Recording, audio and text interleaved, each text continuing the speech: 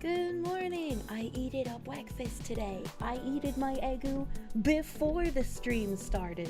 What a magical miracle of mighty proportions. Good morning. It feels like a Friday and not a Tuesday. Maybe it's because my Monday felt like multiple days. I don't fucking know. I don't fucking know. It's ages one day. Feeling froggy? No froggu. Do the warm penny dollars still generate if you have your phone in sleep mode? I think as long as like you're here and the stream is playing, you generate the penny dollars. Inconceivable. You ate your egu? I know. It's amazing. It's crazy. And I would like to get to play video game today. Hopefully I can get to that. I'm in a video game playing mood. She actually ate before stream. The end times are nigh. Not like this. Argus, my dude. Thank you for the 15 months. Thank you. If audio is coming from your phone at any volume, then yes, penny dollars are generated. Hell yeah, brother. That guy's got the mobile strats. Zlyzon Doppelganger, thank you. You know what we need to do to enact actual change? We need someone with a large following. Maybe you or Asmon to found our own NGO? And then we can donate to it and buy our own politicians. That's how the game is played. The rules can't be changed without glowing. I don't know how to set up an NGO. Pneumonia. Blar, thank you. Back on antibiotics, antifungals, and steroids. Damn. That's a lot of medications. I hope you're alright, dude. You ate breakfast for lunch? A breakfast quesadilla from an Uber Eats ghost kitchen? Fuck ghost kitchens, but it was cheap. I hate ghost kitchens. Why do they exist? Why do they pretend to be real kitchens? Why are they like this? Well, it's non-governmental, so you just kind of make one. Well, yeah, but like, you gotta somehow do something to encourage people to like give all their money dollars to it to buy politicians, right? I don't know how they do that. Can we just call it a quango? I do like the word quango. Warm body here for penny dollar generation and taboo injection. We're doing both, man. Are the ghost kitchens as good as ghost dick? No, ghost dick is apparently worth leaving your human husband over. Ghost kitchens just have really questionable food. And I especially hate ghost kitchens because they can run like a million different restaurants out of one kitchen and pretend that they're different. You're getting a vigorous spanking because you've been a bad girl. That's kind of no bueno. Alistair Corvo, thank you. Holy shit, I know you're terrible with movie references and actor names, but after watching Sunday's stream, it jumped to another level. Jesus Christ, good news. Tomorrow you have a job interview for an IT job. Fingers crossed. Anyway, here's Nashville. Well, good luck. Good luck on your job interview. I don't know why people still think I'll be able to understand references or people's names, but you know. Zooey Doos, thank you for the 19 months. Thank you. And do the human husbands just give bad dick? I don't know. I've never been fucked by a ghost, so I can't, I can't compare. Major Spike, thank you. The devouring of the egu was promised to us 3,000 years ago. Anyway, here's Nashville. Bro, the timeline has been popping off recently. In between all of the, like, Japan and America are best friends now posts, I've gotten some, like, really weird fucking video posts from around the elite people saying shit. Gigant, thank you for the 9 months of Proom. Thank you, my guy. Thank you. Zlyzon Doppelganger, thank you. Wouldn't have to encourage much. Sick of everything getting worse. Want to stop that? Anyway, here's Nashville. Yeah, but then we have to, like, figure out who to buy as a politician, you know? Like, we're playing baseball, and we're buying men to play baseball, but instead we're buying men to play political baseball. But we gotta make sure that they're actually going to play the political baseball instead of just, like, kneecap themselves and collect a paycheck. Can we buy Jeb? Only if his wife makes the guacamole. Tomato, thank you for the 21 months of Proom. Thank you. Thank you. The unsub boys are looking at doing an NGO, not to buy politicians, but to primary those that are bought based. Alright, just see, I could just donate to that.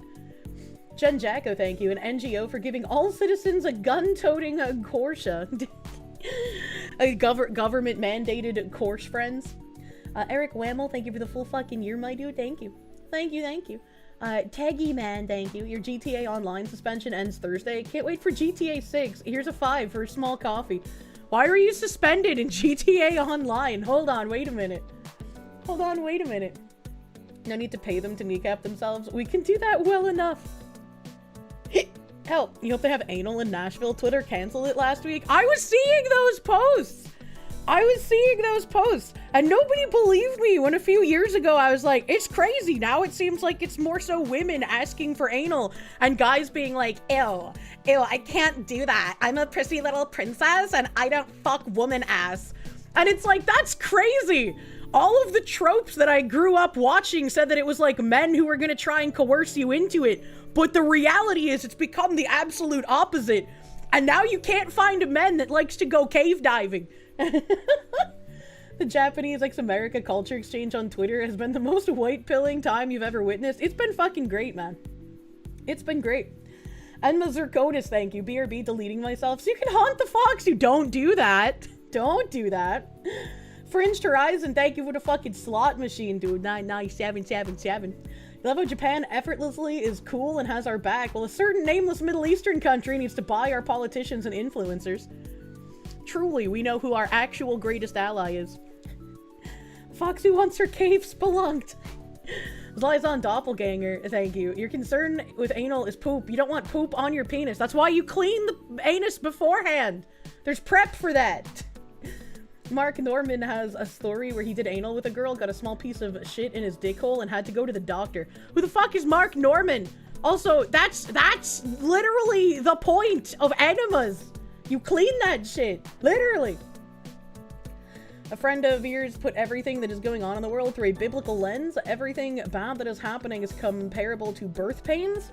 Things are going to get worse before Christ's second coming. I still don't know when Christ's return will be, but we have to do our part to our fellow man and endure. Not in the passive way you typically think of. I mean, sure, I guess. I don't know about the coming back part right now. Best Remy, thank you for the 9 months, my guy. Japanese Twitter gives you hope for humanity. Please enjoy some placenta mochi ice cream, question mark. Once infamous man said, Tuesday night's anal night. Exactly! How dare you be against anal on anal night? That's literally what Tuesday is for. Ghost of Aces, thank you. Did I see a bunch of politicians specifically disavowing Hamas Piker? No, I haven't. What the heck? That's funny, though. The samurai and the cowboy truly do share the self-same spirit. Yes. We need to find out what's happening with Uncle Turtle Boy. I have no idea what he's reporting on in current year. You can't afford eggs. How are you expected to eat booty like groceries? And they're just very inexpensive groceries. CNN even called out Hassan. Really? That's kind of funny. How many women can't even be relied on to take the pill every day and you expect them to hose out the cinnamon ring? Axel Jag, thank you for the bits. That's why, right? You could just incorporate that as part of the foreplay to sexy time. It's so easy. Christ is gonna come back with pizza and open the door to a burning apartment like that one GIF meme? Yes. Coal Town, thank you. Looking up spelunking gear on Amazon now to help the fox suit. This guy's lost. This guy doesn't know what's going on. Glenn, thank you. What if the girl wants to return the favor? I mean, that's completely different. I mean, you'd have to be into pegging, I suppose, to want that. I'm personally not into pegging. Lambie Chop, thank you. No one knows the day or hour. The angels in heaven don't know. The son himself doesn't know. Only the Father knows. No black pill, says the Bible. You see, my anxiety wouldn't allow me to live with that calmly. As I don't like the unknown, so...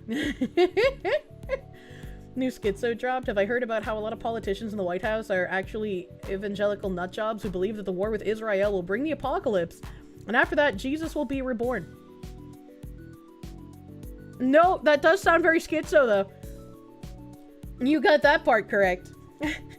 As your dad always said about anal, if you're gonna fight in the trenches, you have to expect to get mud on your helmet. Exactly! Exactly.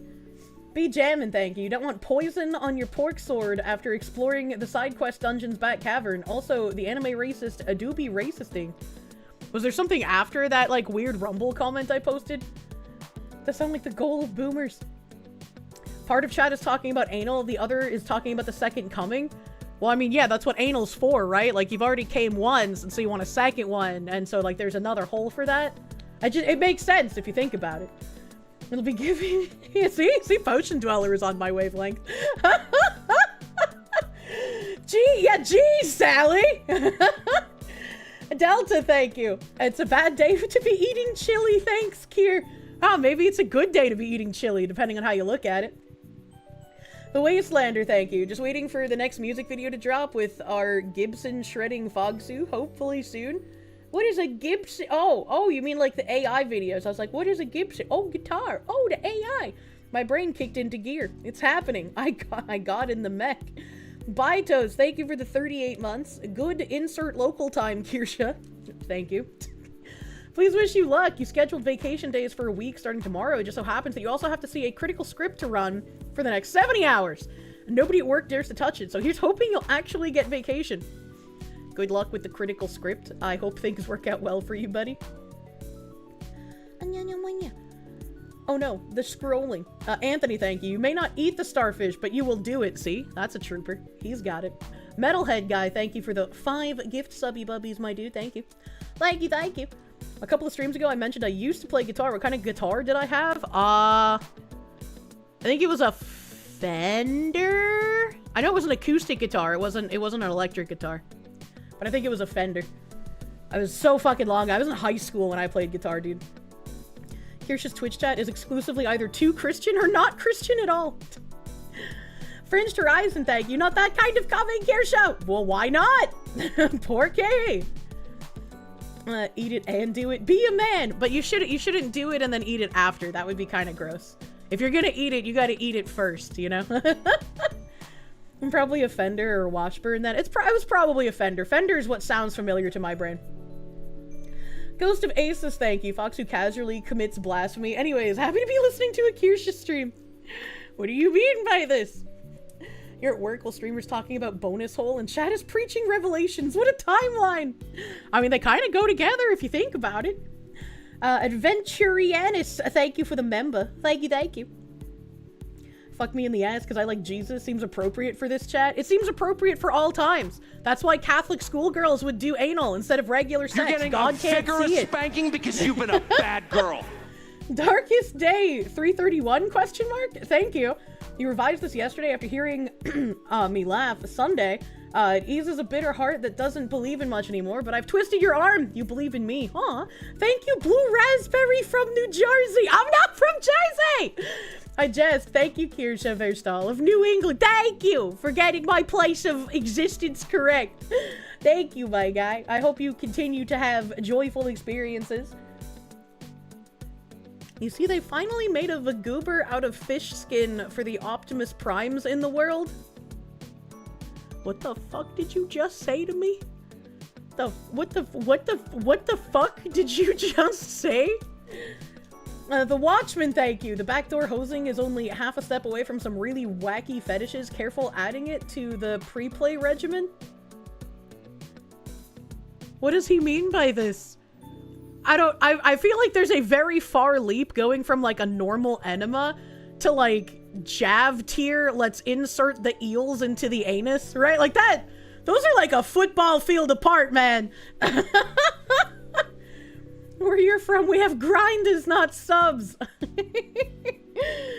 Oh yes, flashbang from words, my favorite. He said they made a vagina out of fish skin for the trans ladies.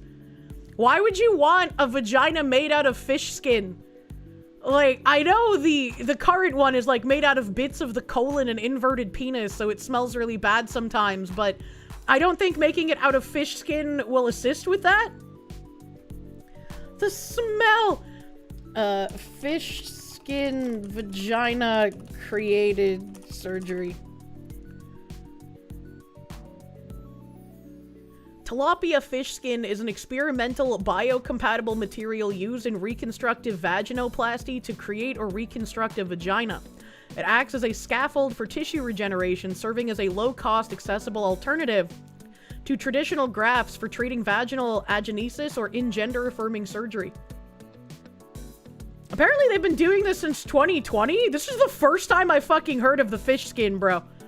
This is the first time I've heard of fish skin. But apparently, yeah, this has been happening since 2020. 2019 is an article, actually. How horrifying. We learn new horrifying things that have already been existing every day. I fucking can't. It's a good thing I don't really like tilapia, so I won't have to lose my appetite. The only fish I really like is fucking haddock. So unless they're starting to make vaginas out of haddock flesh, I think I'm safe, chat. Tilapia is good for burn victims. What the heck? Who sat around thinking of what species of fish to use? Well, if what the YouTube guy said is correct, and that they use tilapia for burn victims, I'm sure it was a pretty easy leap for them to be like, well, if burn victims can benefit from tilapia skin, surely neovaginal walls can also benefit from it? Guess what's defrosting in your refrigerator for dinner right now?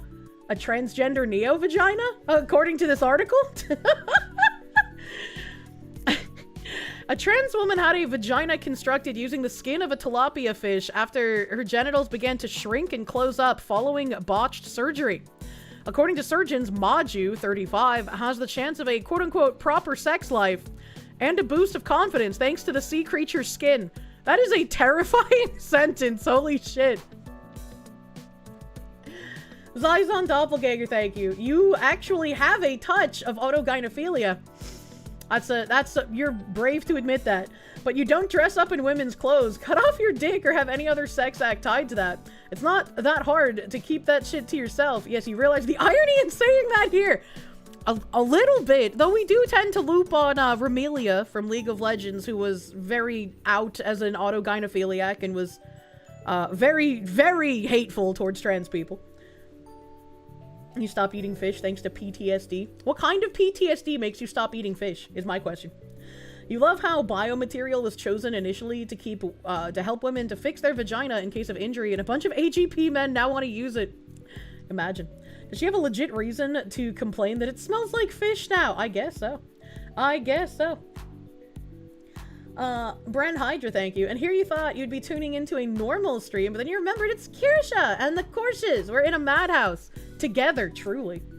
Fringed Horizon, thank you. Damn it, you chose the wrong day to get sushi. No, the sushi's fine. There's no skin on that anymore, right? A Wastelander, thank you. Foxy going a little New York there. Now say the state motto, get the fuck out of here. I mean, you could say that anywhere in New England, to be fair. To be fair. Ghost of Aces, thank you. How dare they besmirch Optimus Prime's name? Not like this. King Me, thank you. You would try it, but you haven't due to girls fearing it. 7+ by 5.5 scares women. This man just out here giving his dick dimensions in a super chat? What the hell? The scariness is part of the fun, is it not? Damn girl, you must be trans, cause your pussy be smelling fishy. Holy shit. Keck McKeckerson, thank you. Howdy, Foxwoman in chat. You're at work. You'll be back when they free you. Have a good Taco Tuesday. I hope your day at work is not too boring. I see you spinning around in chairs quite often. A Watchman, thank you. The back door. Oh, I already read that. Oh, I caught up. We're fucking nuts. Hell yeah. Hell yeah. What's up, Foxy Woman? How are you? Apparently learning about a new way that the sausage is made. The highly complex procedure called neovaginoplasty uses a tubular-shaped acrylic mold wrapped with the skin of the freshwater fish in the form of a biological prosthesis to rebuild and extend the vaginal canal in a 3-hour operation on April 23rd. That sounds horrific. The process involved inserting 2 separate molds to create the new vagina. The first device, mounted with the marine membrane, was incorporated inside the vagina over a period of 6 days. Has anyone ever stopped and thought about the fact that they're going through these, like, crazy surgeries? Like, removing skin from their thighs, or from, like, their ass, or from the inside of their colon, and turning the penis inside out. And the entire purpose of, like, making this neo-vagina is just to fuck it. Like, there's no other purpose for this, and, like, more than half the time the surgery fails for that purpose anyway. I was like, this just seems crazy to me. How do you injure your vagina? Some weird car accident? Yeah, some weird car accident called giving birth. Hope you had a nice day off, and hopefully the outside smell has not plagued my cats or clothes. Well, my cats aren't, well, I guess, yeah, Bunker Cat goes outside sometimes. But they've not let them outside too much since I've been here, because I'm really like, don't let the cats out, you fucking freaks. Man-made horrors beyond my comprehension. Sigrun Eterna, thank you. Did they pick fish because an unwashed Vagoober smells like fish or something? Maybe they picked fish because then you would smell like the unwashed cum-filled vaginas, and that's the goal? For like all of the cum to be deposited inside of your strange fish pocket? Iron Johan the First, thank you for the 11 months. Thank you, thank you. Do you ever put margarine on the bunker cat? No, there's no margarine here. No margarine. B Jammin', thank you. You're driving home. North American wisterias in bloom, and there's splotches of purple amongst the green foliage. Very pretty. I like wisterias. Wisterias are very pretty. Brown Bear, thank you. Ordering spelunking gear on Amazon now. You have Primes. It'll be there in 2 days, my cave queen. Jesus Christ. Jesus Christ. I'm glad that your name is Bear, because then the cave makes sense. And the guy who had a vagina built from a section of their colon died horribly from infection and organ shutdown. It's a horrific story. Really? I know that, oh god, the jazz person from I Am Jazz also got the experimental colon surgery because since they had started taking, hormones and puberty blockers very, very young, their penis wasn't developed enough in order to turn inside out to make into the hot pocket as a vagina. And so they did the experimental colon surgery, and then his vagina went on to explode like 3 times, I believe. It might have only been twice, but I think it exploded 3 times. Either way, the surgery was not a great success. Frumpy Furling, thank you for the 9 months of Proom. Please enjoy a placenta margarita on this Taco Tuesday. And she was a bomb! Oh, hold up, what did you walk into? We're talking about how the sausage is made again. The tent pole, thank you. The fish taco, unfortunately. Unfortunately, man. Exploding more than once is not good. Jazz Jennings was the one who ended up with the micro penis. Yeah, because they started the hormone stuff so early, they didn't have enough material to do the bottom surgery the quote-unquote correct way. Please don't use that phrase.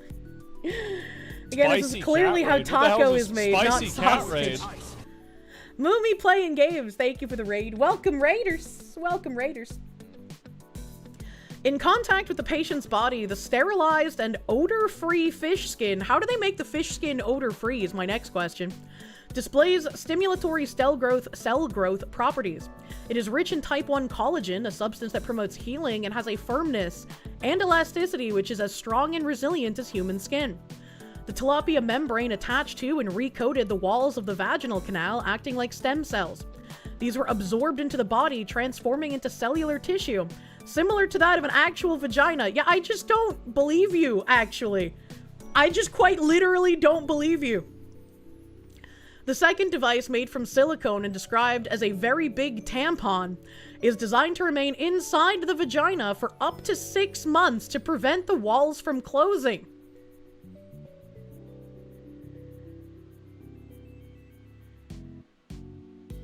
I am tired. JCM Goose, thank you for the 3 months. How does it keep getting more unhinged? Help! I can't believe I've never read this article. It's from 2019, bro.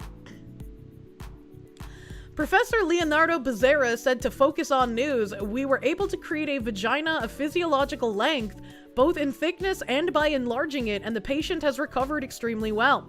She's walking around with ease, has no pain, and is urinating normally. In a couple of months, we believe she'll be able to have sexual intercourse. That's crazy, the lengths that people will go to get a dick in them. I'ma just say that. The device can be removed after this period as and when desired. You know, this also makes me think of all the people who are just like, actually, if you're a straight man and you date a trans woman, you're still straight because trans women's are women's. If you're putting your dick into like a pocket made out of colon and fish skin, that's not a vagoober, man. You're not straight, dude. Like, I don't know what to tell you. A vagina's basically a wound with stinky fish skin in it. Dr. Science, PhD. Oh my god. Where Schneffer, thank you. Is this revenge for all the movie talk last time? Leonardo Bizarro.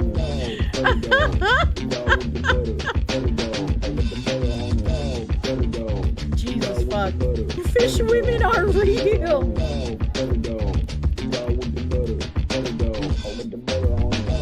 Butter dog. Dear Lord Foxu, the horrors of the world get brought out on this stream. Here's my Foxu tax. Anyway, here is Nashville. Thank you, Ty Cell, for buttering my fucking dog in Nashville, dude. Thank you. Thank you, thank you. J-Rock, thank you. Goop the fish pocket. What a horrifying sentence. The Watchman, thank you. Tilapia is used because it is similar to and encourages the growth of skin, not unlike how we use animal parts for other medical purposes. It's still fucking horrifying to read about making an entire cave pocket for the purpose of it being a vagina out of tilapia skin. Soon the tilapia will form to your body and you can finally get a dick in it. This shit, and we could have spent more money learning about more important things. You know, like talking to seals or bringing peace to the Balkan states. Maybe they figured that making an artificial vagina that men will fuck anyways would be easier than bringing peace to the Balkan states. I don't know. Allgrim, thank you, my guy. Do not the tilapussy. Oh my god. Does fucking the tilapia skin hole count as bestiality? That's actually a great question. How much of the pleasure you're feeling is from the tilapia skin or from the human? You just came back from taking a bath and the first thing you hear is about vagina fish pockets. You like fish sticks in your mouth? And Pineapple in Space, thank you. They use the fish skin so it's ribbed for his pleasure. Oh my god. Do sheepskin condoms count as bestiality? That's also an interesting question. Well, the sheepskin is going inside of a real vagina, is it not? But then the tilapia is like... The vagina's made out of the tilapia. So you can put a sheepskin condom on and then fuck the tilapia vagina. Jesus fucking Christ, just do anal! Thank you! Battleizer, thank you. Happy Taco Tuesday! You're here exactly when you're meant to be. Yeah, let's go with that! I hope Foxu and Chat are having a fantabulous day. All of you are super mega awesome. Thank you! You are super mega awesome, man. Thank you. Someone is speaking in the forbidden language in chat. Do anal, but do not. Brown Bear, thank you. Made from silicone, resembles a tampon, so it's a dildo that they keep in for 6 months. Yeah, that doesn't sound comfortable, actually. The vaginaception. Watchman, thank you. It's not a vagoober, it's a faux goober. True. True. Major Spike, thank you. You do not want to think of the word firmness in this context. Please and thank you. Not like this. A-Train, thank you. Hormones. Well, yeah, that's how she gets paid. Oh my god. Ghost of Aces, thank you. Still trying to decide if you want to talk about Fish Vagoober, Tuesday being analysis night, or preach revelations. We need fire and brimstone. The fucking fish dilator. Jesus Christ. This process is being hailed as yet another breakthrough in gynecological surgery, which is tackling sensitive predicaments using the aquatic animal skin, normally thrown away as waste, as a substitute for human regenerative tissue. I'm glad that they're saying that the skin is normally thrown away as waste, but now they're using that waste for making a vagina. All I can think of is like, you know, back in like middle or high school when you would do like paper mache projects and you had to build like a big globe out of toothpicks and then you would paper mache the outside of the globe. That's what I'm imagining is happening here, right? Like they build a globe to mirror a vagina out of toothpicks and then they just put all of the tilapia skin like paper mache around the outside and then they kind of compress it in certain areas to give it more of that vaginal shape rather than a giant globe. And they're like, behold, we have created vagina. They're gonna do to the price of fish skin what Northerners did to the price of brisket. Groofus, thank you. So it's a Vagoober Chimera. That's what it sounds like, bro. Cease! Speaking to focus on news, the transsexual patient revealed she decided to transition 20 years ago with the support of her family, after realizing in her early teens that she was a woman living in a man's body. Maju said, I was the 4th person in Brazil in 1999 to have what was then experimental surgery. But 10 years ago, I developed vaginal stenosis. The opening of my vagina started to get narrower and shorter, and the canal collapsed. That's because your body's been trying to heal a wound that shouldn't be there for however many years that was. 10 years ago? Yeah? It's been trying to heal that wound, buddy. She suffered constant discomfort, which prevented sex with her partner of 12 years, from whom she is now divorced. Man was like, your vaginal canal collapsed. Peace out, bitch. What the fuck? Saren Mathis, thank you. Sheepskin wrap plus fish pocket. Call that shit surf and turf. Oh my god.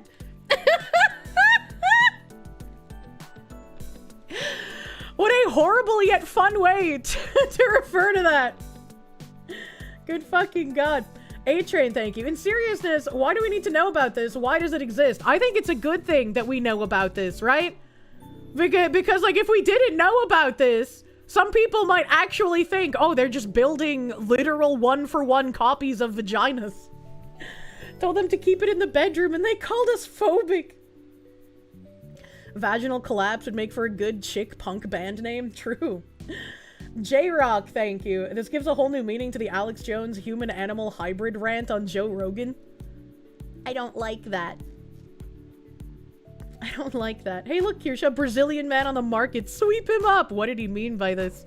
I don't think that man would be happy with me. He clearly likes the fish vaginas, right?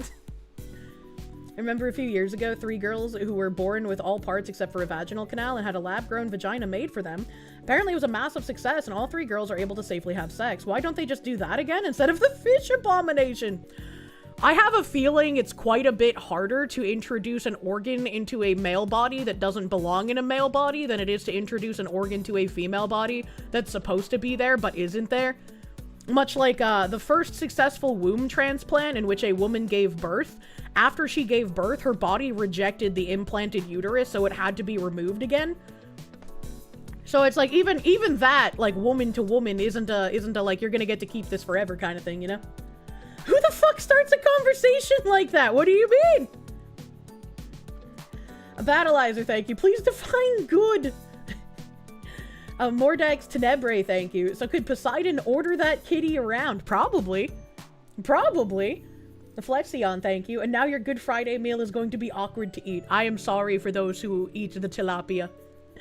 Be Jammin', thank you. Kirsche has a new thing to mental flashbanger collaborators and they tell her they already know about sounding and Kier Mom lore. Did you know about the fish vagina?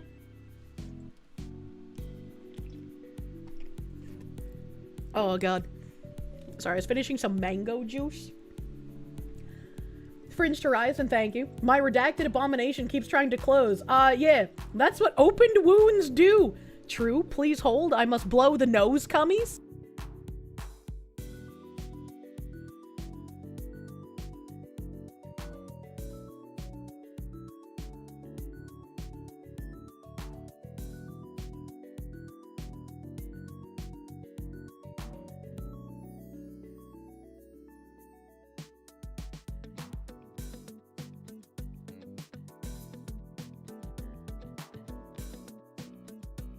Ah, my ears even popped in that one. Jesus.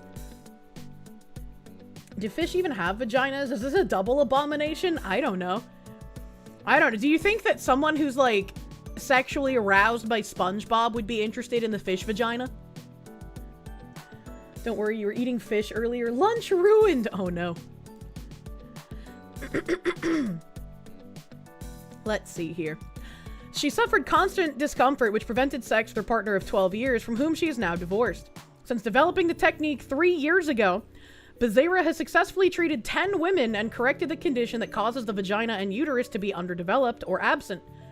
According to Bezerra, vaginal tract closure is common in trans women who have undergone a sex change. See, this sentence before that, when they say Bezerra has successfully treated 10 women, do they mean, like, biological women? Because they say that causes the vagina and uterus to be underdeveloped or absent, and trans women wouldn't have a uterus. But then immediately after that, they talk about the vaginal tract closure in trans women. So which women are they treating? Real women or trans women? 10 is a tiny amount. It is a tiny amount, but it also changes the context, depending on who it is. The wildest part is when they went with tilapia. Why couldn't they go with clam? It was right there. Well, clams don't really have skin. Clams are like hard shell, and like you slurp snot out of them. Battleizer, thank you. Well, he's a sponge, so probably not. He explained this is because in the traditional practice, most of the inside parts of the penis are removed and the penile skin is folded into the space between the urethra and the rectum. The outside skin of the penis then becomes the inside of the vagina. Thank you. I needed something to just break my brain from that for a second. Built America. Slaves, this is your song. Thank you. Slaves. Do-do-do-do. Thank you. Do-do-do-do. Thank you. Slaves. Do-do-do-do. Slaves, this is your song. Thank you, Wild Red, for this intermission. Thank you. Thank you. Are these people so gooned out of their minds only reduce women to a vagina and men to a penis? Is that why they are so obsessed with destroying God's perfection? Also, thanks for ruining tilapia for meek ear. You're welcome. Tilapia's a low-grade fish anyway. Fuck them. Thank you, Wild Red. And yeah, I don't know. I have no idea. I'm just stunned that this is a thing that exists. Help. Brown Bear, thank you. There's a mermaid joke in there somewhere. That would be a fun joke. Phrasing. The egg shen, thank you, gives a whole new meaning to fish taco. And the one time it should smell fishy. No, don't fuck them. Leave them to wallow in the pool. I'm dying. In 1980, I bet we'll have flying cars in the future. 2026. Chicholid coochie. Oh my god. Even Hawkenfresh, thank you. Other chatter somehow missed the chance to recommend the red snapper. You know, that could be a better use of skin. Shadow Akatora, thank you for the 3 months. I envy the deaf. Imagine. No, don't fuck the tilapia. We talked about this. Professor John Wolfman, thank you. The blue screen of Death Redeem would come in handy right about now. It would, unfortunately. If the tilapia skin can replace the vagoober, could you use grafts to replace damaged cheeks and lips? And if so, would that count as a fish blowjob? Also a great question. It was someone in YouTube chat who said that they sometimes use tilapia skin for burn victims. So if a burn victim had their lips blown off, I guess you could apply the tilapia skin and then give the fish blowjobs. Red snapper, very tasty. But because the patient has had hormonal treatment to develop female characteristics, there is penile and testicle atrophy resulting in shrinkage in the size of the penis caused from the loss of tissue. This means the vagina can also be small. To complicate matters, before surgery could begin, the medical team discovered that apparent levels of incompetence during the original surgery had left more than one narrow vaginal canal. There were remnants of cavernous bodies, erectile tissue structures, still in the vaginal space. They opened up this person, they were like, damn, this vagina like Swiss cheese. We don't know where to start. What the fuck? That's horrifying. Why would you get these surgeries? Everything about this is like, it just keeps getting worse. The presence of these leftovers of the penis aggravated the closure of the vaginal tract, worsening the symptoms, said Becerra. To reverse this problem, the most common method is to do a skin graft taken from other parts of the body, usually from the intestines, to increase the width and length of the canal. This type of surgery is invasive, long, and leaves scars. Becerra said the great benefit of our technique, the tilapia skin technique, is that it's minimally invasive and there's no need to do abdominal incisions. Damn, this vagooba looks like Moria. What the heck?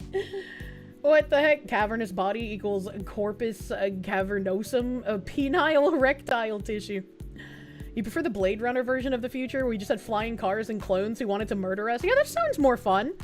More fun, less horrific. Thanks for the image of the tilapia skin.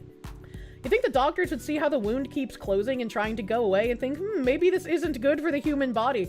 Yeah, except doctors stopped being doctors and started being like, hey, how can we drain these living individuals of their money?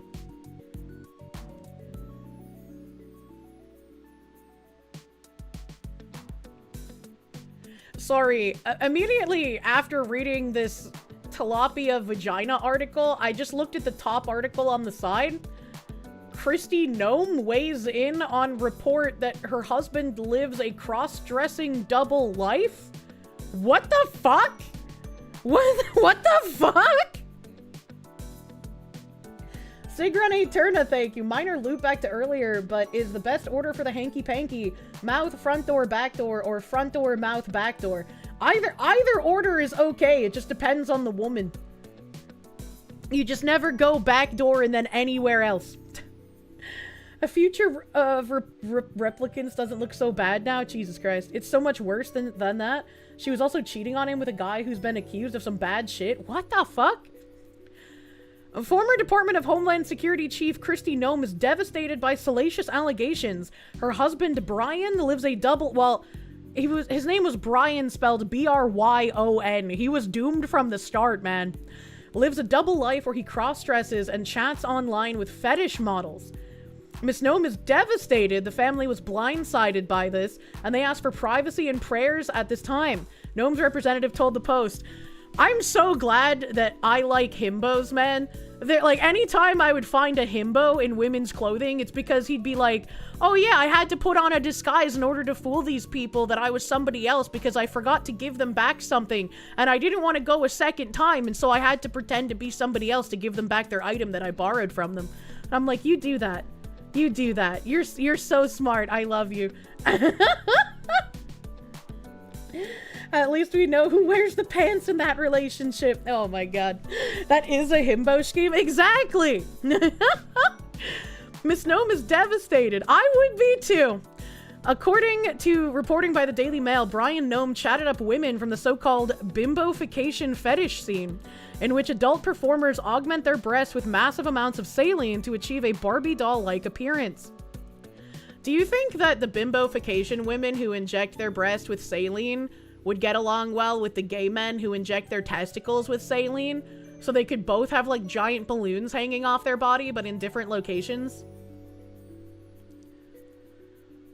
That's something I'm asking about, you know?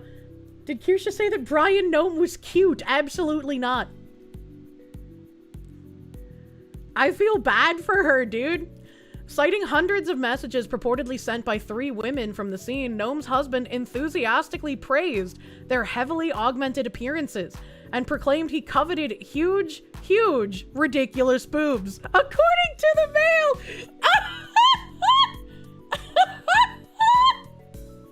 Oh no, dude. One photo the Mail claims Brian Noem shared with the women features him wearing pink hot pants and a flesh-colored skin-tight suit. He's a fucking skin suitor! He's a fucking skin suitor! No way! That's disgusting!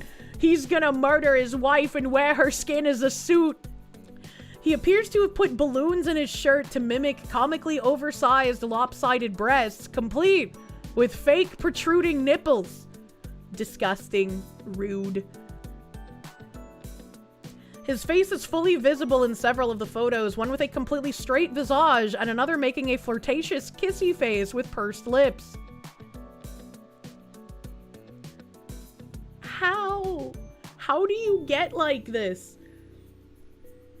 I want to know, 1, how do you get like this? And 2, when your spouse is in like a position like Kristi Noem was, why would you keep doing this?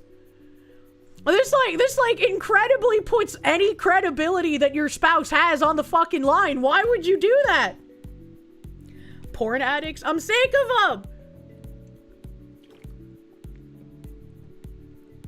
This does explain why she was publicly cheating on him for 5+ years and why she was so soft on trans issues. If she was cheating, this does explain it.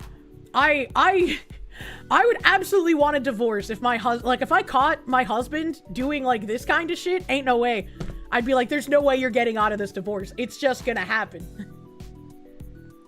Giving credit to Kirsche, this is a smooth transition from Fishosi. Yeah, apparently. Apparently. Isn't this kink shaming when it comes to leftist tactics? Shouldn't they celebrate this? They don't celebrate it when somebody on the right does the degenerate stuff that they celebrate on the left, because they know that people on the right look down on it, so they use that as a way to take down the person that they don't like. Your Kirsche, your himbo is gonna do worse. Don't say that. Don't say that. Wastelander, thank you. It puts the lotion on its skin or else it gets the hose again. Getting those vibes, absolutely. Jen Jacko, thank you. Do men get gayer the closer they get to Washington? I guess so. That's where the real gay beams come from. Brian, who made his fortune in the insurance industry, allegedly sent women he met women he met in the online fetish community some $25,000 via Cash App and PayPal as he admired their over-the-top bust sizes and amazing curves, the DM reported. Yeah, see, if I'm married to someone, they're absolutely not going to be sending money to fetish women online. That's just not going to happen. That's just not real, bro. That's crazy that she put up with this. He traded selfies with one woman he pledged to worship like a goddess, telling her, "You turned me into a girl," before asking if he should put on leggings. This man was into the sissy hypnosis pay pig humiliation rituals. How the fuck does this happen? How does this happen? Fuck, rip my donos to Kier. I'm not a fetish thing. Vladimir Crystal, thank you. So weird. Yeah, very weird. Very weird, man. Can't even find a wife, and these guys are cheating on theirs. Imagine! Jen Jacko, thank you. Need to check the Washington Monument for the gay kryptonite. It's horrendous, man. I'm worried, chat. Kirsche says my name is fun to say, and now you're starting to feel fabulous. No! One of the models claimed she once butt-dialed quote-unquote Jason and heard a voicemail greeting saying, "Gnome Insurance, leave a message."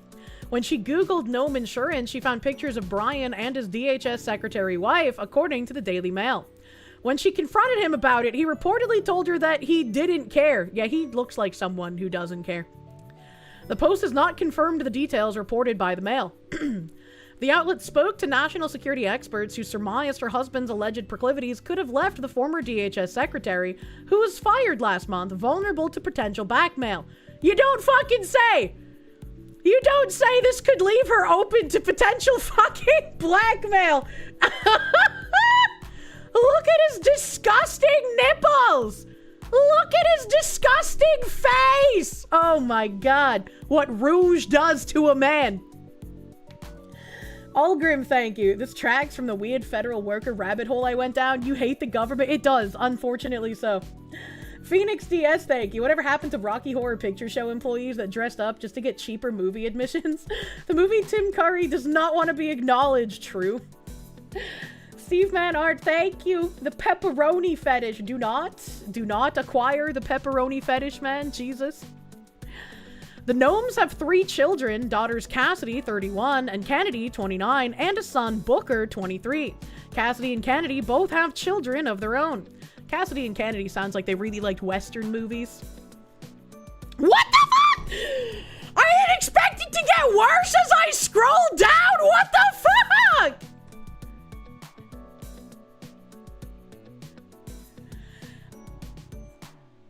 In a sane world, a man would lose penis privileges for this. In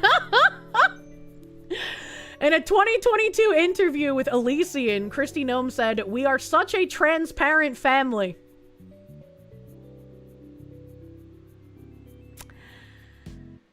Over their willingness to put their family life out there, adding that they're an open book. Oh, dear Lord, this woman. However, big questions have swirled about the state of the Gnome's marriage in recent years, primarily concerning the ousted DHS chief's relationship with Trump confidant Corey Ludanowski. Well, she clearly wanted to have sex with a man for the first time in her marriage, so... Ludanowski, who is also married, has been by Gnome's side at high-profile events, even sitting side-by-side across from Guyanese president Irfan Ali during a meeting in the South American country earlier this month. What the heck?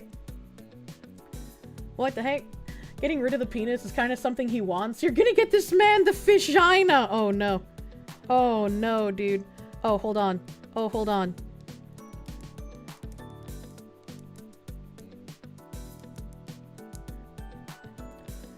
Hold on a second. I have to book a time slot with my CPA guy because I haven't been able to get an answer to a fucking question in like weeks now. Ein Moment. This is very important before I lose my life. I don't want to sign in. Continue as guest. Yes, yes, yes. Tomorrow is the 1st. Oh my god, really? Okay. What am I doing tomorrow? Okay, I know what I'm doing tomorrow. Okay, so I can do that, and that'll be fine, right? That should be fine. That should be okay. Let's do that.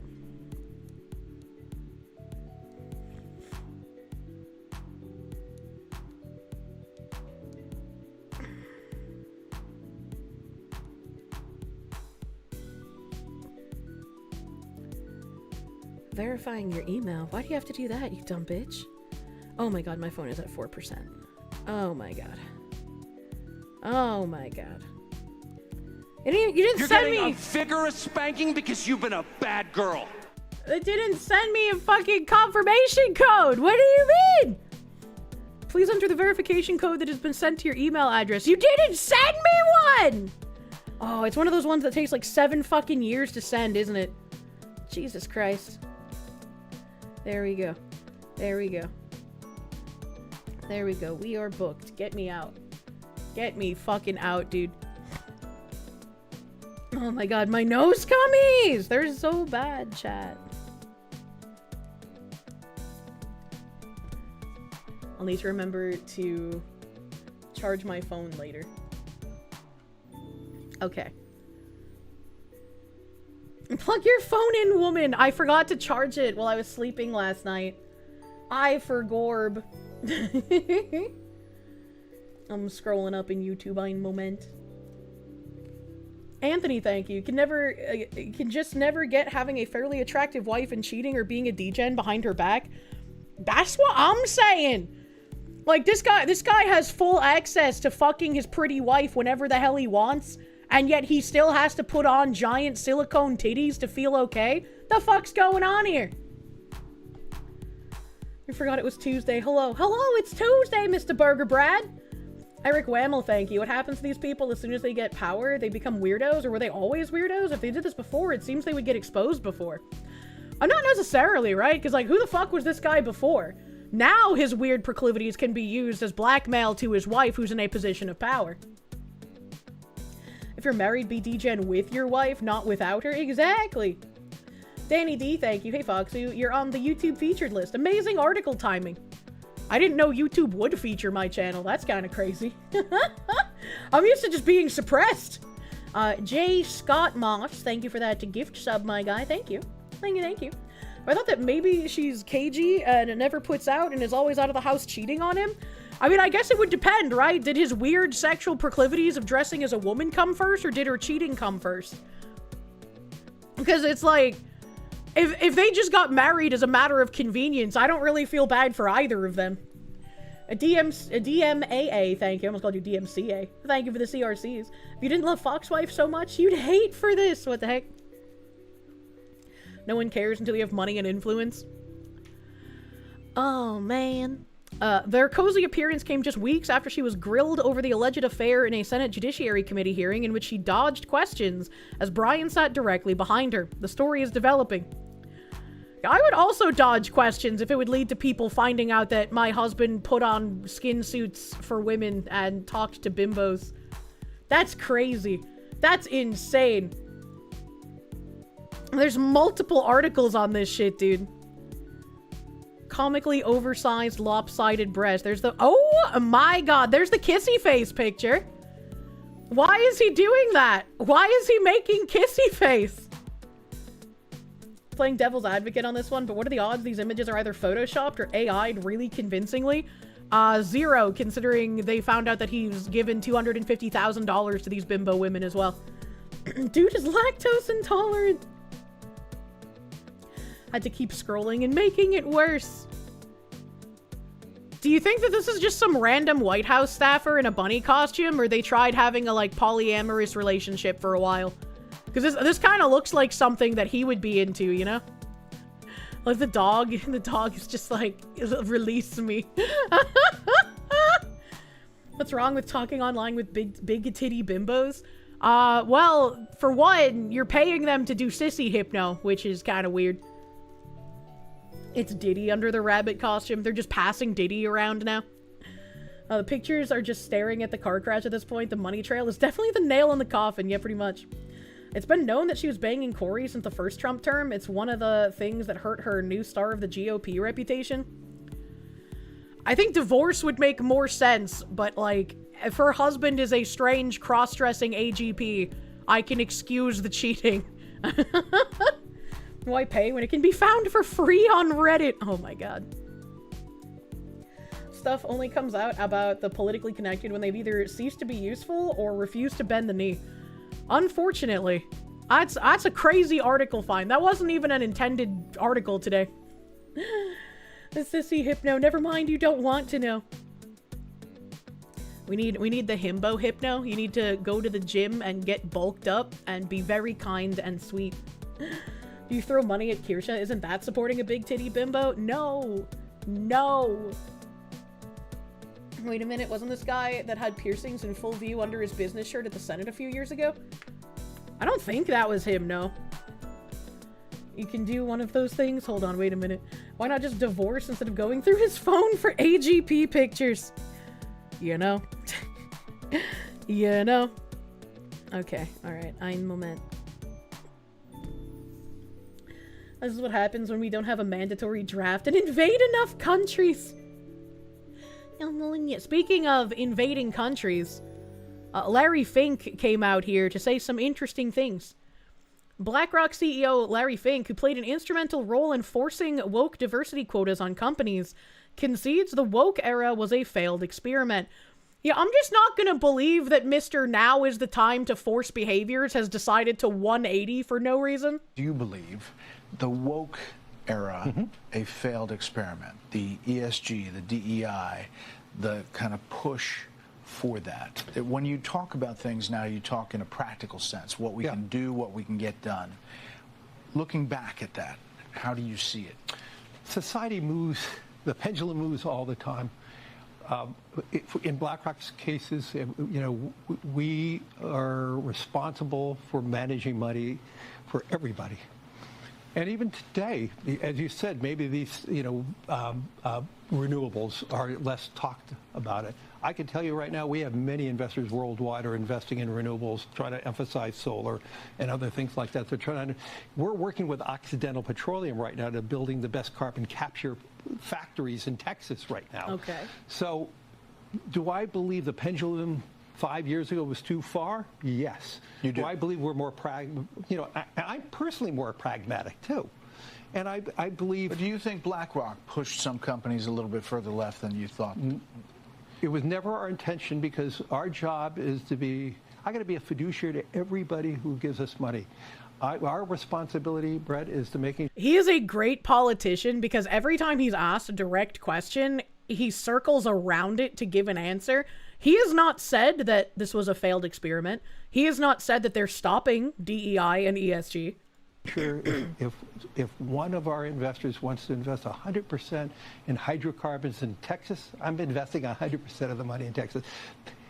But if another state fund wants us to invest in, let's say, all green energy, we're going to do that. It's their money. But today, because of AI and the overwhelming need for power and electricity, it can't just be one way right now. It can't just be hydrocarbons. If you see what China is doing right now, China is rapidly building more nuclear than any other country in the world. They have the largest solar fields in the world, yet they're the biggest importer of gas and oil. And so to me, more importantly today, I think society has moved into a better position of having more pragmatism, and what you're hearing from me is I'm echoing what we're hearing from our clients. Yeah, so he didn't say any of that. This is, again, another, like, pretty classic example. of somebody saying something that's not at all in the clip you just watched. It even has it on, like, the ticker down here. BlackRock shift from climate and diversity targets. That is not what he said at all. I don't know why anyone is thinking that's what he's doing. That's kind of crazy. Block the gimmick accounts. It's not even just the gimmick account, right? It's on the Fox News ticker. It says BlackRock shift from climate and diversity targets. That is not at all what Fink said. He didn't say anything. He admitted it was a failed experiment, but he clearly doesn't realize that that's what he said. He basically said the same thing that Charlemagne said previously, where he was just like, you know, if that's what they want to do with their money, that's what we're going to do with their money.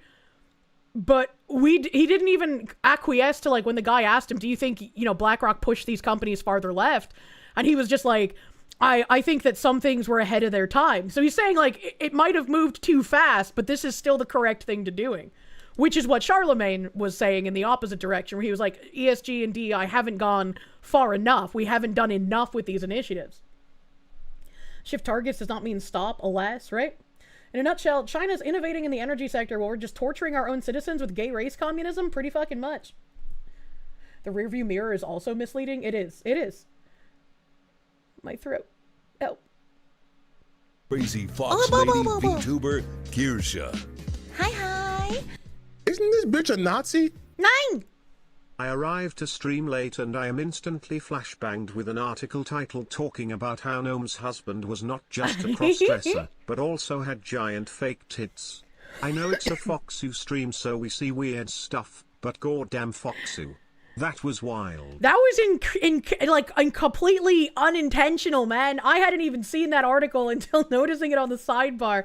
So we went down that hole together. Thank you, Internet Zen Master, dude. Thank you. China lies about everything. It was a mistake to do, and we will do it again.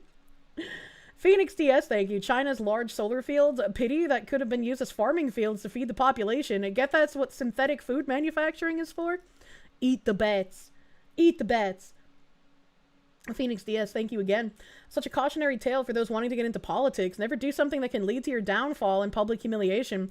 Politicians should have OPSEC tighter than a foxu. Forget Fort Knox. I will never forget fucking Brett Kavanaugh keeping every single calendar dating back to, like, his early college or high school days. I was like, that is some crazy saving of receipts for a just in case in the future. Like, that was mind-blowing to me. Solar fields are just a showpiece, like Hassan's Cuba trip. Oh, man. And speaking of BlackRock, let's just see. I was planning on going over some bridge stuff the other day, but we got lost in a rabbit hole of our own that took hours to go through. So let's just see. If I'm searching for bridge stuff in my email, what do we fucking got here? The most recent Project Forward weekly guidance was on March 27th. March 27th. That's interesting. I didn't even know that there was a Planned Parenthood race discrimination case going on right now. I'm learning things from Bridge, as it were. All right, let me switch browser here because it's the only way I can read this shit, unfortunately.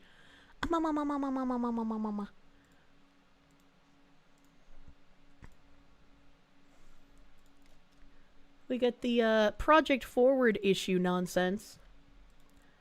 The same people that think 12-year-old murderers need a second chance also think a politician of the wrong side of the aisle needs to be held accountable for words they said when they were 12 years old.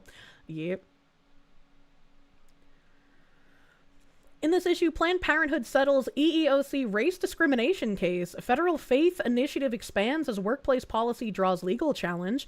Underground Railroad Education Center sues the NEH over grant cancellation. I have not heard of any of these things going on. Planned Parenthood settles the EEOC is like the Equal Opportunity Employment Commission thing. Planned Parenthood settles with the EEOC to end DEI investigation of anti-white discrimination. Really? On March 19th, 2026, the U.S. Equal Employment Opportunity Commission announced that Planned Parenthood of Illinois agreed to pay $500,000 to resolve an EEOC investigation into allegations of race discrimination against white employees. The matter was resolved through the agency's administrative conciliation process after the EEOC found reasonable cause to believe violations of Title VII of the Civil Rights Act and 1964 had occurred. Sorry, Civil Rights Act of, not and. The EEOC stated that the investigation examined workplace practices, including the use of race-based employee affinity groups, and required participation in DEI-related programming. Kinda wild. That's wild that they're just admitting it. I mean, like, we all knew it happened, right? But I never figured we would actually get places to admit it. The agency alleged that certain practices limited participation based on race and resulted in differential treatment of employees. As a part of the agreement, Planned Parenthood of Illinois will provide monetary relief and undertake corrective measures. Planned Parenthood did not admit liability, and the resolution concludes the EEOC's investigation without litigation. I feel like it probably should be litigated, right? Because if they can get away with not admitting liability, they can probably just keep doing this in a different way that gets them less scrutiny, right? Title VII of the Civil Rights Act of 1964 prohibits employers from discriminating against employees on the basis of race. The statute applies to all employees and prohibits differential treatment on the terms, conditions, and privileges of employment based on race. The EEOC is authorized to investigate charges of discrimination and, where it finds reasonable cause to believe a violation has occurred, to seek resolution through administrative conciliation. Conciliation is a voluntary process that may include monetary relief and changes to workplace practices. Agreements reached through conciliation resolve the EEOC's investigation without litigation and do not require an admission of liability by the employer. In this matter, Planned Parenthood of Illinois did not admit liability as part of the resolution. I really hate that they're focusing on that part. That makes me extra worried. Hound of Ill Omen, thank you. One side tangent. Outside smell confirmed by submariners. They say outside smells awful after being cooped up in heavily filtered air. I am glad that even submariners can back up my outside smell. Thank you. Thank you. I'm not crazy. Internet Zen Master, thank you. Larry Fink talking about China investing in nuclear power is very concerning. Not because they might be pulling ahead of the US, but because China's tofu dreg construction means a possible multiple Chernobyl disasters in China. I never even thought about that. Yeah, commies aren't great at handling nuclear energy. Phoenix DS, thank you. Bridge operation, sweep it under the rug. Why it's not covered in the mainstream, and you have to dig down the DEI rabbit holes to find the information. Imagine. I don't know, it's interesting to find out. You never said I was crazy about outside smell. You just never experienced it before, so it's confusing. Some people thought I was crazy. 5 Chernobyl reactors are in China made out of sawdust was not on your bingo card in 26. I know. The bridge point of view of this settlement is Planned Parenthood of Illinois settled the case without admitting liability. This case is a reminder that programs around employee access, participation, and experience have to be built with legal precision to withstand scrutiny. That's true. If you want to discriminate against white people, you have to do it in a very, very specific manner so that the law doesn't find out you're discriminating against white people. According to the EEOC, employees did not have the same access or experience, and that is where risk shows up.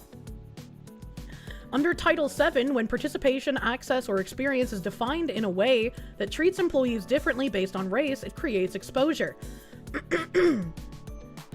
Given how the EEOC is operating, the focus for companies should be on how these programs function in practice, not how they're intended or described. Actionable strategies are 1. Audit how programs function in practice.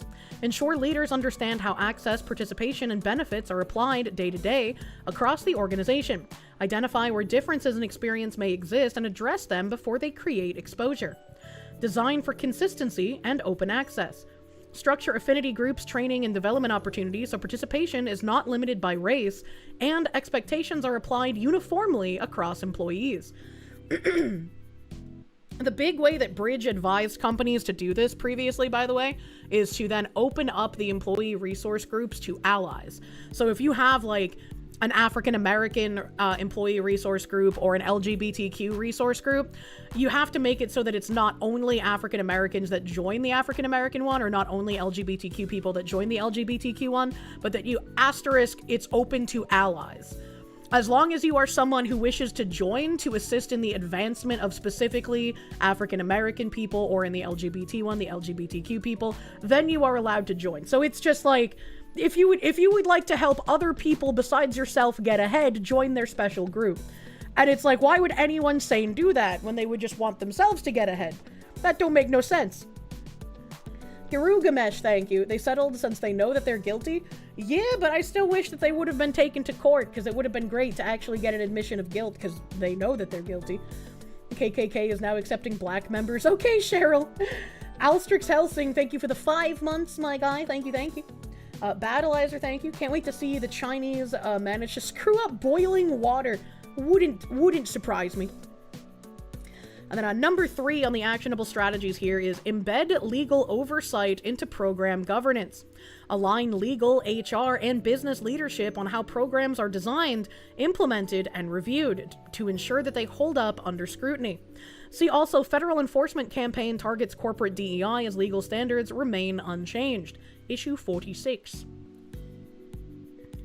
Federal Faith Initiative expands as workplace policy draws legal challenge. On March 19th, 2026, the U.S. Department of Labor launched a website for its Center for Faith, an office established pursuant to Executive Order 14205, directing federal agencies to create internal faith-based engagement offices. Well, that seems a little weird. The website consolidates resources from the White House, Department of Labor, and the EEOC, outlining employer obligations related to religious discrimination, harassment, and retaliation. Hell, along with federal guidance and tools related to religious protections. The launch follows broader federal effects to expand faith-based initiatives across agencies, including the introduction of agency-sponsored prayer services. On March 23, 2026, Americans United for Separation of Church and State filed 2 Freedom of Information Act lawsuits in the U.S. District Court for the District of Columbia, alleging that the Departments of Defense and Labor failed to respond within the legally required time frame to records requests related to those services. The records requests were filed on December 19, 2025, and sought discrimination related to the planning and operation of agency-sponsored Christian prayer services, including communications, cost, and compliant data. The lawsuits are part of a series of legal challenges related to the administration's religious liberty initiatives. That's kind of surprising that anyone would even propose some sort of like Christian prayer initiative in the current legislation. I think that's like the most shocking here. Executive Order 14205 established the White House Faith Office and directed federal agencies to designate or support internal faith-based engagement functions. That order provides the administrative basis for agency initiatives such as Department of Labor's Center for Faith. So the FOIA only wanted to know about Christian things? That's what it seems like. The Department of Labor's website does not change the legal standards governing religious discrimination in employment. Under Title VII of the Civil Rights Act of 1964, employers are prohibited from discriminating on the basis of religion and are required to provide reasonable accommodation for sincerely held religious beliefs and practices unless doing so would impose an undue hardship. The lawsuits filed by Americans United are brought under the Freedom of Information Act. FOIA requires federal agencies to respond to records requests within a defined statutory timeframe.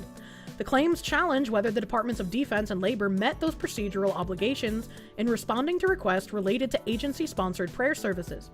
The cases seek the production of records sorry, my phlegm is really bad today, and do not address the legality of the prayer services themselves.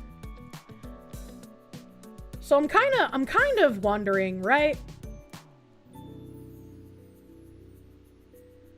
I'm kind of wondering why there is any kind of like faith office being established in the government in general, why it would be under the Department of Labor, and why the records requests were only specifically targeting agency-sponsored Christian prayer services instead of just anything? That seems a little oddly targeted so that they could complain about Christians specifically. Not really sure what's going on with all of this. The bridge point of view. The federal government is expanding how it is engaging in religion, both through formal structures like the Center for Faith and through agency-level practices that are now drawing legal scrutiny. The legal standard has not changed. Employers are required to prevent religious discrimination and provide accommodation in a way that is applied consistently. What is evolving is how visible and active this space is becoming. As this continues, companies need to be clear on how religious expression shows up inside their organizations and ensure that policies, practices, and employee experiences are aligned. Actionable strategies include review how religious accommodation is applied in practice, ensure requests are handled consistently across employees, teams, and faith traditions, and that decisions are documented. 2. Clarify boundaries around religious expression in the workplace. Define what is appropriate, voluntary, and non-disruptive to ensure employees are not pressured to participate. And 3. Align policies with how the workplace actually operates. Confirm that written policies reflect day-to-day practice and that managers are equipped to apply them correctly. I don't know, I feel like this entire section didn't really give us enough information on, like, what is exactly going on there. The AU sues over prayer services organized by the Department of Labor and Defense. What is the AU? What is that? Copy link address. Let me throw this in my other browser. Internet Zen Master, thank you. Sure, go after the Christians, but ignore the flagrant violations by Mamdani using the NYC public buildings for Ramadan. The organization doesn't care about separation of church and state. They're just anti-Christian.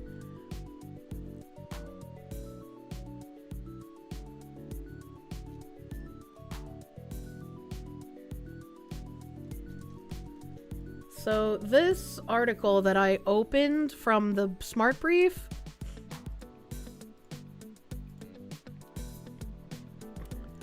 it is Americans United for Separation of Church and State, and I guess it's just abbreviated as AU. As a part of an investigation into the monthly, predominantly Christian prayer services being organized by the U.S. Department of Labor and Defense, I didn't even know that was happening. Americans United for Separation of Church and State today filed 2 Federal Freedom of Information Act lawsuits against the agencies. I wonder if organizations like this kind of tie into how little people know about the separation of church and state and how it was initially set up to keep the state out of the church, not the other way around.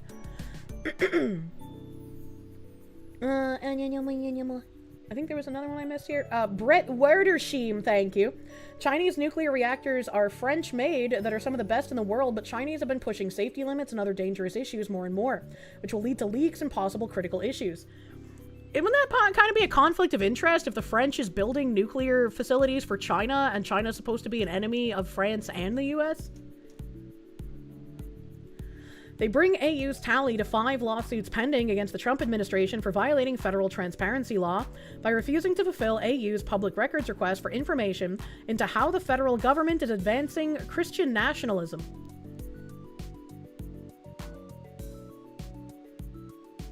We got entire fucking cities being completely co-opted like fucking Dearborn, and these people are fighting Christian nationalism? What universe are they living in?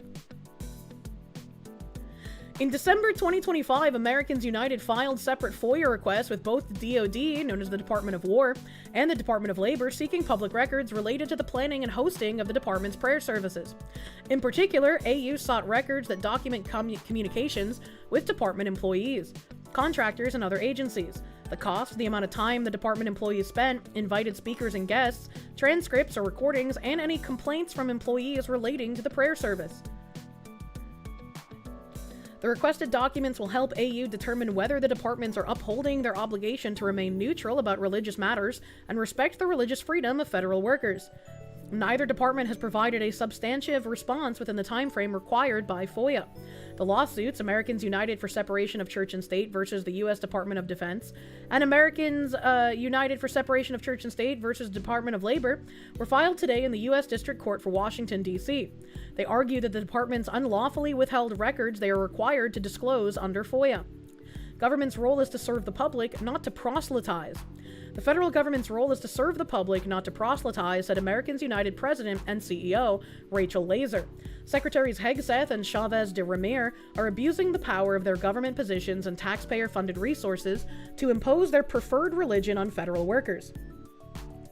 Even if these prayer services are presented as voluntary, there is pressure on federal employees to attend in order to appease their bosses, especially since these services occur amidst the Trump administration's campaign to punish anyone who doesn't comply with its Christian nationalist agenda. What the fuck are they talking about? What in the actual hell are they talking about? Who is getting punished for not being a Christian? Who is being punished? Ooh, I almost spilled water on my keyboard because this cap wouldn't come off. For not complying with what they approve of as Christian nationalist agenda. What the fuck is the Christian nationalist agenda?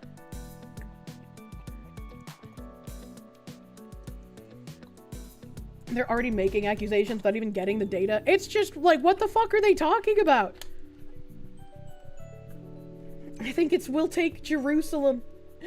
Need to stop Christian nationalism so we can spread the religion that throws people off of buildings. Americans united for separation of church and state. Thank you, Guru Gamesh. Saren Mathis, thank you. Are they just bitching about chaplain services? I am entirely unsure.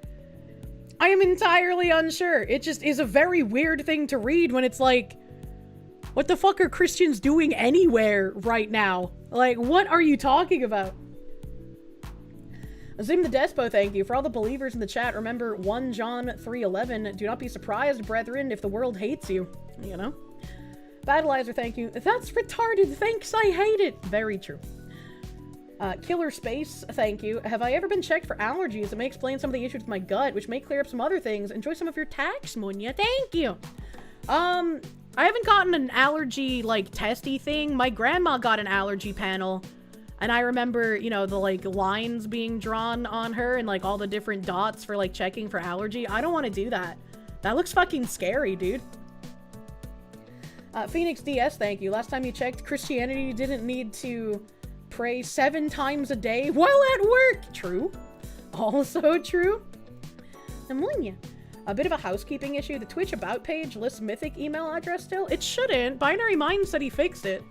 Binary Mind said he fixed the Twitch page. I know my YouTube VoDs were having it because they got fucked up. But thank you. If the Twitch page still has it, Binary Mind said he got rid of it like whenever I talked about it on stream. So it should be gone. Allergy panels aren't that bad. Just bring a book and keep yourself distracted. Nope, never gonna get one. Not gonna happen. No thank you. You wish conservatives and Christians were as based as the leftist fearmongers made them out to be. We urge all federal employees to familiarize themselves with American United's Know Your Rights Guide so they can understand their rights and also combat disinformation the Trump administration has circulated about religious expression in the federal workplace. We encourage any federal workers who believe a federal agency has violated their religious freedom to contact Americans United at au.org. Americans United will not stop fighting for church-state separation and for this nation to live up to its premise of religious freedom for all. You know, I made a joke many years ago, and it seems like every year that goes by, the more my joke becomes less of a joke and becomes more of what's just actually happening. And I made a joke about how, like, oh, the Muslims are gonna come to the US and they're gonna take over and they're gonna get rid of all the gays. And then the Chinese are going to come to the US and they're efficient at removing kebabs. So they're going to take over the US then. And we'll go from being owned by the gays to being owned by the Muslims to being owned by the Chinese. And finally, once the Chinese take over the United States, we'll actually be able to rise up and take our country back because everything that the Chinese make is made of horrendous material. So they won't be able to actually fight. So finally, you know, hundreds of years from now, we'll be able to take the US back. The Prophet Kirsche first all. Look at the team in the About Us section. It's about 100% of what you'd expect. I don't know what you mean by that. They don't protect Christians' rights. Yeah, I would not expect this organization to do that. What if it likes the Simpsons episode with the snakes and then the elephants and then the monkeys? I don't remember that episode. Killer Space, thank you. Your son has 9 allergies as a baby. Now he only has 2. How do you cure the allergies? How do you cure them? I cured my pepper allergy, but I feel like that's a fluke, right? Regrettably, the Foxy was prescient. Animate Acumen, thank you. Excuse me, Fluffy Foxy. Does New England do the cringe thing where they shut down a lot of areas as being out of season? This doesn't exist in the South, really, so you figured you would ask someone who might know. You may proceed to make fun of your ignorance. No, I wouldn't make fun of you. I mean, like, Ski places would shut down in the summer because that's out of season. And sometimes ice cream places shut down in the winter because that's out of season.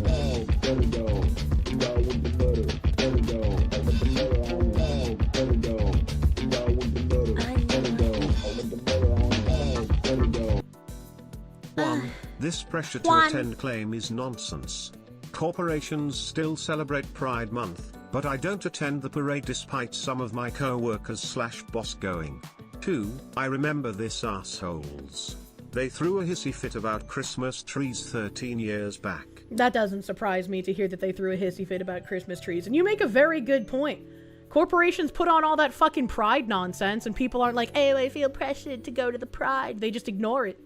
You could do the same thing with, like, setting up weird prayer rooms, I guess, right? Like, if it doesn't concern you, just don't go to it. What is this pressure they're talking of?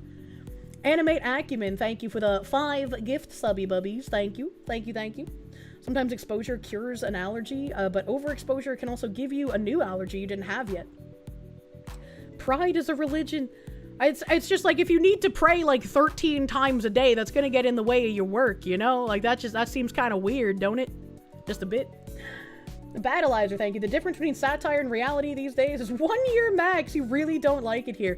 It's really hard to tell when some things are satire in current year. Jen Jacko, thank you. Who would buy ice cream in the winter when there's so much free lemon-flavored snow everywhere? You stop that. You stop that. XR Coon, thank you. You've had the old allergy panel done and it was no fun, but the last one you had was just blood drawn. I don't even like getting my blood drawn, man. That shit is scary. Once you cut out the allergens, the body can reset and kick the extra ones. So, wait, I have a question. If there are kids with, like, deathly peanut allergies, what you're saying is that we need to, like, rub peanuts on them and EpiPen them until the allergy goes away? You're telling me that kids cannot enjoy a peanut butter and fluff sandwich with a curable issue? Pride is the religion of the orthodoxy of the perpetually aggrieved. You have to get blood drawn monthly for a while? Jeez. You cure allergies with exposure therapy, aka power through the allergic reactions until they stop happening. See, I just thought I was retarded, because that's what I did with my pepper allergy. Whenever I would eat salsa, and I really liked salsa, mild salsa, mind you, I can't handle a lot of spice. I wouldn't be able to breathe. Like, my throat would close up, I'd go into, like, anaphylactic shock, right? And so I would take Benadryl.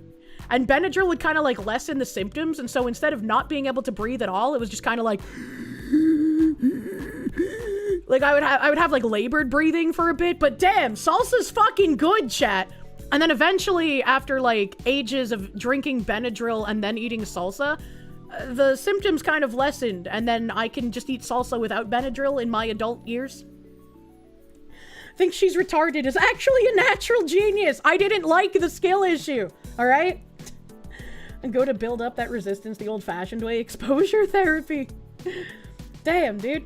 What happens if you're allergic to Benadryl? I don't know. That would be pretty fucking bad if you were allergic to that, though. You couldn't do that. Kirsche literally Benadryl pepper dosed herself like the guy who became immune to King Cobra venom by constantly being bit by them. Insane! I wanted to eat salsa! Man, oh, I gotta scroll down in YouTube chat. I'm sorry, I'm still scrolled up. Your son was allergic? Are so allergic he would break out and vomit with egg cooking smell. After starting at a micron level exposure, he can eat a hard-boiled egg now. Hell yeah, he's evolving! Phoenix DS, thank you. We've begun to live in the Soylent Green timeline, or the 12 Monkeys timeline. Damn, the timelines are hard to keep track of. Well, if we're in the Soylent Green timeline, that means that we're also in the Cannibal timeline, right? Balloons have stayed the same price despite the US dollar's value changing greatly. They are made for inflation less than 3.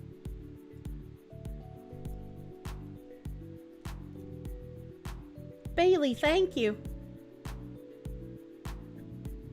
Have balloons stayed the same price? I don't know, actually. I don't know.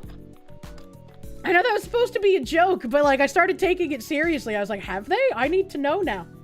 Are they like the Arizona cans? It's a fucking pun! Shut up! Never should have had the stupid kid get near Harambe. True. Phoenix DS, thank you. Foxa has lived in salsa country on hard mode. I have. Sarah Mathis, thank you. The military medical flagged you for anemia on a blood draw a while back. Their solution was to monitor your red blood cell count with weekly blood draws. That seems like it would be a bad idea if you had anemia. But I'm not a doctor, man. Americans United attorneys leading the litigation include Senior Litigation Counsel Amy Tai and Litigation Counsel Jenny Samuels. Why are they both women? Why are women? Americans United has also filed FOIA lawsuits against the Departments of Health and Human Services, State and Veteran Affairs as a part of the AU's investigation into how the agencies are implementing Donald Trump's disinformation-filled mandate in a February 2025 executive order about purported anti-Christian bias in the federal government. Those lawsuits are ongoing. What are they trying to litigate reality? What? War Secretary Pete Hegseth first organized the Secretary's Christian prayer and worship service during a May 2025 workday at a Pentagon auditorium. It was broadcast live on the DoD's internal TV network, and all DoD employees were invited to attend. Hegseth opened with a Christian prayer and voiced his belief that the nation needed to be in prayer on bended knee, recognizing the providence of our Lord and Savior Jesus Christ. Also speaking was Hegseth's pastor, Brooks Potigier, whose denomination declares that homosexuality is unbiblical and that women should not participate in combat. Okay. The DoD prayer services have continued monthly. The February 2026 service, whose invitation to employees was decorated with a Christian cross, how dare they, featured Idaho-based pastor Doug Wilson, a self-described Christian nationalist and co-founder of Hegseth's church denomination. Evangelist Franklin Graham led a Christmas-themed service in December 2025, at which he proclaimed, "We know that God loves, but did you know that God also hates? Did you know that God is also a God of war?" For the PlayStation 2? But it's like, I don't, reading this, I don't understand why they have such a problem with this. When, like, anyone else of any other religion, like, they wouldn't be getting the same kind of backlash. It just seems like this group specifically was created to hate Christians. Starting to sound like evangelical nonsense. Co-founder?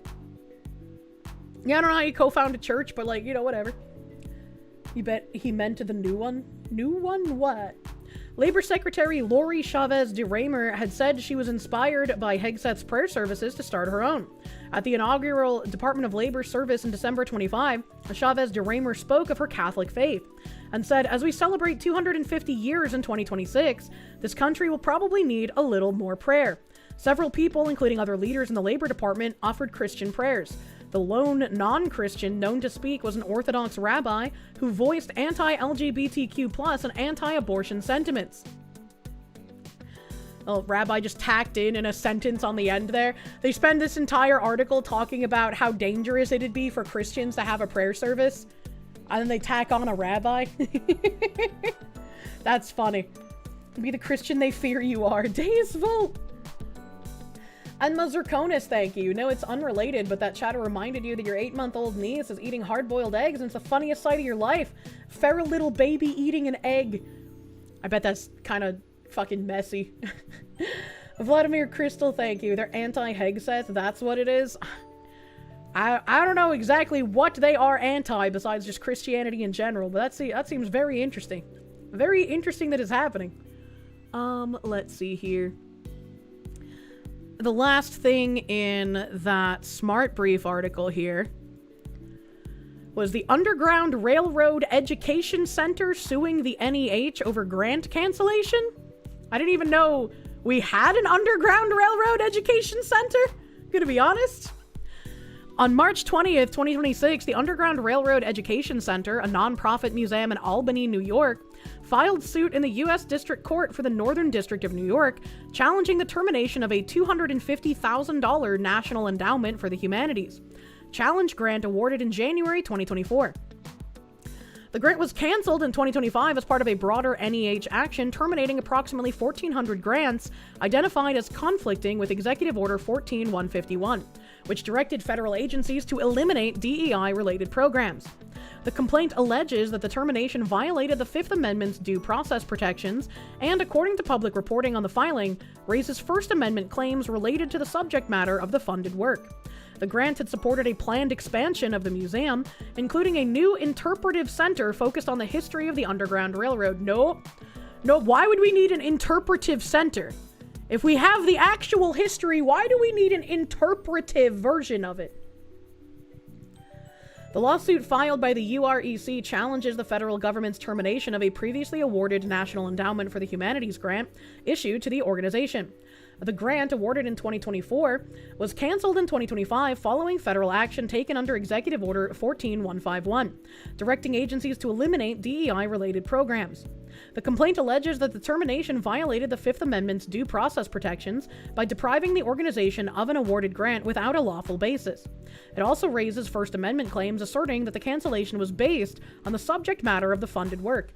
This is why you can't litigate against commies effectively. It just won't work. They can use every single one of your laws and principles against you to continue subverting you and ruining your country. The case is an as-applied challenge to a specific grant termination carried out under that directive. The claims focus on whether the government's action was motivated by impermissible considerations and whether the termination was lawfully executed. The case is ongoing. The bridge point of view in this is that the Underground Railroad Education Center case brings the federal funding question into a sharper focus. This is no longer about policy direction in the abstract. It is about how that direction is being applied to specific organizations, specific programs, and specific subject matter. At the center of this case is a fundamental question. Why is Black history being classified as DEI? Black history is American history. Shut the fuck up. Nobody is saying Black history is DEI. Nobody is saying we can't teach about Black people being in American history. They're saying we're not rewriting history under the communist Marxist lens. The issue here is not labeling, it is whether subject matter tied to race and culture is being redefined in a way that creates new grounds for restriction. For companies, this underscores a broader responsibility. Preserving history and representing culture accurately is not separate from the business. It shows up in the brand, product, content, and experience. As external pressure increases, organizations need to be clear on what they stand for and ensure that commitment is reflected consistently in how they operate. You don't get to cry when the faucet is turned off. Yeah, pretty much. Actionable strategies are: 1. Be explicit about the purpose of the work. Ensure programs tied to history, culture, or community are clearly defined by their business, educational, or institutional purpose. Avoid broad labels that can be reinterpreted under changing policy frameworks. 2. Treat preservation of history and culture as a business responsibility. Be clear on how your organization represents history, culture, and identity across brand, content, product, and experience. This is not separate from the business and should be managed with the same rigor. 3. Evaluate exposure in federally connected funding and partnerships. If your organization receives federal funding or operates through grants, sponsorships, or public-private partnerships, assess where programs could be subject to reinterpretation or termination. Very interesting. I definitely think that when it comes to like DEI grants being given to historical things, we have seen the attempted rewriting of stuff, especially stuff that people here have even been alive for, like the Stonewall riots. We've seen them try to be rewritten and reshaped in a different form. So if they're not rewriting these things, I think it's perfectly normal. It's perfectly fine. But we know the rewriting is happening. Black history is taught in schools as being labeled as DEI because most of what is taught in school is skewed and embellished and about as trustworthy as the Steven Universe anti-racism bumpers. Yeah, pretty much. It's people doing like reimaginings and reinterpretations and putting in even their own thoughts into like historical things for some reason.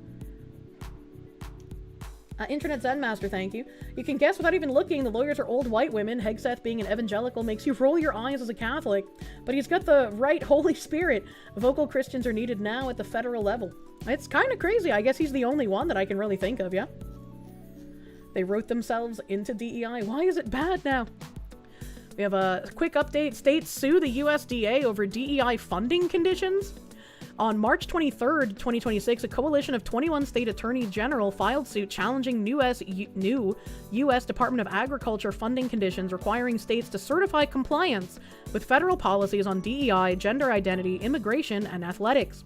The conditions took effect December 31st, 2025. The lawsuit alleges the conditions are unlawful, vague, and unrelated to the statutory purpose of programs, including SNAP, WIC, and the National School Lunch Program, and seeks to block enforcement while the case proceeds. I don't know. I feel like a DEI and immigration definitely falls into like SNAP and WIC and National School Lunch Programs, does it not?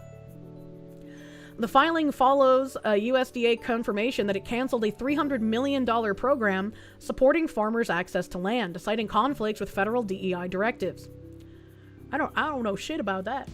I don't know shit about that. Liaison doppelganger, thank you. If legislation isn't the answer, what is? Next question. Judge issues preliminary injunction against DEI restrictions on trafficking grants. On March 24th, 2026, a federal judge issued a preliminary injunction blocking the Trump admin from enforcing restrictions that would have limited access to federal anti-trafficking grants based on DEI-related criteria. The court found that the administration's conditions on grant funding likely exceeded its authority and raised constitutional concerns, including separation of powers. The injunction prevents the government from denying or conditioning funding for organizations serving trafficking victims while the case proceeds. I kind of want to know more about that because, like, I can't see there being any reason to cancel grants for trafficking victims. So there's gotta be something in here that just doesn't make sense. Phoenix DS, thank you. Communist rewriting history and Yasuke was a samurai. Pressing X to doubt with the glowing of U-235. True. True and real.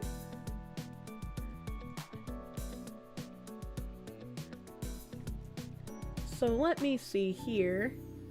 This is their article that they linked, but let's see if I look that up.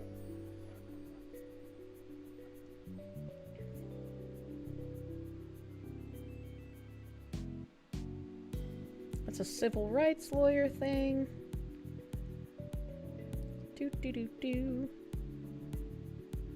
Congress.gov. Okay, alright. This is from the Congress website. Trump cut 69 global programs tackling child labor and human trafficking. More than $500 million in grants acts as U.S. risks decades of progress in protecting vulnerable workers worldwide. Ah, there we go. There we go. Vulnerable workers worldwide. So it's us sending money to foreign countries.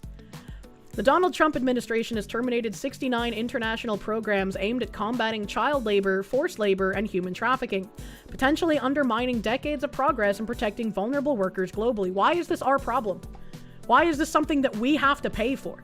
Shouldn't other countries be putting up money to protect people in their country from being human trafficked? Why is it our job to protect every single individual that's not even under our jurisdiction?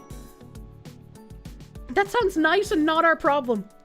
The Washington Post obtained an email detailing how the U.S. Department of Labor's Bureau of International Labor Affairs will immediately end grants totaling more than $500 million that supported labor standard enforcement across 40 countries, including critical initiatives in Mexico, Central America, Southeast Asia, and Africa. Based.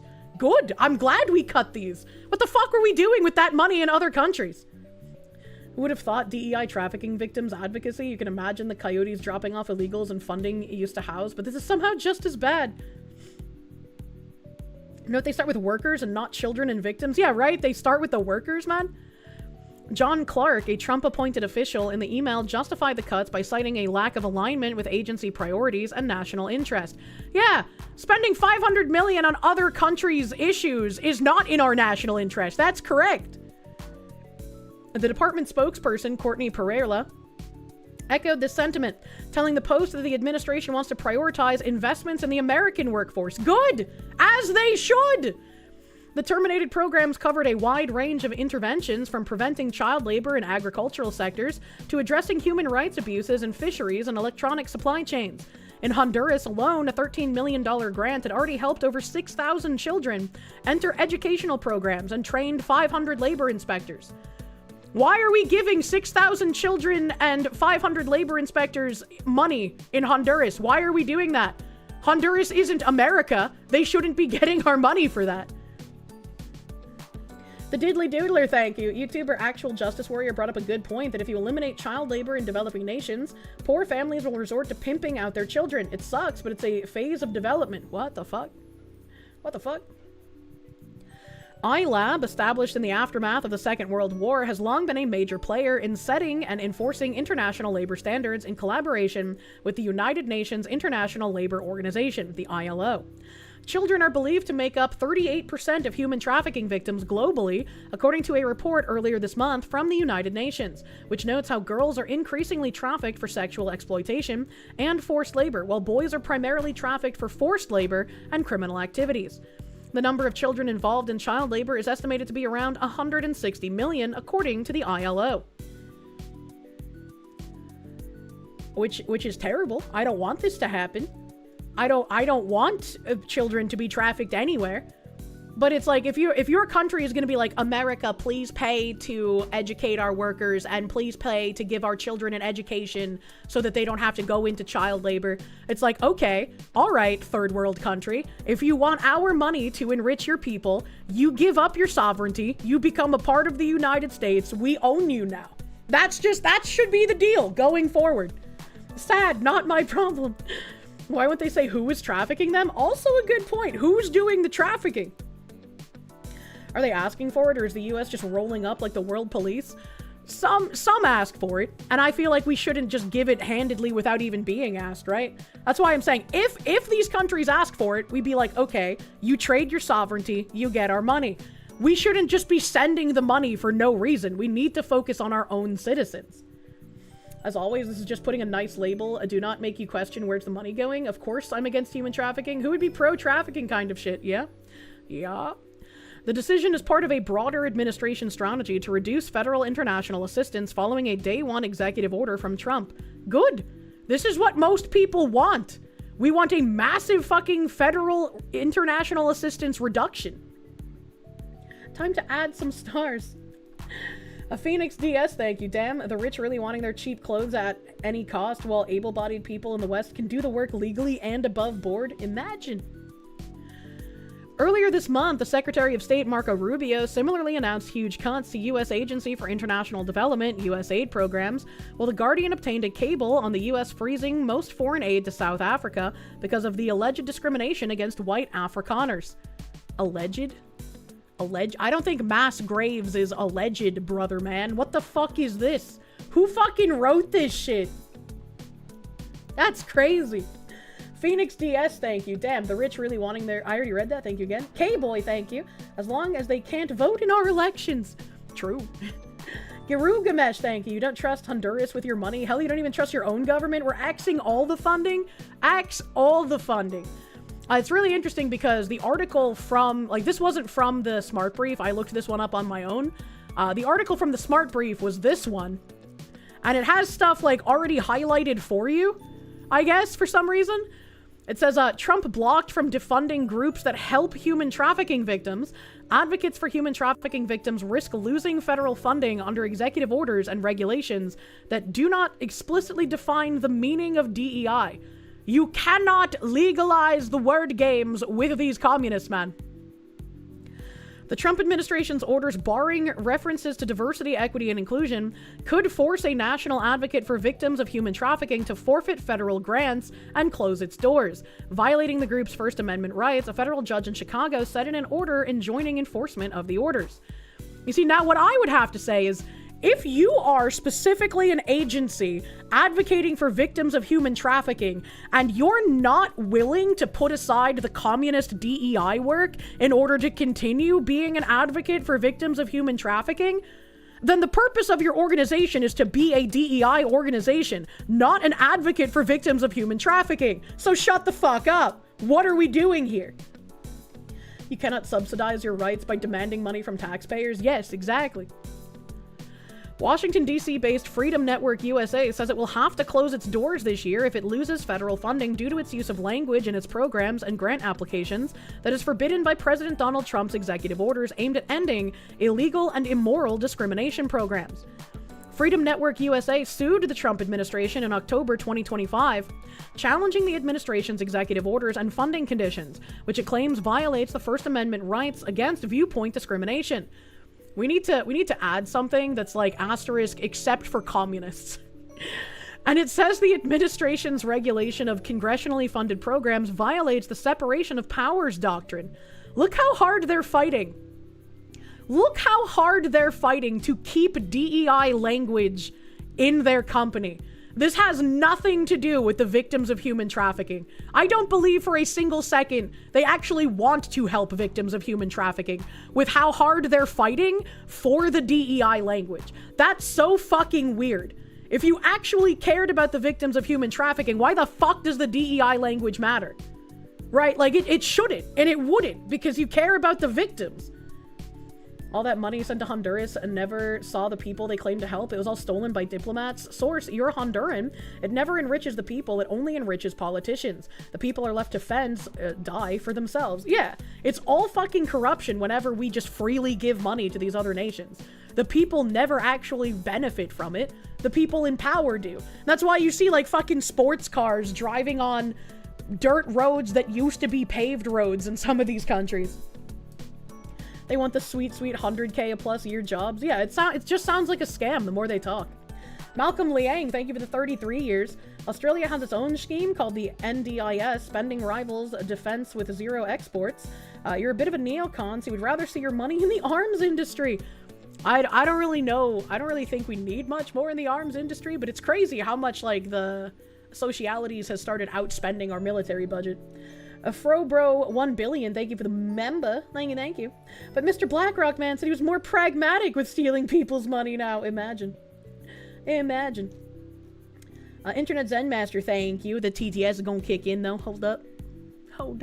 Oh, so we're funding a UN-run program for all the labor stuff. Given the UN is notoriously corrupt, child trafficking, oddly enough, giving material support to Hezbollah in the sandbox, etc. Also, just change the language. It's cheaper than lawyers. Yeah, the fact that they're fighting so hard for the language, again, makes me think they don't really care about the trafficking. They are a DEI organization using the victims of trafficking as a shield to avoid scrutiny for their communist nonsense. Entitlements and social programs have always outspent military since the welfare state's inception. I always thought that we spent fucking the most on our military back in the day. And I know that like recently it's been the socialities are outspending that, but I didn't think it was the case before. If it was, that's crazy. If it was, the memes permeated the sphere, so all of us thought it was military spending. They love the trafficking. Damn. They need the label because it's a beacon to attract the other commies. U.S. District Judge Matthew Kennelly agreed. He issued a preliminary injunction against enforcement of the executive orders and regulations that affect help all recipients of federal funding for services for victims of human trafficking.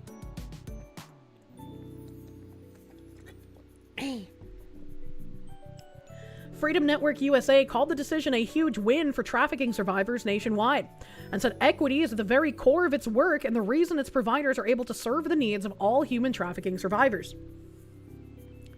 When the federal government tried to use its anti-DEI executive orders and funding restrictions to undermine the protection survivors need, when they told us to silence survivors and abandon our commitment to Black, Brown, immigrant, and LGBTQIA survivors, we took action. That's not what they said at any point in time. That's not what the anti-DEI nonsense is asking anyone to do.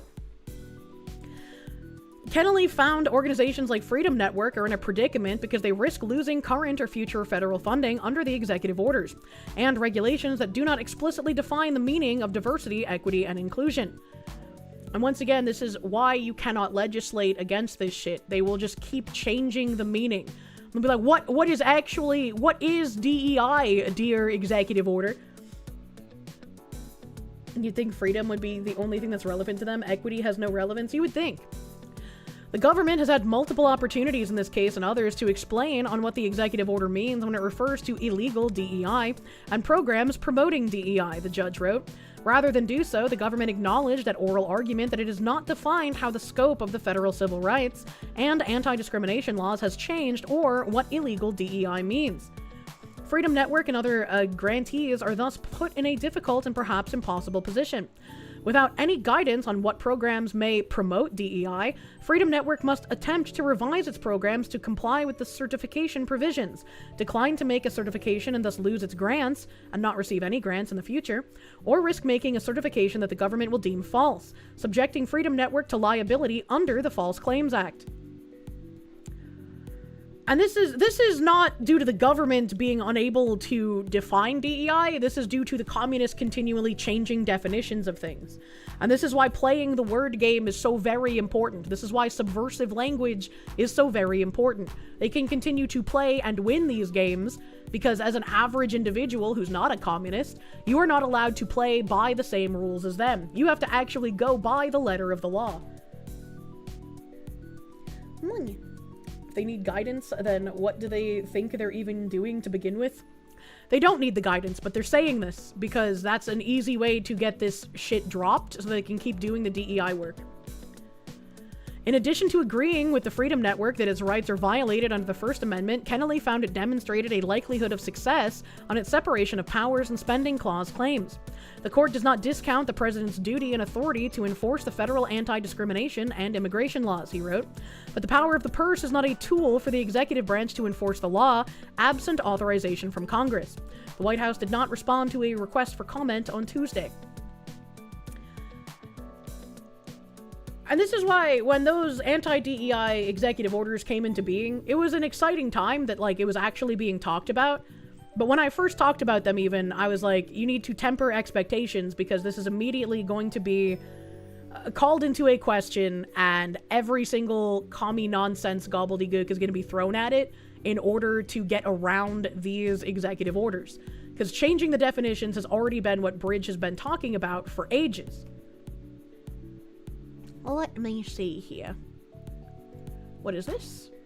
This isn't a smart brief. Oh, this is an email advertising their getaway in May. They do like a little in-person getaway thing every May. May 3rd through the 5th in Newport Beach, California. Why Bridge 26 is must attend. Top 5 actionable strategies you will learn about here. Capture growth in increasingly diverse and fragmented markets, align product, marketing, and operations to compete effectively. Turn inclusion into a driver of enterprise value. Strengthen performance, credibility, and long-term growth. Assess real risk versus perceived risk. Focus on true exposure across reputation, regulation, and operations. Align the organization to execute consistently. Help close the gap between external commitments and internal operations. Embed inclusion into AI, data, and decision-making. Embed measurement, governance, and ownership to scale. Once again, DEI not going away. It's just going to be embedded into every part of a company, as I've been saying for many, many years now. Let's see here. The smart brief. What's going on in the smart brief? We just read about Planned Parenthood settling that thing. States sue Trump administration race data rule for colleges. A coalition of 17 Democratic-led states is suing to block the Trump administration's new requirement for universities to collect and report student race and sex data. The states argue that the U.S. Department of Education overstepped its statutory authority and failed to follow proper procedures, including privacy assessments required by law. The states argue that the rushed policy follows a Supreme Court decision ending affirmative action, and that institutions cannot reasonably comply within the short time frame. I'm interested. I'm interested in what this might mean, because a lot of these companies trying to go around DEI nonsense have stopped reporting to the Equal Rights Commission. So they've stopped reporting any of their race and sex data. So the Trump administration requiring them to collect this data at universities, I wonder what the goal here would be. To see if they're still doing like the sneaky DEI, to see if DEI was really about giving a leg up to underrepresented students. If white or Asian students end up being underrepresented, I wonder if this would be a way to cut in and be like, hey, what's going on here? Very, very interesting. The Bridge point of view on this: the federal government is directing colleges and universities to turn over detailed admissions data tied to race and other student characteristics on a compressed timeline and with significant consequences for getting it wrong. When requirements move this quickly, organizations default to reaction. Collect more, report more, move faster. But more data does not lead to better decisions. If there is no clarity on why data is being collected or how it will be used, risk builds quickly, including legal exposure, reputational risk, and operational strain. The organizations that handle this well will not chase every new requirement. They will be disciplined about what they collect, why they collect it, and how it connects to actual business and compliance needs. They will align legal, data, and leadership teams before acting, not after, because in this environment, how you respond matters as much as what you report. Interesting point of view, Cheryl, but that didn't really tell me anything. Why are they concerned about having to report it too quickly if everyone literally just stopped reporting to the Equal Rights Commission? And if they just stopped reporting to it, clearly they still have the infrastructure to report on racial and sex demographic data, right? So, why are they upset about this? Why are they upset about something that they've been doing for so long now? They tend to put Asian and Latina, etc. into white when it suits them, so you're not even sure the report is truthful? Yeah, right? Democratic-led states sue over Trump demand for colleges to supply race data. And again, when they were willingly reporting this themselves for DEI purposes, it just seems like now, if he's asking for this, he's doing it to sort of counter DEI somehow, and that's why they don't want to report it? That's the only thing that I could think of. 17 Democratic-led states filed a lawsuit on Wednesday seeking to block Donald Trump's administration from requiring universities to collect data to prove they're no longer... There's the kicker. To collect data to prove they're no longer considering race as an admissions factor. That's why they're mad. That's so funny. The states in a lawsuit filed in Boston federal court challenged a new component added to mandatory annual surveys administered by the U.S. Department of Education that would be used to assess colleges' compliance with the U.S. Supreme Court's 2023 ruling ending affirmative action in higher education. That's crazy that not in the blurb for the article and not in Cheryl's response to the article, they didn't mention it was to prevent considering race or apparently sex as an admissions factor. It's not even student data, it's metadata. Man, that's really funny.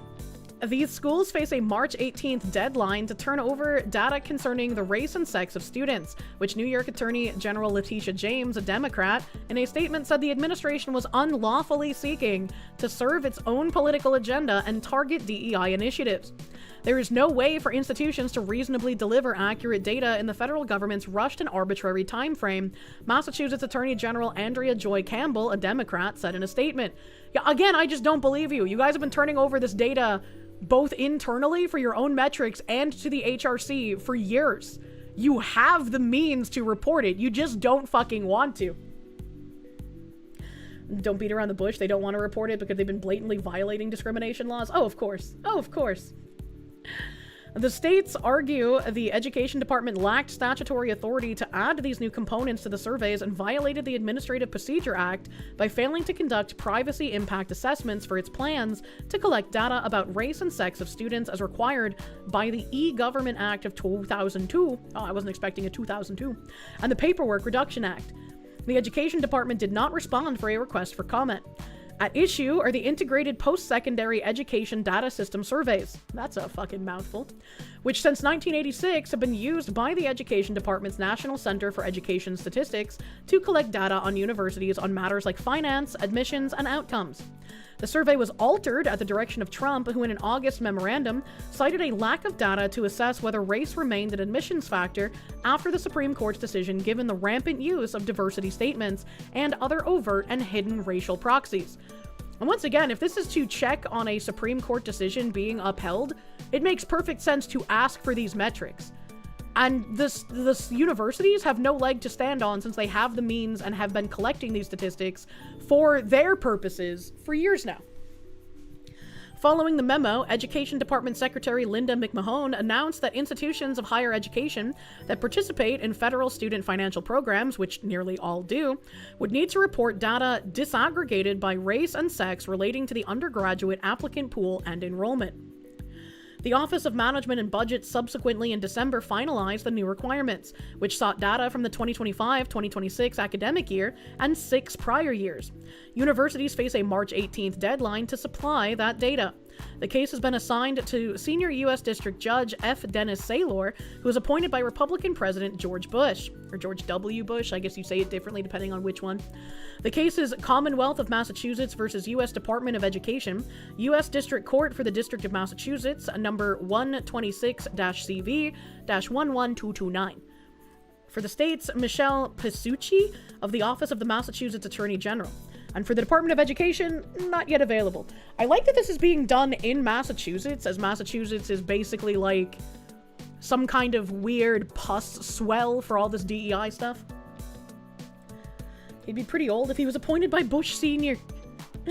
They have all student admission applications, race and gender is a required field on those. They have the data. Oh, they do. They're just doing anything they can to slow this shit down because they don't want to fucking report it. Let's see, what else is here? Market signals. Huh.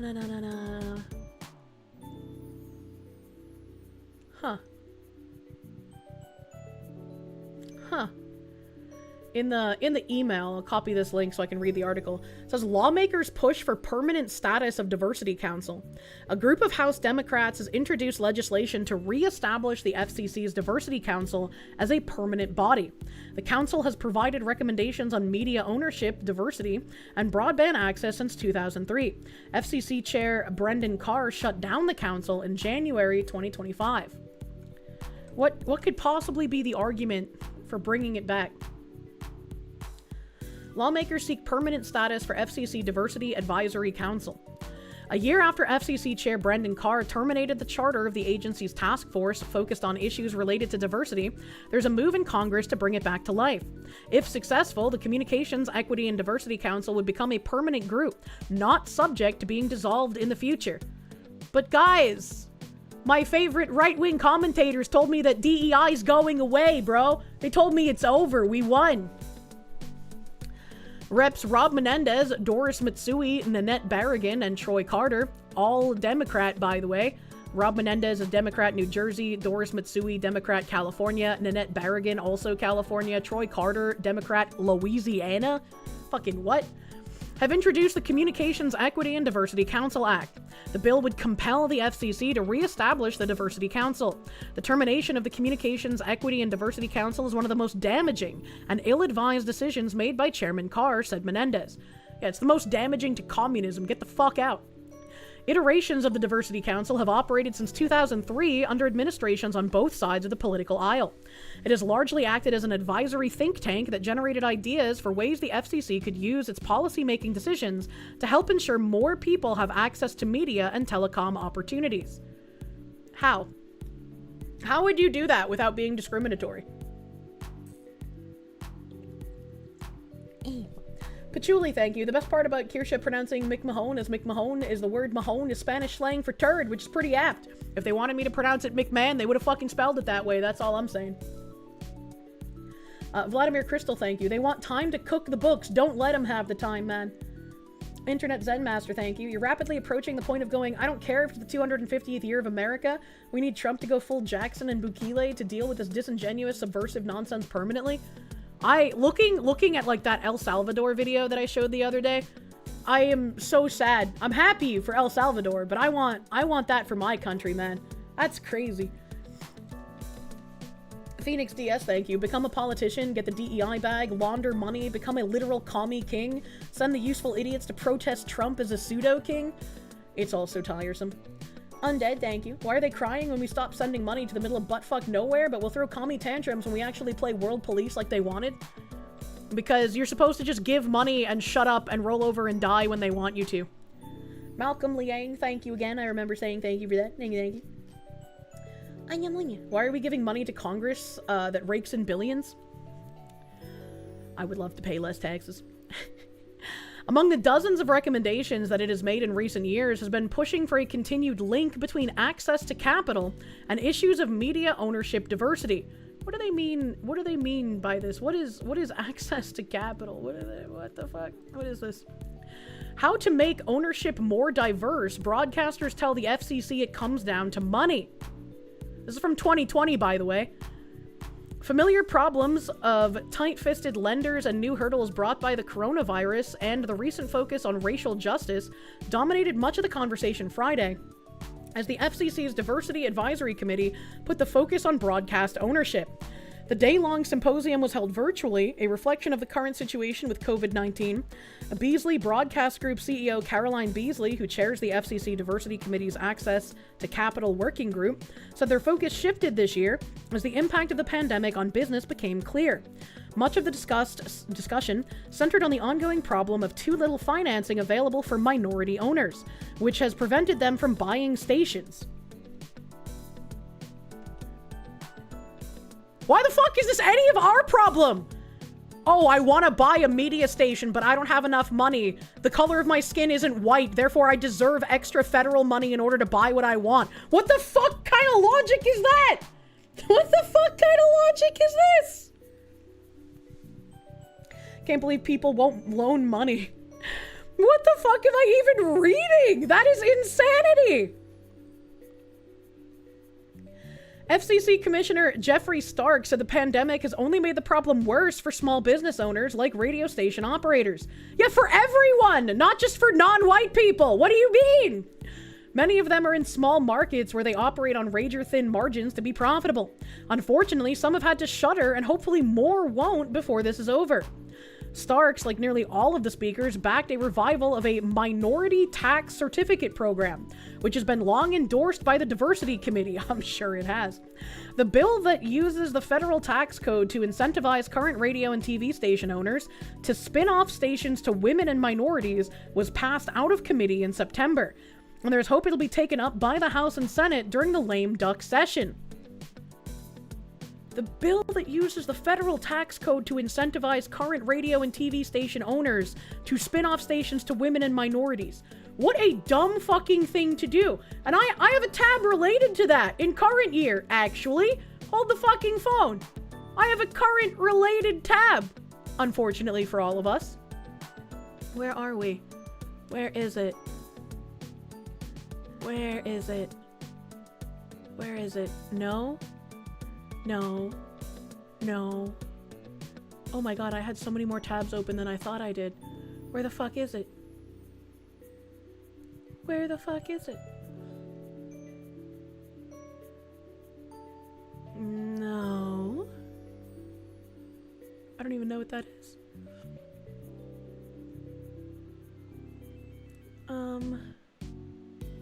Damn.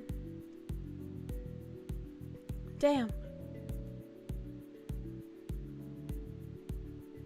Here we go. Lily Tang Williams, running in New Hampshire, quote retweeted this. Why does the IRS tax code reward hiring foreigners over you? The more we dig, the worse it gets. Imagine this, you graduate with $100K in debt, a foreign student graduates from the same school. Guess what? The company gets a 15.3% tax break to hire them instead of you. So this is a layoff hedge, the foreign discount, same job, same desk, same degree. The company saves 15.3% hiring the foreign student over you. 15.3% payroll tax savings per foreign student hired. IRS Internal Revenue Code, funky S little legal thingy, 3121B19. If you hire an American graduate, Social Security employer is 6.2, employee is 6.2, Medicare employer is 1.45, Medicare employee 1.45, FUTA, I don't know what the FUTA tax is for the employer, 0.6. So total payroll taxes to hire an American, 15.9. But a foreign student is exempt from paying into all of those taxes. So you get zero payroll taxes for that foreigner. Why this exists? The IRS exempts F1 students classified as non-resident aliens from FICA taxes for their first 5 calendar years in the US. The original logic was they're temporary, they'll go home. They'll never collect Social Security. But 71% of in-country H-1B conversions come from student visas. They don't go home. They convert to H-1B and they stay permanently.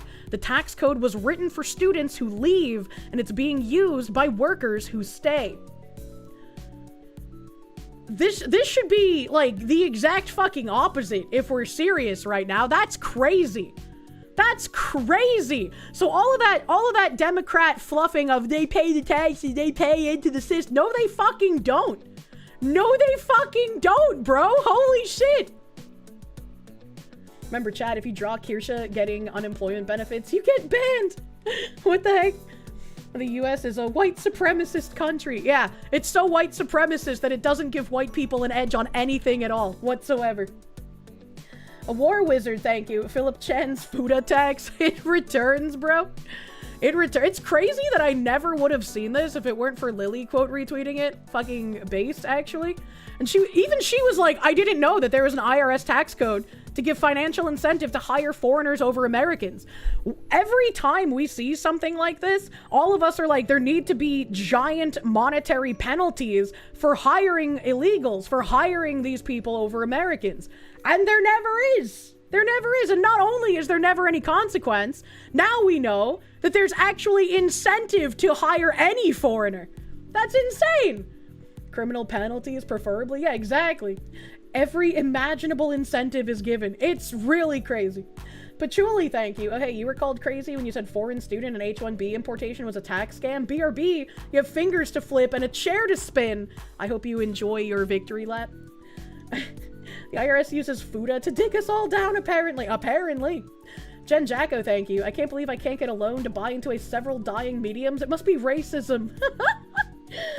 Ryan Spalding, thank you. Fun fact about George Bush. He was a pilot who evaded capture by Japanese cannibals during World War II. Look it up. I didn't know there were Japanese cannibals, but I guess that makes sense. Battleizer, thank you. How does this help? That's a good question. Next question. Very true. This is why every single damn recruiter calling you has a thick Indian accent and speaks broken English. Yup. Phoenix DS, thank you. Trump needs to close the student visa loopholes for taxes. That's money not going back into the country. If this had a purpose previously for like students coming here, it has no purpose now, but to help engender more fraud perpetuated upon the American people. This needs to be completely fucking repealed.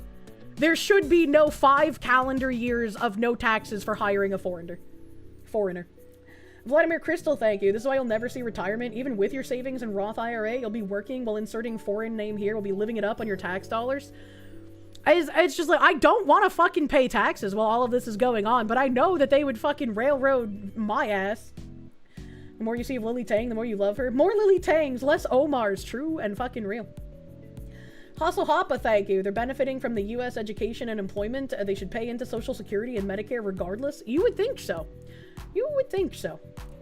And yeah, this is I guess the difference between somebody who managed to survive a communist regime versus somebody who was part of an authoritarian regime as one of the rulers expressing oppression upon their people. Based Lily, not so based Omar. George Washington tarred and feathered tax collectors. We should go back to doing that. Thank you, Axhole Man. That should be opposite. Foreigners for the first year pay double or triple taxes just in case they're here to get money and bail. You know, I'd be all for that. Foreigners pay increased tax to make sure they're not trying to just fucking send shit back home immediately. Where was that article I was reading? Was it this one? The bill that uses the federal tax code to incentivize current radio and TV station owners to spin off stations to women and minorities was passed out of committee in September, and there's hope that it'll be taken up by the House and Senate during the lame duck season. Again, this was from 2020. But because it uses the tax code to convince broadcasters to sell to a newcomer, David Honig, President Emeritus of the Multicultural Media, Telecom, and Internet Council, cautioned that if a station does not have a capital gain and is sold as a loss, it won't be eligible. It's not a cure-all, he said, of the proposal. So they're saying that, if I'm understanding this correctly, if they're trying to sell a business at a loss, it won't be eligible for like this diversity tax credit thing. Like they have to sell an actual viable business. That's crazy.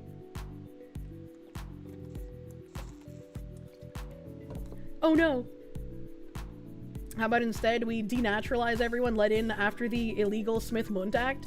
Physical removal of 150 million would really help with food and housing costs. Also, you'd be able to go to the DMV. You know? He and others said the tax certificate is still worth pursuing. Sarah Lomax Reese, president of Philadelphia's Word Radio, tied the program directly to ownership diversity. If we are really going to look at a way to increase ownership for black and brown owners in the broadcast space, we have to look at how you create more access to investment capital that will allow owners to have the resources to participate in this industry. Why? Why do we need to give people free money to buy radio businesses based on the color of their skin? Why do we need to do that? The FCC and lawmakers on Capitol Hill do not need to look far to find examples of success stories, some of which are still among radio's ranks. Perry Broadcasting CEO Russell Perry credited the tax certificate program for helping him buy his first station in 1993 from an oil company. Hell, at the time, there was not a radio station geared to an African-American format in Oklahoma City. MS CEO Jeff Smulyan said that there's no denying a tax break would make selling to a minority broadcaster more attractive, and the program would be a useful item in the deal-making toolkit. It gets minority buyers more into the game, said Smulyan. Most sellers are economic creatures. They want to get the most dollars they can, obviously. And giving the seller a tax break if they sell to someone with the right skin color doesn't seem discriminatory to you? We don't give them money to buy radio stations. How will they broadcast the call to prayer? Lich Coon, thank you. 10 times the tax, in your opinion. It's gotten so bad, a libertarian like you was willingly wanting to go to the DMV from the 1990s. During the tax certificate's previous 17-year existence, I am bad at English today. It helped minority radio ownership grow from 60 radio and TV stations in 1978 to 288 radio and 43 TV stations by the time Congress pulled the plug in 1995 amid allegations of abuse. I'm so shocked that a racially discriminatory program that also gives tax benefits to selling to people with the right skin tone had allegations of abuse. I'm so shocked that this program was abused. It's been like that since 2000. Just replace the DEI part with whatever psychology profile was popular in HR at the time. Very true. Very true. But Honig said he has reviewed more than 200 tax certificates that were given when the program was previously in effect between 1978 and 1995. And despite claims of widespread fraud, he was only able to find one incident. That's a pretty good record. Only one incident of fraud, but over 200 incidents of racial discrimination by discriminating negatively against people with the wrong skin shade, right?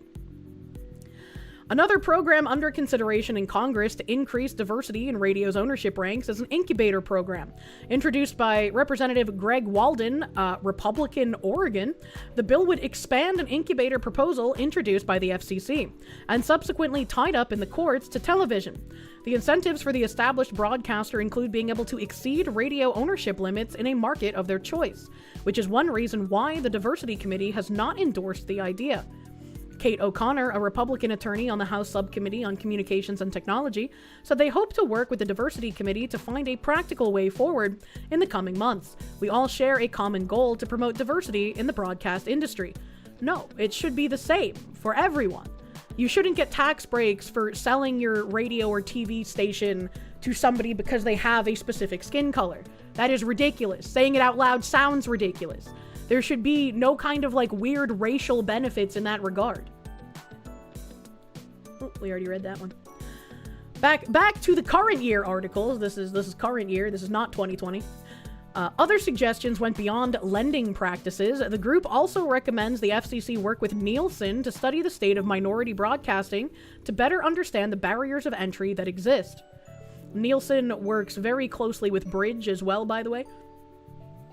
The group also said Congress needs to pass legislation that would offer tax breaks to broadcasters that sell stations to women and minority-owned companies. Why?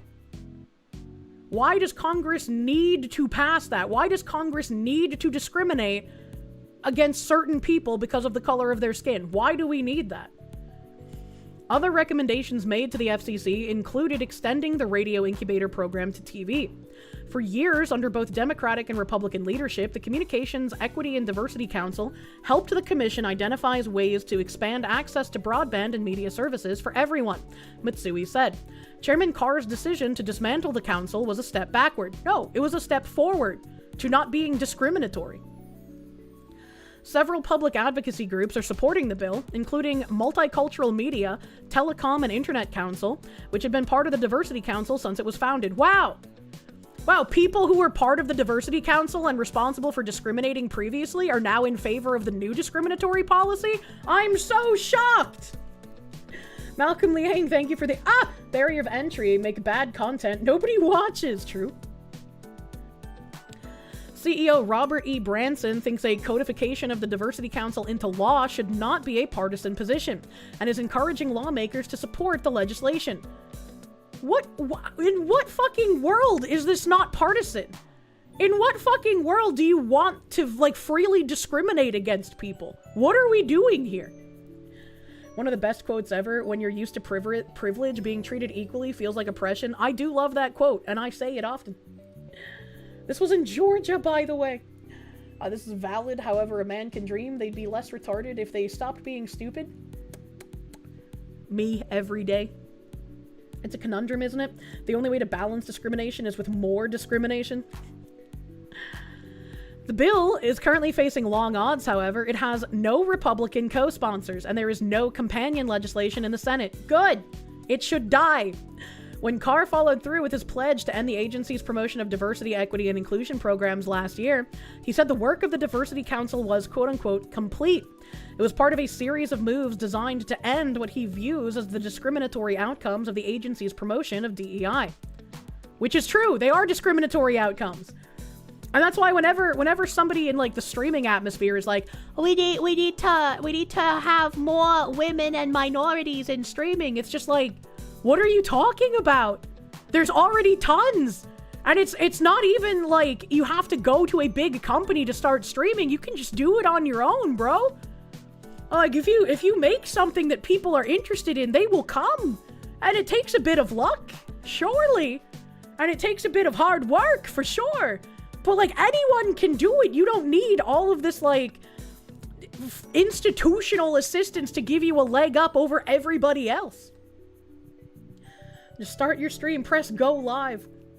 Just click go, stop tweeting, start making content. And it's like, yeah, of course it's going to be easier if you have institutional backing because they're going to do all this fucking marketing for you. But then everyone's going to look at you and be like, this person, this person has 300 viewers and there's like 2 people talking in their chat. That's kind of weird. That's kind of strange. And if you even force that to like a larger scale where you have like a company embedding you everywhere, so just people on websites are counting as passive viewers, they're gonna be like, why does this person get 3,000 viewers and literally a dead chat? This is some kind of fucking industry plant. Why would I watch an industry plant, man? Trying with Tectone's advice, working on shorts and content first and then stream if you make a big enough following. I would honestly say the atmosphere is opposite that in current year. Streaming is fucking massive. If they want to just jump in and have 50k viewers immediately because they're so very special and awesome compared to everyone else. Yeah, it's crazy. Skyman, thank you for the 16 months of tier 3, my guy. Thank you. Thank you. Never forget to come when you see something that interests you. You've never learned something new. Oh no, this guy's never come. Carr explained he saw it as violating the Communications Act, which says the FCC is created to regulate the communications industries without discrimination on the basis of race, color, religion, national origin, or sex. The politics around DEI have changed rapidly in recent years. Carr's decision also followed an executive order signed by President Trump, which ended what he calls the radical and wasteful government DEI efforts. They're going to try and tell you the politics around DEI have changed rapidly in recent years. And they're completely right about this in one way, in that they have freely been able to do... It's true, chat. If you do something interesting, people will come. I lost gallons when Kirsche streams. Do not tell the chat when you meet in hand gaming. Thank you, small Nyanta.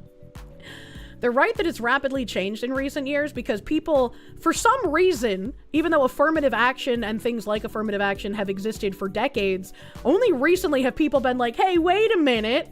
Isn't that kind of racist? Maybe we should do something about that. Isn't that kind of discriminatory against men if we're giving preference to women and undecided questionable characteristics of gender people over men? Isn't that kind of discriminatory?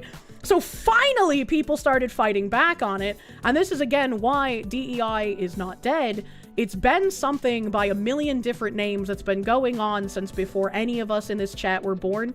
I guess unless you're one of my grandpas in the hospice, you know, my 2% viewers, hello. Shout out to you guys. But, like, it's been going on since, like, fucking at least the 40s, man.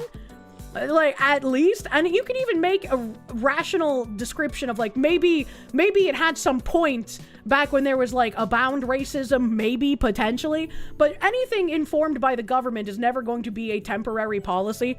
The government loves its temporary policies that always stick around for forever. And so when it started getting worse in the 60s and the 70s and the 80s, and then we had that brief reprieve where we thought everything was fine in the 90s, or so I thought, you know, everything just started getting even worse. And these people are angry that decades of their communist nonsense are going to be dismantled. And it's going to get way worse as they lash out when they lose power before it gets better. You just have to be able to hold the line and get through their attacks. Really started getting traction in the 60s though. Oh yeah, the 60s is what I call real bad, real fucking bad. And if y'all remember affirmative action, the old school DEI, well, I just mentioned the name, so you know. There's nothing more permanent than a temporary government program. Thank you, that's the fucking quote. That's the fucking quote. National Association of Black-Owned Broadcasters President Jim Winston said last year that he was disappointed with Carr's decision, noting the work tackled by the Diversity Council has long had bipartisan support. The problems that the committee was addressing are real and will not go away merely because the chairman refuses to address them. No, they are not real.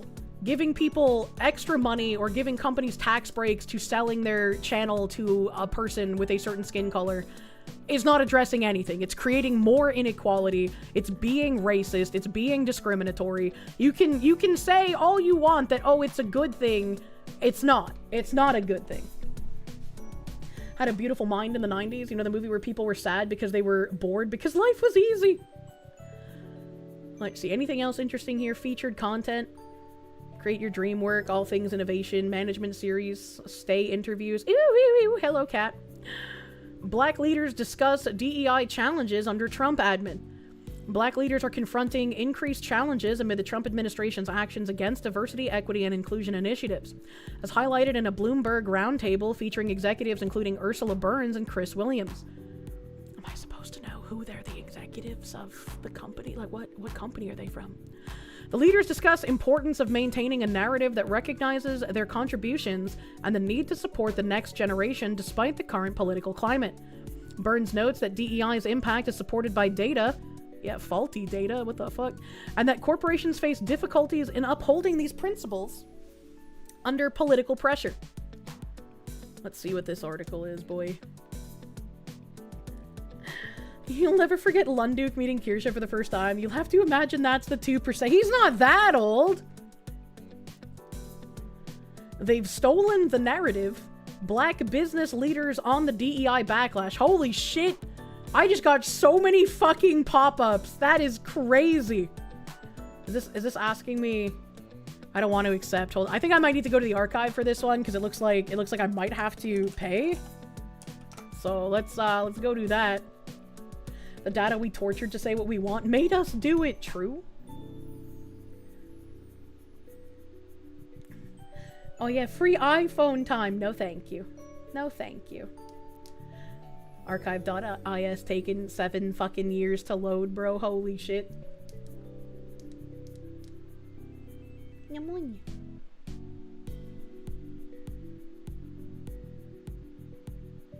Now, if she would only pop this up, what did he mean by this? I literally cannot open the archive site again. Holy fuck. Holy fuck.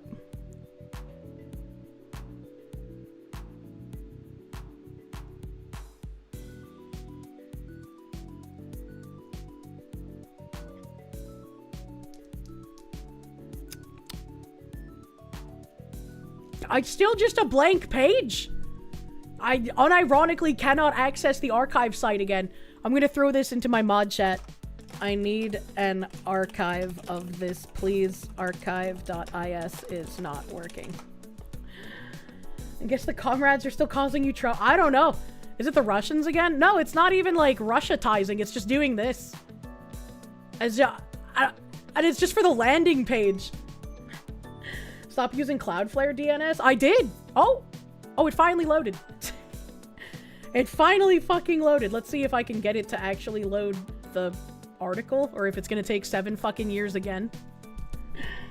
Opens for you on mobile. I don't know why it's not working. I know people were saying Kick was shitting itself earlier. I don't know if Kick is still having issues. Double dang damage. It's Zombo Cooming. Well, while I'm waiting for that article, I guess I'll go back to the email and see what else is here. Former federal officials urge companies to maintain DEI. A group of former Equal Employment Opportunity Commission and Department of Labor officials are urging companies not to scale back diversity, equity, and inclusion initiatives amid legal uncertainty under President Donald Trump. Oh, I wonder why they're former EEOC employees. Probably because they couldn't help themselves but be discriminatory. And get archive Viagra. They emphasize that expanding recruitment to reach broader talent pools, hiring based on a full range of relevant skills, and supporting inclusive environments through employee resource groups and training are all lawful and beneficial. The group warns against misconceptions such as viewing expanded outreach as discriminatory or assuming that inclusion efforts constitute unlawful segregation, and cautions employers not to dismantle DEI programs out of fear. Oh boy. What is this article? Do's and don'ts. How to make sure your DEI policies stay on the right side of the law. Since President Trump returned to the White House, legal uncertainty has pushed U.S. employers to rethink and pull back from DEI programs in the workplace. But experts and DEI proponents are warning companies not to pull back too far. As the U.S. government increases scrutiny of DEI, many employers, including well-known names such as Target, AT&T, Paramount, and Wells Fargo, among others, are backing away from it for fear of legal repercussions. There's been like a Target boycott going on for who knows how long at this point, because Target pulled a lot of their like LGBT clothing stuff from stores.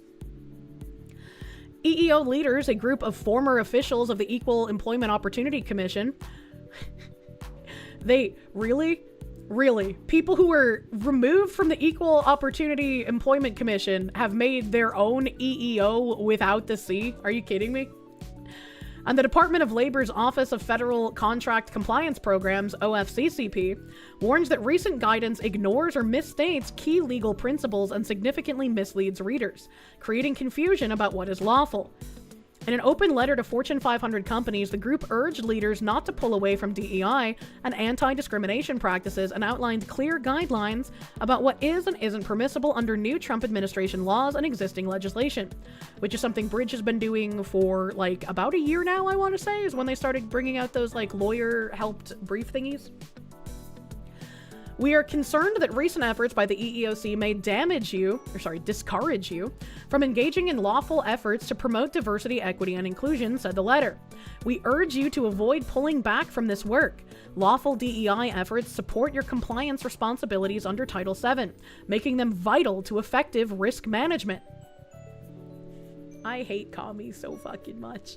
Without these efforts, you may be more vulnerable to discrimination charges and lawsuits. No, once again, when you are used to being treated with privilege, actual equality feels like oppression. Welcome to real equality, you privileged twats.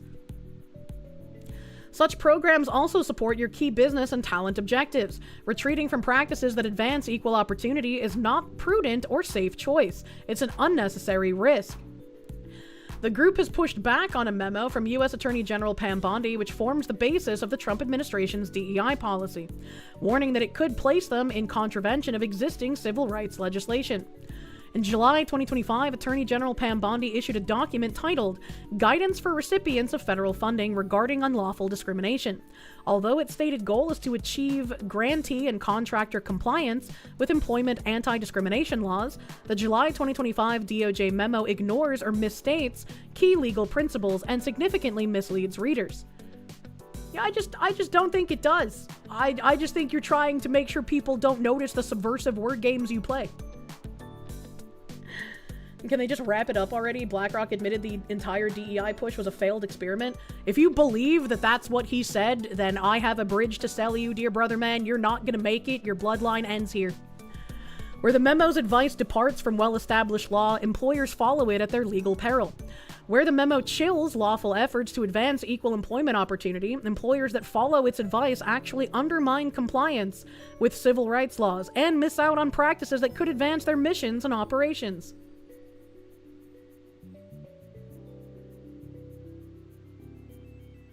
These people are insane. Like, what do you even say to that, man? A bridge to sell. Does it come with breakfast? Do not the bridge.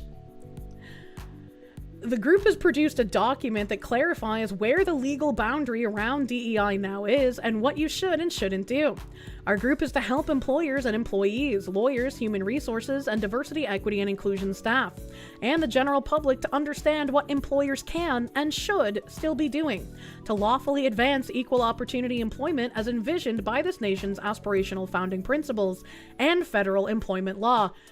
I feel like whenever somebody on the left invokes the nation's founding principles or founding fathers, they're absolutely trying to trick you into doing something that would be bad for you, because no one on the left actually gives a fuck about the founding fathers or the founding principles or even the Constitution.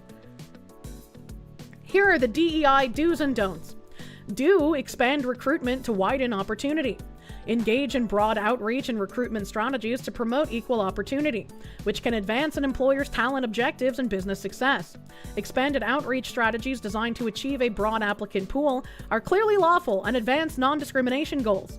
Making outreach more expansive and inclusive and then hiring the best qualified candidate is not discrimination. Well, that would depend on how they engage in broad outreach, would it not? I would, like, what? This says a whole lot of nothing, because you're like, yeah, engage in outreach and recruitment. Okay. In what way is engaging in outreach and recruitment going to adhere to your DEI principles, unless you were specifically excluding certain people? Folks cannot change course because admitting they were wrong is too much to cope with. Don't treat expanded outreach as unlawful. The DOJ memo incorrectly portrays common and appropriate strategies to advance equal opportunity and business objectives as risky and even intentionally discriminatory. An employer that chooses not to expand its recruitment based solely on an assertion by the DOJ that such expanded recruitment is a proxy for discrimination risks losing an opportunity to expand its applicant pool in a positive manner. Once again, in what way is the DOJ saying expanded recruitment is a proxy for discrimination? What specific kinds of expanded recruitment fall under discrimination that you are somehow trying to advocate for here? Common and appropriate strategies, such as do hire based on skills, including cultural competency. What? Engage in merit-based hiring based on the full range of skills and competencies that are relevant to the workplace and the job. I have literally been called racist for saying merit-based hiring is the way to go for years now. Are you kidding me? Are you kidding me with this subversion? Using cultural competency as a hiring criterion is entirely consistent with equal opportunity employment. Hiring based on relevant skills and qualifications rather than identity is the touchstone of equal opportunity. Is cultural competency how much they adhere to the doctrine of the work? Is that what cultural competency is? If you haven't watched Freerun, I haven't. This is exactly why leftists identify with demons. The demons use words they don't understand to worm their way into a human family to eat them. This is a reason why that anime is so right-wing coded. When they speak about the founders, they're using your words when understanding to lower your guard. They're casting spells, not having conversation. Vladimir Crystal, thank you. Every time they involve the founding fathers, a classic liberal screes in sheer outrage. It is what it is. Cultural competency refers to company culture, which is a nebulous term that is used to justify why not to hire someone when they're white. Company culture. Man. Battleizer, thank you. But Foxy, if you can just stream and be popular without assistance, they can't get rid of you for wrongthink. Imagine. So you have to have the correct culture. Are you a member of X community? Internet Zen Master, thank you. Swear the bridge days make you glow like Chernobyl sometimes, today especially. I mean, a lot of the bridge stuff is just them continuing to do what I said that they would do like a year ago when we read what they said that they would do a year ago. But like not enough people have noticed what bridge is, so we just continue, I guess, harping on the same points, except they're slowly advancing because nobody's there to notice what's happening. Don't avoid personal narratives or holistic hiring tools. What is a holistic hiring tool? The Supreme Court has explicitly approved of using individualized descriptions of personal experiences for merit-based evaluation. The assumption that use of such narratives as a proxy for unlawful discrimination is simply not supported by any facts or case law. What in the fuck does that actually mean? Do actively monitor hiring processes for fairness. Actively evaluate applicant pools, interviewing panels, candidate states, and other aspects of the hiring process to ensure they reflect a commitment to equal opportunity for all. Evaluating candidate pools at each step of the hiring process can operate as a safeguard to flag situations for further investigation to avoid a risk of discrimination. Man. Man, when will bridge start falling down, my fair Kirsche? I wish soon, man. Noble arbiters of justice. You don't know, work culture in the warehouse and factory are bad enough, and that's without DEI. You missed when company's culture was make more money. You can get with. I miss the make more money kind of evil they used to be. I agree. Jake Monroe reposted a tweet by the new Irish militant group threatening the Irish government, telling them they will not sit back and watch their culture and country be destroyed by illegals. Based Irish standing up for themselves. Don't dismantle DEI programs out of fear. Properly designed and implemented DEI employment programs are not a cover for illegal employment discrimination. Employers who dismantle equal opportunity efforts face legal liability under existing civil rights laws. Employers who pull back on their commitments to diversity, equity, and inclusion may lose the competitive advantages they have developed through significant long-term investments. For some reason, while reading that, I wondered, what would happen if we just kind of like repealed the Civil Rights Act and we just let freedom of association happen again? Where you could be denied a job and denied access to a shop for like literally any reason. Someone could just be like, yeah, I don't want you here, get out. What would happen to our country landscape if we just did that? I would kind of like, I'd be interested in a simulation to see what would happen. Phoenix DS, thank you. When you hear anything having holistic as a definition, you automatically go to snake oil, same. And it's just smoke and mirrors by those using it. Yep, holistic screams like this is fake ass shit to me. Strive, thank you for the member on YouTube. Thank you. Thank you, thank you. Let's see, where did I finish reading?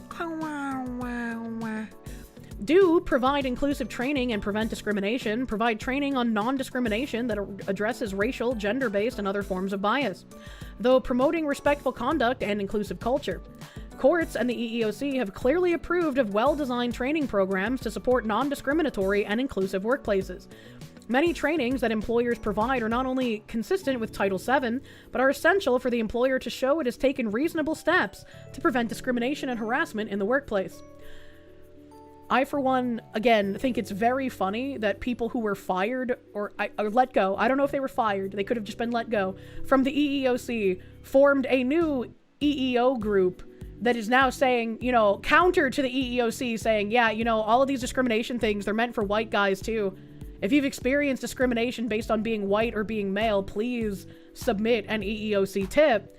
And these people are like, oh, you know, all of this stuff that the EEOC is now telling you, like, hey, you qualify for, actually, like, we need to go back to more DEI. The EEOC is currently malinformed.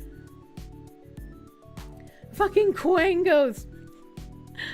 Man. Do provide inclusive training and prevent discrimination. I just still like, what does the inclusive training mean? Like, what does that mean? Is my question. What is the inclusive training? Don't assume inclusion equals unlawful segregation. This framing wrongly implies that eliminating any mention of identity is the only appropriate course of action to guard against segregation. There's a third alternative, which is to recognize and value the experiences of employees of all backgrounds in the workplace.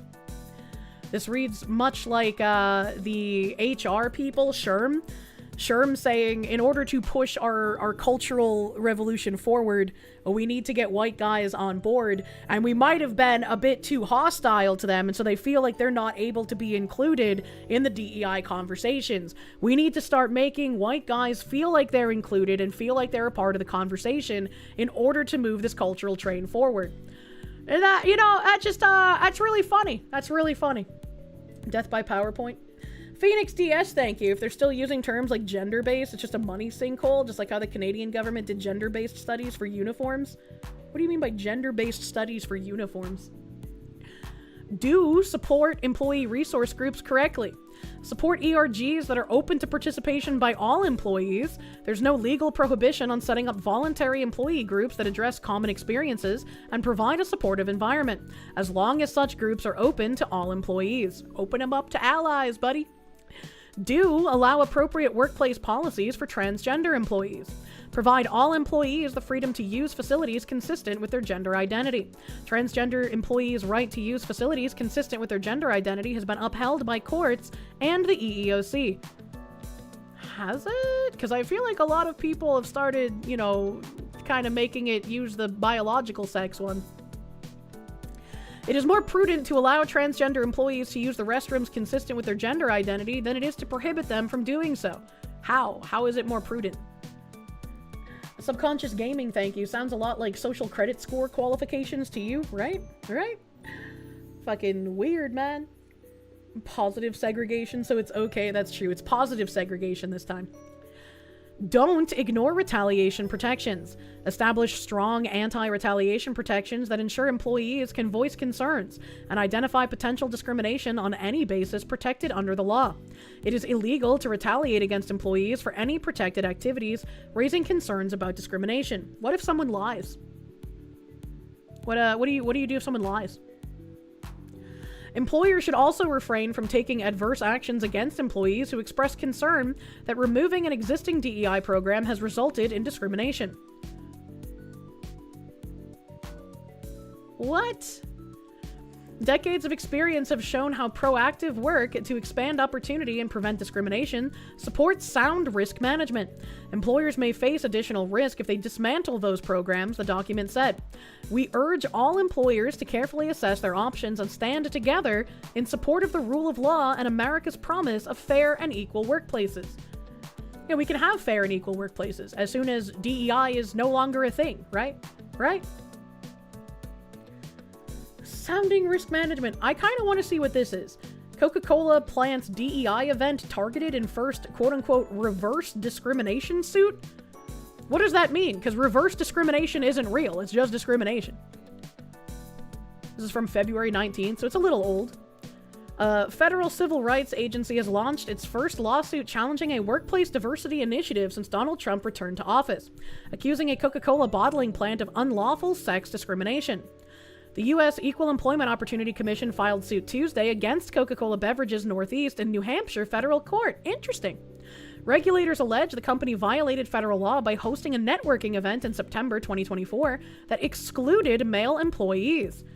The two-day gathering held at a Connecticut casino was attended by about 250 female employees, according to the complaint. The commission said the event included a social reception, team-building exercises, recreational activities, and speakers, including a top executive at Coca-Cola. Coca-Cola is not a defendant in the case. Weird. What? Continue. What? Okay, hold on. I have to apparently go to the archive site to finish reading this article too. I didn't even know that there was like a Coca-Cola plant in New Hampshire, man. Let's see. Okay, I got a 504 bad gateway on the first archive.is article. Let's see. My mods have linked me an article of it. Let's see if that one loads faster if I get another gateway timeout. You'd feel so much more white-pilled if you thought administration was watching these pushes for DEI and waiting for someone to give in and discriminate again, and then immediately arrest them and throw them in a real-ass jail. You just want visible punishment for this evil? Same? It's all so fucking tiresome, dude. Funny thing is, if you remove nonsense like the Civil Rights Act and all the DEI garbage, fairness and equality tend to work themselves out naturally. Although with how radicalized some have become these days, it's not likely we can get back to that normally. I don't know how we get back to just like regular merits instead of all this weird discrimination ladder nonsense. Malcolm Liang, thank you for the— most people are too meek. You paid $2K to weaponize some other dude and he pulls out because he felt bad for the defendant. You got her fired anyways? What the heck? Also, only $2K? That was a pretty cheap lawsuit, bro. That's nuts. Grok can give you the article, bypass their bullshit. Really? I've never tried that with Grok. I've never tried that. Subconscious gaming, thank you. Sounds a lot like social credit score qualifications. They say Coke isn't in the lawsuit, then it's an independent bottler that is getting sued. Interesting. Interesting. Yeah, I can't get archive.is to load. I don't know if you... I don't know if I can get Ghost Archive links, but IS isn't working. Keep getting bad gateway. Need this one too. BlackRock has been restricting withdrawals. They may be in trouble liquidly. Interesting. Interesting. What is the article? There's 2 articles. And none of the archive.is links are loading. Do you think that a Muslim immigrant worker showing Transformers a rooftop view is DEI approved? I don't know. You know, I guess you'd have to ask all the oppression ladder questions to get to the answer. It's been down for a bit now, at least when you've tried. I thought the issue was that I was like accessing it via Cloudflare DNS, which is when I got that weird Russian message. But now I'm not using fucking Cloudflare and it's still not fucking working. She noticed kick chatters. I always do. What do you mean? Corona-chan, thank you for that 4-month resub, my guy. Thank you. Thank you, thank you. Site is completely fine on your end. Not sure what's happening with it. Yeah, I have no idea. I just haven't been able to use it in ages. Yeah, I keep getting 504 gateway when I try to load like the link that my mod sent me. Might be my ISP blocking. That would be really fucking weird if they did. Someone who can get to Archive IS should get the IP address so mods can put it in Kirsche's host file, maybe? Maybe. Massad's taking out the archive link to avoid having to give you dinosaurs. I want my dinosaurs! Phoenix DS, thank you. Could it be Foxy's ISP or the Bunker Bros router settings that are filtering out some of the websites? Just a thought. I have no idea. I figured we had corrected the issue. Okay, one of these has finally loaded. So I can get rid of one of these 504 bad gateway. So I won't be able to... Actually, I want to wait and finish reading that article I was in the middle of before going to another one. I don't want to interrupt and get confusing.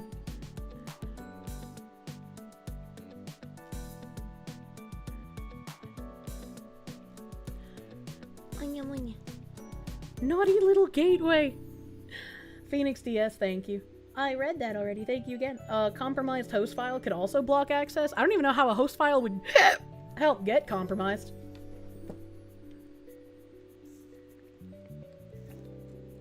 Binary Mind needs to do a trace route to the site. I don't even know what that means.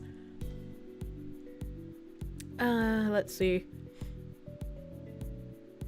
Internet Zen Master, thank you. These guys are saying the companies need to start listening to our acolytes more and ignoring the EEOC. Apparently aren't seeing companies, at least in gaming, purging the DEI crowd from their ranks, which is the thing to do. If a company is actually unironically purging the DEI employees, that would be a company I'd keep my eye on for potentially actually getting rid of DEI. The only way a company is going to get rid of DEI is if they fire the employees that were pushing it. I don't care what position the employee has, because again, getting rid of and dismantling the DEI like section of a company, getting rid of the DEI positions was always part of the plan to move those DEI employees into other areas. Doesn't matter what area, they're supposed to have a normal non-DEI titled job. And so having companies fire people who are pushing DEI regardless of their title is a tell for if a company is trying to get rid of cancer. Trace route is when you trace the route. Thanks, that explains so much. Since it loads and gets bad gateway, you're assuming there might be some routing issue? Probably. I guess I'm going to Ghost Archive. I don't know why Ghost Archive didn't work last time. Oh, is it because Ghost Archive doesn't actually get around fucking the paywall? That might have been why. That might have been why. Let's see. First, reverse discrimination suit, and I want to get rid of the source text. Submit for archival. The DM you sent me has it from the EEOC. I will never see that DM, but thank you for the attempt. Traceroute is when you see what servers you're connecting to in order to get to a web page. I see. Q Trooper, thank you. Howdy, pardon me, Kier. You would like to remind everyone on the Space Coast, Florida, that the Artemis 2 launch window opens April 1st at 1824. The fuck time is that in human time? Through April 6th. Keep an ear out, watch for tourists, and stay safe. Stay safe? What? Please put the links to the article somewhere. You'll see if you can find it. It's that HR Grapevine one I was just watching. Reading?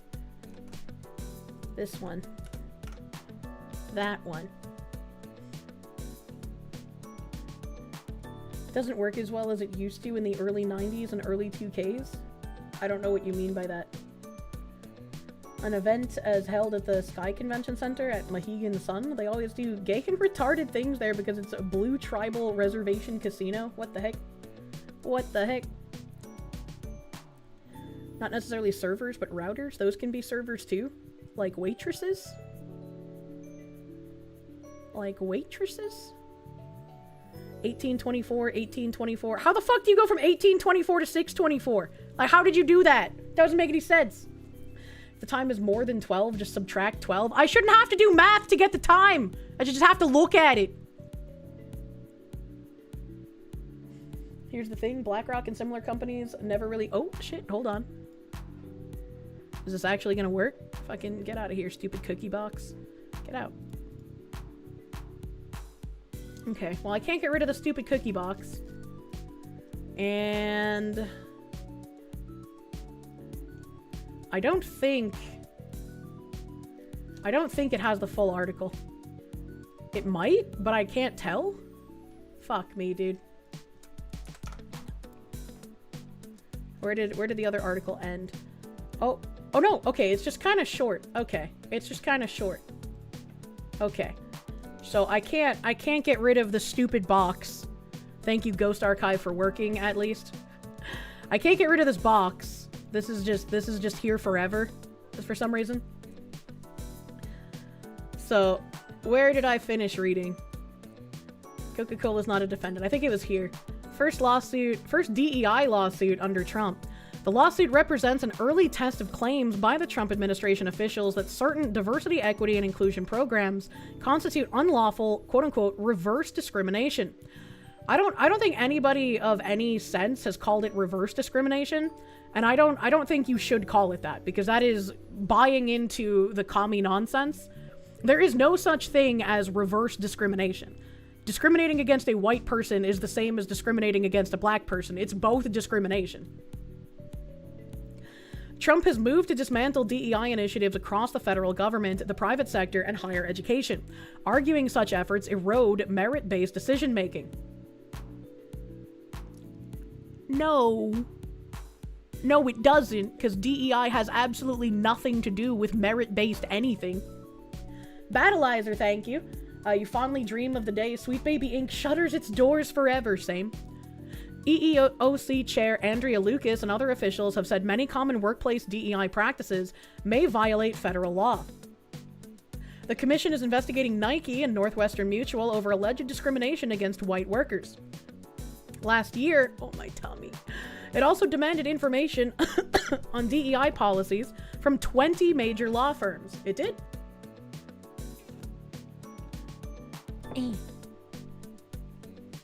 Even so, the action against the Coca-Cola bottler, owned by Kirin Holdings, a Japanese company.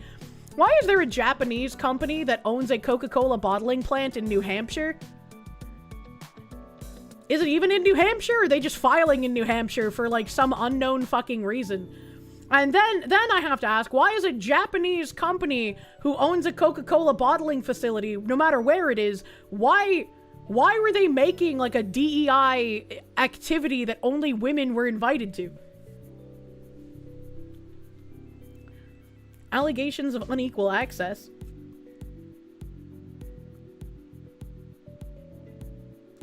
The EEOC alleges that female employees who attended the event were excused from their regular duties without using paid time off. The company also covered hotel room charges, according to the complaint. Male employees were not permitted to attend. All of you guys saying it's fine if it's the Japanese, actually, are you even listening to the article that I'm reading? Are you even listening to what's happening here? Japan has standards? Bro, are we listening? Are we listening to this article?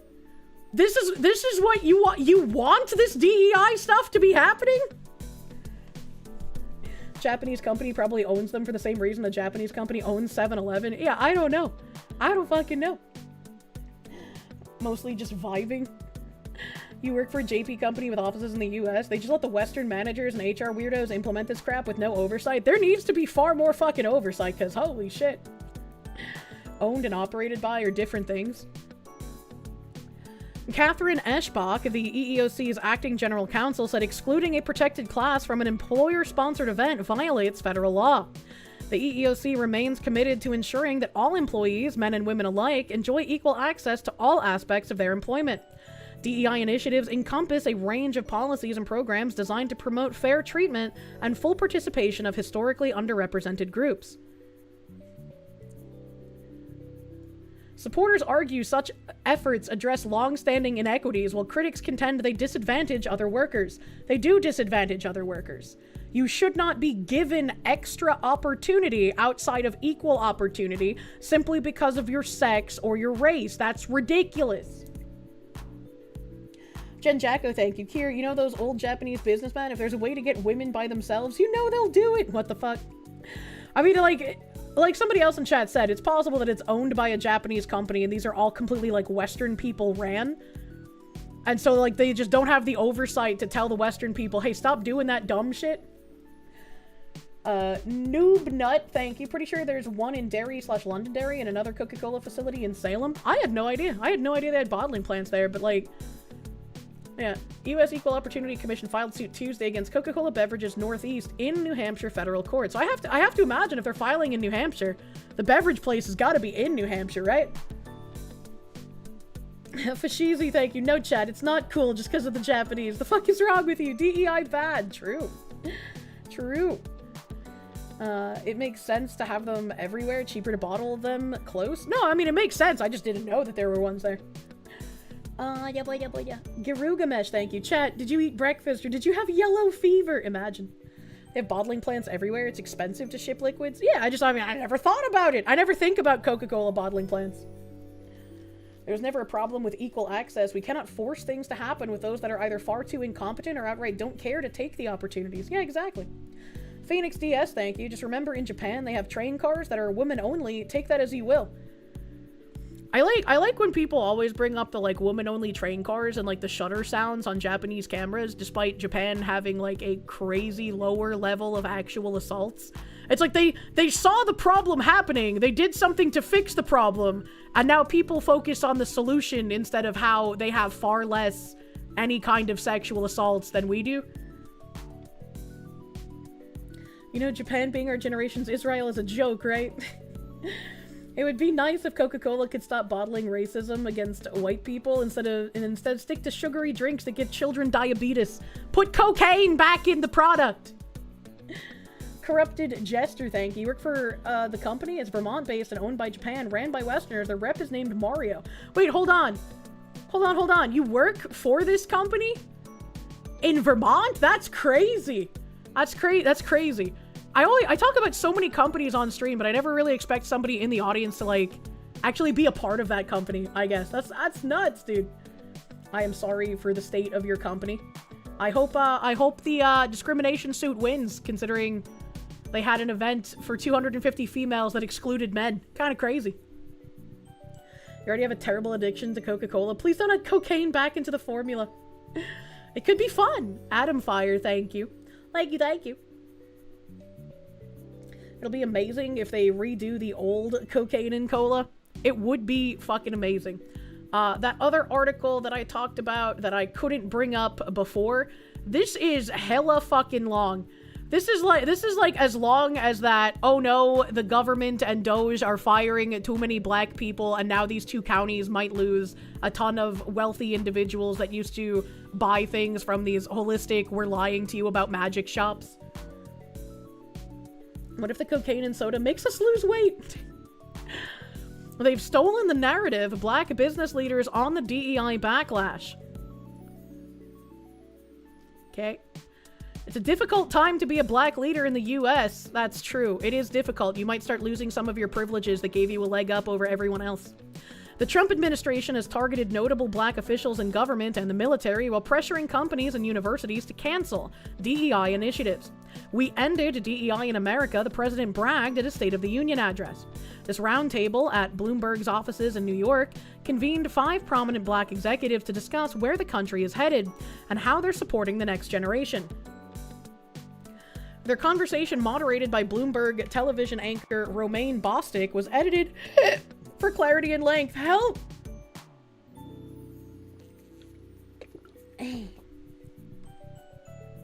Battleizer, thank you.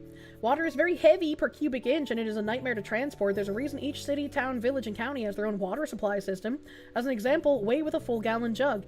Well, yeah, but I mean, it's not like I'm surprised that everywhere has bottling facilities. It's just like I've never thought about it, so I didn't know that there were facilities in New Hampshire. It's not that big a deal, chat.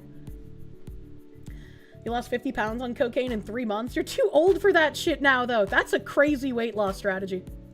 Phoenix DS, thank you. You can hear Eric Clapton singing about cocaine as Coca-Cola goes back to its roots. You know a few companies in Canada owned by Japan in your hometown. Make more oversight. Romaine Bostick said, America is in a bit of a mood right now. A few years ago, the dialogue we were having was constructive. Where are we right now? Chris Williams, chairman of Siebert Williams Shank & Co. I don't know what that is. We've seen decades of evidence where the principles that underpin DEI lead to strong outcomes. An open door, an open mind is what historically has led to a great deal of success. I think the political discourse in the last couple of years has caused a questioning of the validity of the benefits we've seen empirically from DEI. What is Siebert Williams Shank & Co? I wanna go look that up really quick just to see what this guy is a CEO of. Siebert Williams Shank & Co. is a capital market company based in New York, founded in 1996 by Muriel Siebert, Napoleon Branford III, and Suzanne Shank. Siebert Williams Shank & Co., formerly known as Siebert Branford Shank & Co., is a woman and minority-owned non-banking financial institution formed by the merger of Siebert Cisneros Shank & Co.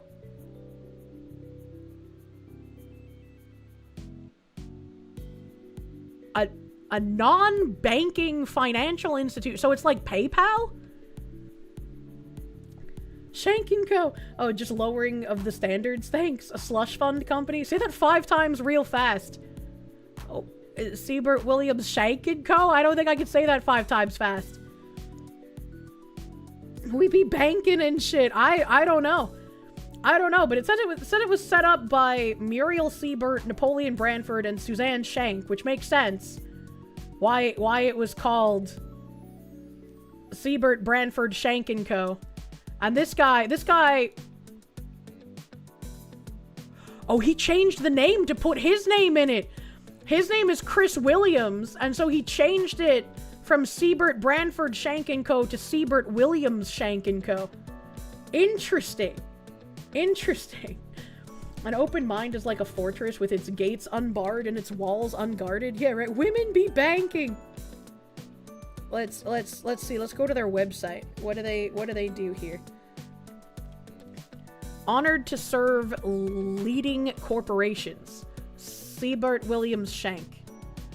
Making a lasting impact on our clients and communities. And they've got a bar here that shows like Morgan Chase, BNY, Verizon, Johnson & Johnson, M&T Bank, Microchip, State Street. Get to know us, who we are. Oh, they have that fucking feminist statue that they put in front of the bull. Why would you have this on your website when literally putting that statue in front of the bull market shows that people did not understand what a bull market was? What are we doing here? Our impact in the news, the SWS way, integrity, partnership, impact. If I was looking at this, I would have absolutely no idea what this company does besides DEI. Like, this doesn't look like a financial institution to me.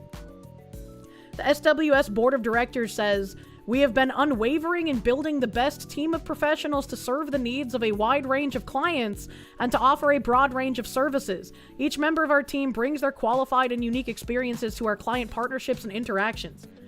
I feel like I should be able to, from taking a quick look at the main page of your website, be able to tell what kind of a company are you, actually? Like, what is happening? Select recent transactions, corporate capital markets, Mass Mutual Global Funding 500 million co-manager. I don't know what that means. Municipal Finance, Oakland Unified School District, $352 million? Wait, hold on a minute. $352 million for the Oakland Unified School District? That's a lot of fucking money for a school district, man. What the hell? It's hedge funds, delicious corporate word salad. We have Amphenol Technologies Holding, 500 million, HSBC Holdings, 2.5 billion, Ford Credit Auto Owner Trust, 1.35 billion, City of Pflugerville, Texas, 40 million, Regents of the University of California, 1.9 billion. I have a question. How come it was easily readable on this side where they put 500 million, but on this side it's like an actual like fucking number that I have to read? School districts are getting more money than some countries. God damn! Pennsylvania Turnpike Commission for $664 million. The P in Pflugerville is silent. Not anymore, brother. You gotta learn to read somewhere. Patchouli, thank you. Don't worry about what sentences mean, kitten. It's just financial institutions casting spells. I want a financial institution to cast a spell on me. I need the money spell. Just say Siebert Williams Shanking Code to the tune of Camptown Races. You'll be fine. What the hell? Thank you, Ivan McDeath. Why is the PA Turnpike buying this shit? I don't think they're buying this shit. I think this is like the money that this company is managing for these other places, which is why it says like co-manager, sole manager, senior manager. So it sounds like this company manages like 500 million for Mass Mutual. They manage 1.9 billion for the Regents of the University of California. That is a crazy fucking number. How do some places manage to silence their P? That's a good question. You're from PA, that money is not going back into the fucking roads, I promise. True. True. More experience, the SWS energy policy perspectives. What we do. Corporate finance, municipal finance, and impact stuff. Let's click on municipal finance. Maybe they'll explain things. SWS has managed over 1.4 trillion of municipal bonds and more than 5,000 transactions for the funding of education, housing, health services, transportation, utilities, capital facilities, economic development, redevelopment, and general infrastructure projects. Through this experience, the firm has established itself as a pioneer in the municipal marketplace, consistently developing innovative ideas and structures to better align client financing goals with the dynamics of the capital markets and reaching new firm and industry milestones. I got some questions. Right, like right off the bat, state of Wisconsin, co-dealer manager, co-senior manager, 454.3 million. Why would an investment firm in New York know better what to do with the state of Wisconsin's money than people living in the state of Wisconsin? It's similar to like we read that value that they were managing for like the Pennsylvania highway, whatever the fuck. And it's like, why would this New York firm know better what to do with that money than the people in Pennsylvania, especially if when not even being a Pennsylvanian, you can tell that the roads are fucked, man. Are you reading this right? That this firm owns the state of Wisconsin? They don't own it. They manage money for the state of Wisconsin. This is like money management stuff. You see, Kirsche, us in flyover country are all retards. Need someone from the city to tell us what to do. They have like the state of Oregon here, the city of Atlanta, San Diego County Regional Airport Authority, Alexandria Sanitary Authority. I think Alexandria is what, Virginia, right? New York Transportation Development Corp. That one, I guess, makes sense. They're in New York. City of Chicago, Board of Education for the city of Newark, New Jersey. Why? Dallas-Fort Worth International Airport, Los Angeles County Metropolitan Transport Authority. That seems a little weird to me, but like maybe I just don't know how money management works. In New York, the construction companies are owned by what used to be the mafia. The Teamsters are all crooks, and the construction companies are their legitimate front. Summoned by Chicago. As someone who lives in Wisconsin currently, you can confirm the roads here are in fact fucked. SWS led transactions across U.S. markets, so I guess they led a transaction in Chicago for $4.8 billion, in the Bay Area for $5.9, Los Angeles for $15.5. I saw, what the heck? Apparently they don't have anything in Montana and whatever those two states are. I can't remember what they are off the top of my head, bro. I'm in eating money language at the moment. Forbidden Cat Belly, thank you. Kirsche, they're just part of the capital raise, not a money manager. It doesn't say they're raising money. It says that they're managing money. And it literally says select senior manage municipal infrastructure finance transactions. It doesn't sound like they're raising money. It sounds like they're managing the money. I'm on the municipal finance management page. What did you mean by this? Chicago lost $6 billion in net worth and credit. It's in the worst place right now. Ghost of Aces, thank you. They take in money from government entities and shuffle it around until it is no longer government money and become kickbacks to higher power people. That sounds, fucking, what the hell? What the hell? Detroit, 12.6 billion? That's a lot of money dollars, man. These are a lot of billions. These are a lot of billions. The sole manager of $352 million at the Oakland Unified School District. 2026 general obligation bonds. Combined tax and limited revenue, certificates of obligation, general revenue bonds, turnpike revenue, and refunding bonds. Man. Artem Mokin, thank you. You know how Harvard is a hedge fund attached to a university? Lots of public institutions go that way. Establish investment fund and put cash there. Which makes sense. But what I'm saying is, like, is it normal for, like, people completely removed from the state and the area to be managing that money? Because, like, how is someone in, like, New York gonna know what's best for the highway society, whatever the fuck, in, like, Oregon, right? Like, how are you gonna know what they need? That's why the school in your town in Wisconsin wants $7 million in taxes, even though it's a town of, like, 5K people. Fucking probably. It's to hide where the money goes. Thanks, I hate it. Now that we've learned a little bit about this guy's finance company, he says, we've seen decades of evidence where the principles that underpin DEI lead to strong outcomes. An open door and open mind is what historically has led to a great deal of success. I think the political discourse in the last couple of years has caused a questioning of the validity of benefits we've seen empirically from DEI. Bostic asks, do you think today that people look upon you and your success as being more a product of government programs and affirmative action and DEI initiatives rather than your work, your skill, and what you put into it? 100% everyone does, yes. And it reminds me again of this article that I reference frequently, where there was a writer who was hired to the office based on his skin color. He was hired as a DEI initiative, and he acknowledges that he was hired as a DEI initiative. And he is having trouble finding a job after getting removed from the office, and saying that since companies aren't adhering as strictly to these policies of hiring based on race anymore, that he's finding trouble having a job. And it's like, well, maybe if you had been a better writer, you could get hired on your merits and not need to wait around for an initiative for skin color hiring to come along. That's just not our problem. It's not about the highway, it's about growing money. The highway will get money from that, so it just doesn't matter where the money comes from. That's the idea. And then the highway never gets fixed. Ursula Burns, founding partner of Integrum and chairwoman of Teneo. Alright, it's time to figure out what the fuck Integrum is. Integrum, what are you? Integrum is a private equity firm that does financial and business services. That's kind of weird that both of these companies have been the exact same thing. What are the odds? What are the odds? This is the website. Integrum, from Latin, complete. Okay. We are an investment firm focused on technology-enabled services companies. Unmute. So Integrum means complete, which is what we set out to build here at Integrum, taking a group of people who are very, very experienced, who've got very complementary backgrounds, to build a team that is the best at what we do as an investment. Whenever I hear this, like, corporate gobbledygook now, it just, like, it makes me think that they're not a real person. I'm like, this individual isn't a human. It's like a computer program. This is like an AI that they just had robot speak come out of. This isn't an actual human being with like thoughts and ambitions and anything of their own.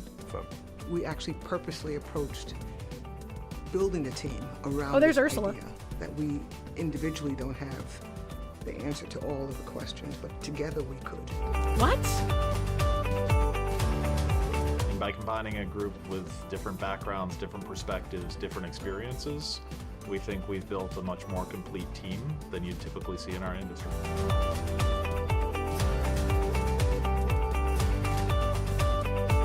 That's 4 white men in a room. You never see that anymore, bro. It's just like everybody else. We can expect the same outcomes as everybody else, and we aspire to do better than that. What? Integra approaches the world in a very different way from what I've experienced. It starts with an idea. It starts with a theme. It starts with how can we understand a space differently than other people do? We're really focused on what we call technology-enabled services businesses, which are, generally speaking, people businesses where human beings are working in the businesses, but can you... I'm a human being talking to you about human businesses. Do you know what a human business is? That's when people are working at the business. Are they hearing themselves? Are we okay? I swear to God, I didn't fucking pre-watch this. I literally just looked it up now. What the fuck? That's really fucking ironic right after my "this guy's not a real human being" speech.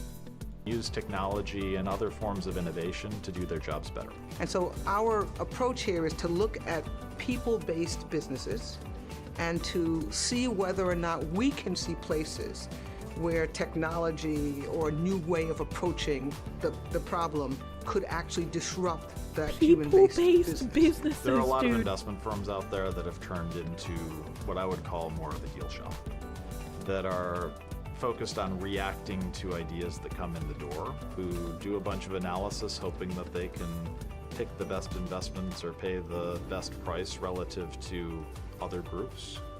That's not how we operate. Shouldn't that be how a business operates? Like trying to get the best deals and trying. Okay, all right. Why did it get so loud all of a sudden?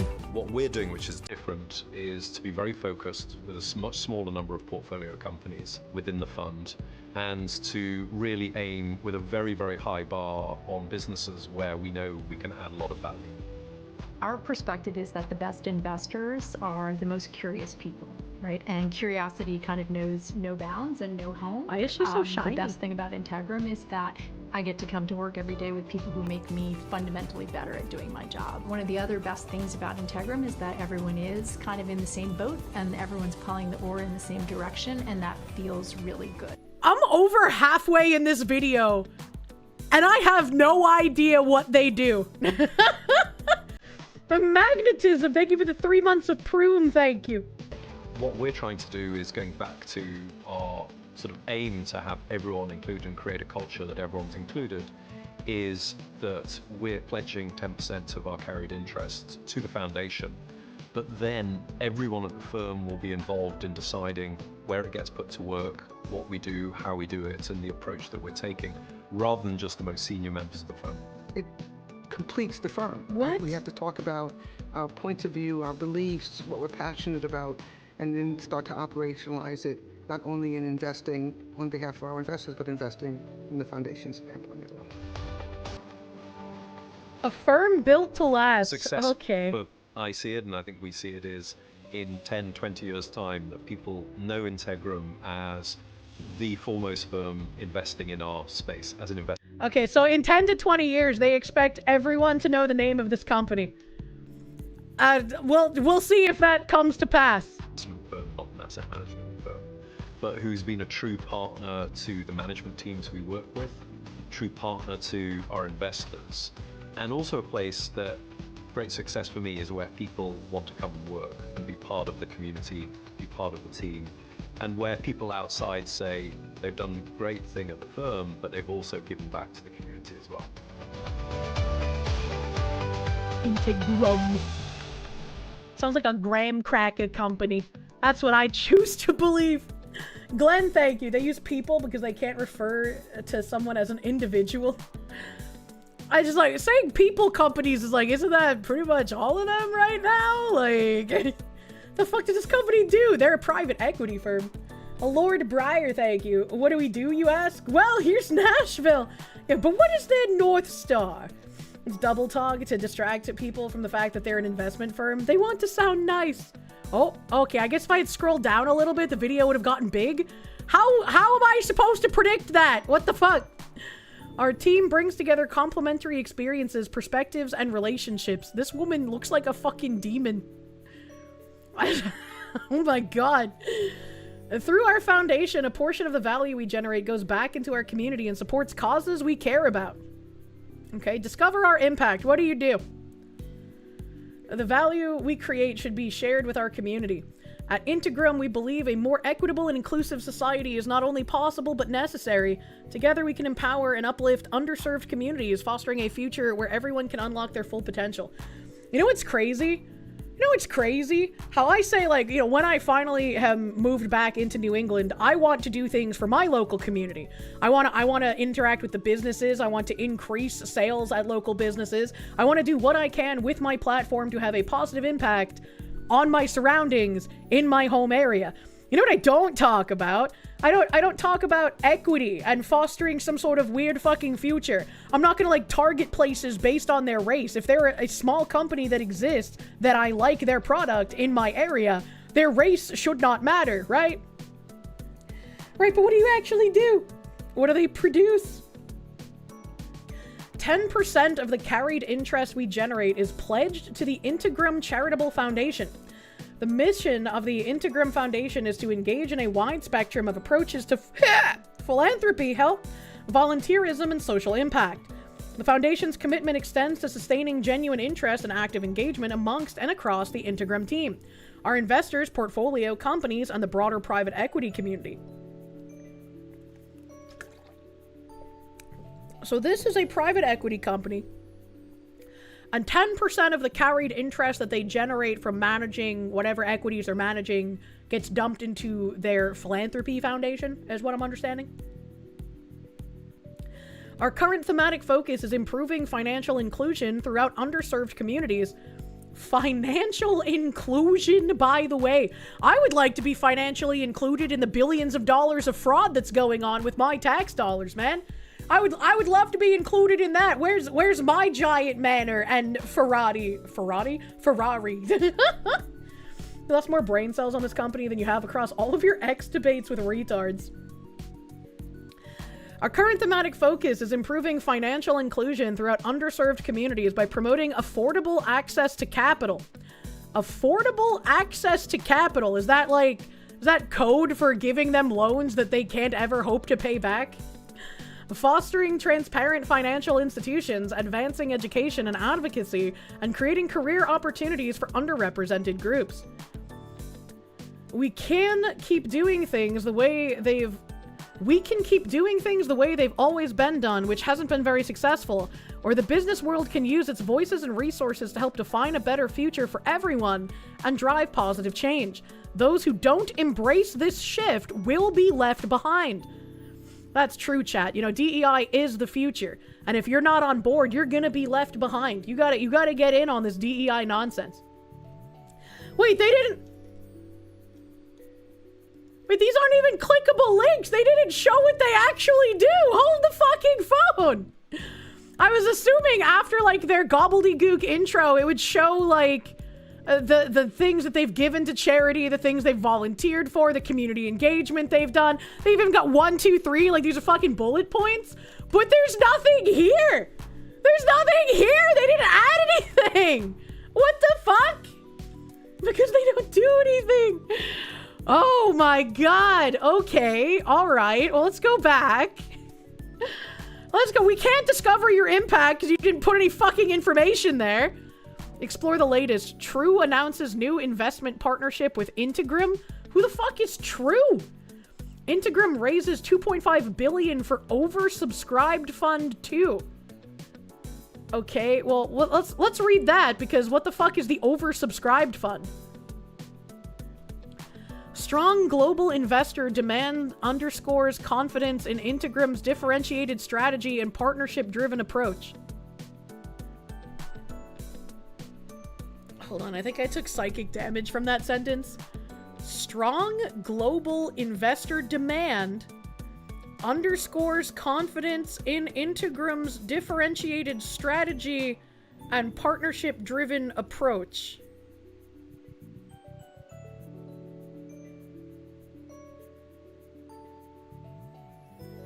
I have no idea what this sentence is trying to say, because the way that I'm reading it, it sounds like global investors are underscoring confidence. So, like, there's less confidence in Integram's differentiated strategy and partnership-driven approach because of the global investors. But this isn't an article about them raising $2.5 billion. So why would the confidence be lowered? That doesn't make any sense. I want you to understand it. User underscore name underscores confidence should mean it is showing they have confidence in. Okay, I've always read that as don't. I've always read that, like, whatever's before underscore, that is above the confidence. I was like, what the fuck? Literacy at risk. Did Kamala Harris write that sentence? I'm thinking of undermines. I don't know. Underscore is you support. Thank you, chat. It was my illiteracy on display. Underscore is supposed to be emphasis. I've never read it that way, so thank you for correcting me. Jesus Christ. Underscore means draws attention to. Okay, so it is a positive thing. Thank you, chat. Good fucking god. I'm confusing it with undermine. No, I mean maybe, but it's been a years-long thing if I've been confusing it with undermines. Because I know undermines is a different word. New York, October 14th, 2025, Integram Holdings, or otherwise known as Integram, announced the final close of Integram Capital Partners 2 LP Fund 2, with $2.5 billion in capital commitments, surpassing both its original target and hard cap. How can you surpass a hard cap? I thought a hard cap was like, it literally has to stop there. The fund was significantly oversubscribed, reflecting continued strong support from existing limited partners and meaningful participation from a global group of new investors. Fund 2's investment capacity is further expanded by $500 million in additional commitments from the general partner, friends and family, and affiliated co-investment vehicles. So, I mean, I know I'm very early on in the article, but first of all, what is Fund 2 supposed to be funding? Like, what is that $2.5 billion going to, first of all? Second of all, what is the additional $500 million on top of that $2.5 billion in commitments? Who is the general partner?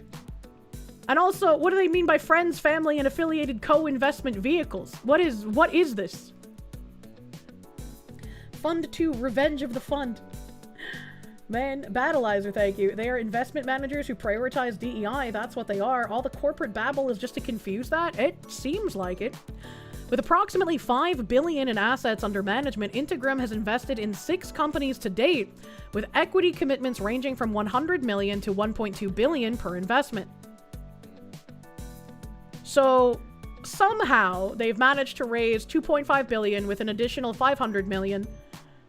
And they have a total of $5 billion in assets already under management outside of this $2.5 billion and $500 million. How is a company that I've literally never heard the name of before involved in moving such massive amounts of capital?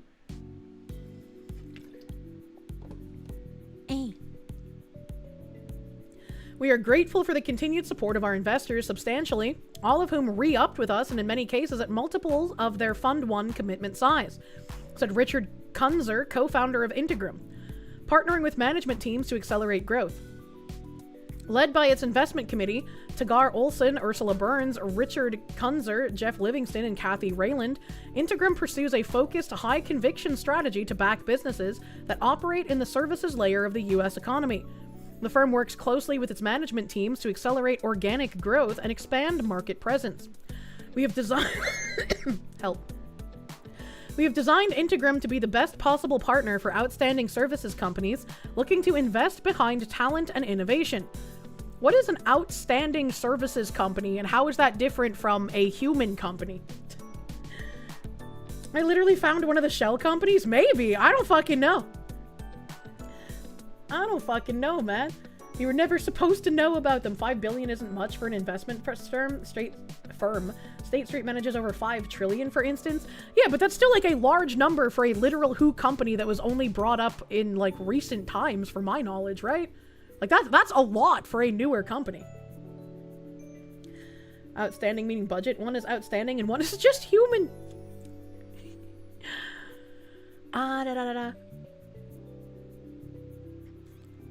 The performance of our Fund 1 portfolio has validated that strategy, with companies delivering strong organic growth and enhanced strategic value.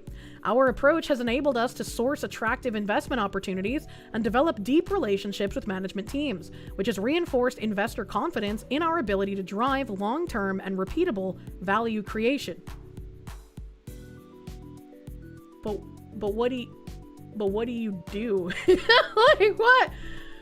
Drive long-term and repeatable value creation. What is the value creation? Their best.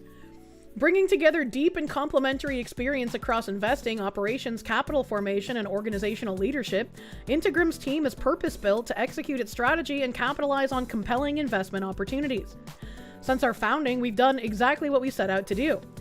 Assemble an experienced, high-integrity group of professionals from all aspects of business who work hand-in-hand with management to create lasting value, said Ursula Burns, co-founder of Integram. We've been fortunate to attract exceptional talent from recent graduates to deeply experienced investors and operators who share our values and ambition. Is this written by AI? Like, what?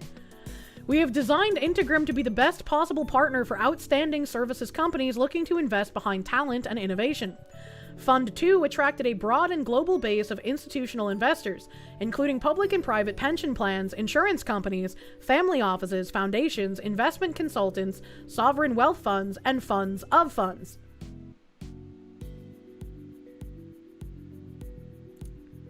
So this is a list of like different kinds of companies that invested in their Fund 2. And they just say sovereign wealth funds and funds of funds. What? I should run this through the LinkedIn Speak translator. There's a LinkedIn Speak translator? We're grateful for the continued support of our investors, substantially all of whom re-upped with us, and in many cases at a multiple of their Fund 1 commitment size. In a competitive market, the speed and scale of this close speaks volumes about the trust and confidence our investors place in our team and strategy. Integram is an investment firm on investing in services. Integram is an investment firm focused on investing in services businesses and partnering with management teams to accelerate growth. Funded by a diverse group of proven leaders, the firm is built on deep domain expertise, shared values, and an aligned high-conviction investment approach. Integram looks to drive and accelerate sustainable organic growth by investing in technology, innovation, and talent, and forging lasting partnerships. The founders of Integram have pledged 10% of their carried interest in Fund 1 and Fund 2 to the Integram Charitable Foundation, which is managed by non-investment committee members of the firm. Through the foundation, Integram is committed to giving back, both financially and through active volunteerism, to causes that matter deeply to them.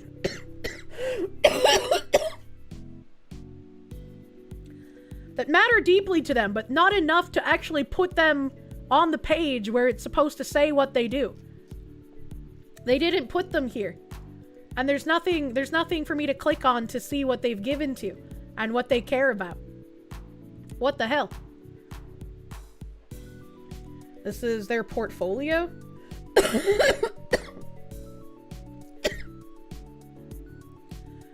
I don't know if these are like portfolio of companies they work with or of companies they funded. It doesn't really say. Here's the link to the LinkedIn translator. You would translate it off screen in case it outputs slurs. Oh, okay. So it's okay. Yeah, I'm not gonna bother. Battleizer, thank you. This just sounds like a DEI advertising to DEI companies about investing in DEI causes to further the work. That is pretty much what it sounds like. That is basically what I'm getting from this. Battleizer, thank you. They're investment managers who prioritize DEI. Yeah, it's corporate babble. I read that already. Thank you again. Thank you again. She's not meant to die choking on phlegm. I can't help it. She's the chairwoman of Teneo, right, so this woman is a founding partner of this Integrum company. And then let's look up Teneo. What is Teneo? Teneo is a public relations and advisory company providing strategic communication, financial advisory, reconstructuring, and management consulting services to corporations, financial institutions, and governments. The company was founded in 2011 by Declan Kelly, Paul Keary, and Doug Band. So she's a founding partner of Integrum and a chairwoman of Teneo. Both are financial investment companies? Is that normal? I mean, I guess. Help. Turning AI ambition into impact. Help. Teneo and ThoughtWorks launch joint venture to help companies manage business transformation in the AI and agentic age? What is an agentic? I have not seen that word before. There's a lot of incest in financial corpos. Vision 2026, optimism, resilience, and a big bet on... As companies enter 2026 with steadier confidence, but a far more complex geopolitical and technological backdrop. What? The game of governance, same playbook, different stage. As regulatory scrutiny intensifies, corporate governance in Japan and the United States is being reshaped by evolving shareholders. What? Our people. Mark Weinberger, Rosie Steele, Monica Driscoll. The damn Driscolls! Robert Meade, Tim Nixon, Paul Keary. This woman's name is Galaxy Chan? Are you kidding me? Are these real people? Jen Hromadko? Fatin Al-Qasir? Deborah Nash. Okay, alright. We leverage our global expertise and unchallenged breadth of services to solve our clients' most complex issues.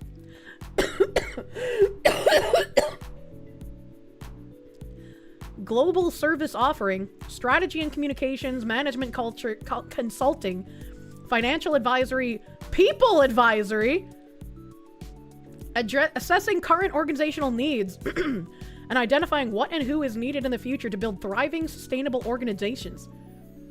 Risk advisory, anticipating and mitigating risks associated with geopolitics, physical security, and cybersecurity to ensure business continuity and resiliency. Teneo, global headquarters in New York, Madrid, Spain, has an office. They seem to have a lot of offices. That's kind of nuts. Cayman Islands.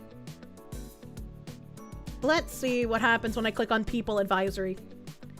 We go beyond the obvious. Global complexity in transforming the way we live, work, and relate. Teneo's people advisory team helps leaders navigate and embrace these changes in the most vital area. Their people. We bring together the collective expertise and objective advice of our expanded global team in a confidential setting to help leaders build thriving organizations. Board search and effectiveness, board search, assessment, emerging talent pipeline, dynamics, governance, executive search, all C-suite functions, market mapping, analytics, intelligence. So it's like looking for specific people who fill roles at these companies, I guess. And I'm sure the way that they're looking at these applicants is very DEI structured.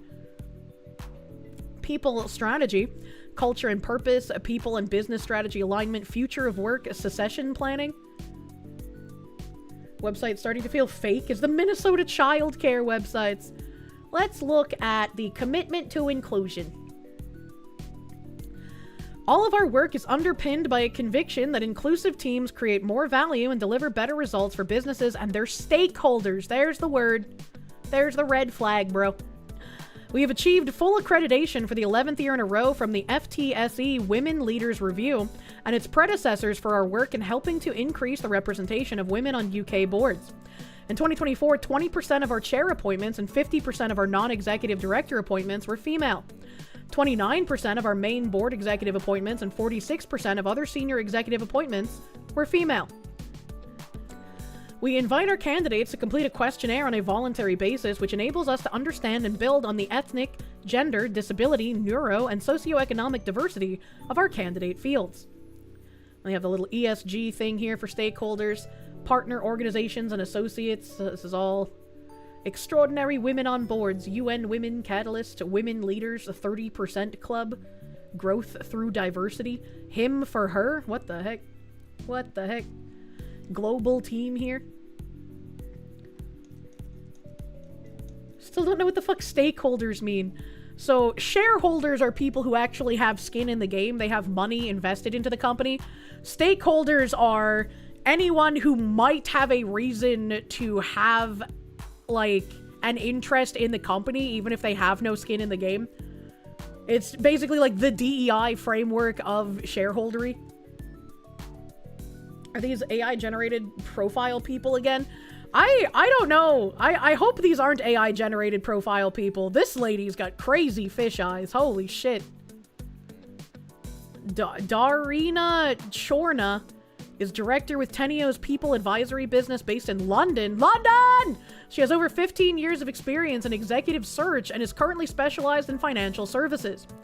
How do you get 15 years of experience in executive search? How does that how do you even do that? Darnia has extensive international experience and has worked across EMEA, the Americas, and Asia Pacific with a variety of clients to appoint C-level executives. Clients include major public companies as well as privately owned and private equity-backed businesses.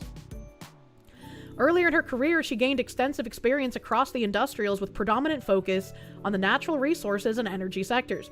Darina contributes to various diversity initiatives and sits on the Education and Outreach Committee of the Women in Mining, Women UK. There's a Women in Mining board in UK? And is leading one of the initiatives with women on boards. Also, she chairs the People Advisory DE&I Steering Committee and co-leads Tenio's Gender Diversity Employee Representation Group. She holds a BSc Law Hons from the University of Greenwich, LPC from BPP Law School. I don't know what any of the fuck, they're just fucking throwing acronyms at me, bro. Darina is a native Ukrainian speaker fluent in English and Russian and speaks some German and Polish. So now, what is the Women in Mining UK thing? I think we know enough about Tenio, which is that they exist. Women in Mining UK. Women in Mining UK. Welcome to Women in Mining. This is crazy. WIM UK is a volunteer non-profit organization dedicated to promoting the employment, retention, and advancement of women in the mining sector. Chat, we're finally sending women to the mines! It's happening! Internship applications are open now for 2026. This is an opportunity for female bachelor and master students in their second or final year. Recent graduates with less than 3 months of experience. I have questions. If you're going into the mines, why do you need a bachelor's or a master's? I don't think you need any kind of degree to go into the mines and get black lung disease. The female yearns for the cold touch of granite. I do, and I get that cold touch of granite when my husband buys it for the countertops in our kitchen. Oh, look, more free jobs and money for women. Oh, man. I thought that this was, like, they even had a picture of, like, women in the mines, but then they're just like, well, we need degrees. Degrees for what? So this is women overseers fucking up everything for the men who are actually doing the mining. I mean, like, maybe, like, you need some sort of certificate to, like, use the mining machines, but, like, you don't need a master's for that, I'd imagine. Doggy in the kitchen, let's go. The dog does not go on the counters. What kind of belt buckle is that? You don't need a degree to swing a pick. Well, I'm sure we do it in a more efficient manner than swinging a pickaxe in current year. Most women do geology for mines, so we're gonna be farming the blood diamonds with women instead of children now. That was just an interesting website because I'd never heard of it before. Sure, I'll go be a dwarf. Where the fuck were we? Here we were. So Ursula Burns, the founding partner of Integrum and chairwoman of Tenio, said, "There's no doubt, based on the way black people, women, brown people, poorer people have been treated in this nation from the beginning of time, that we've been denied some of the fundamental rights we should be afforded."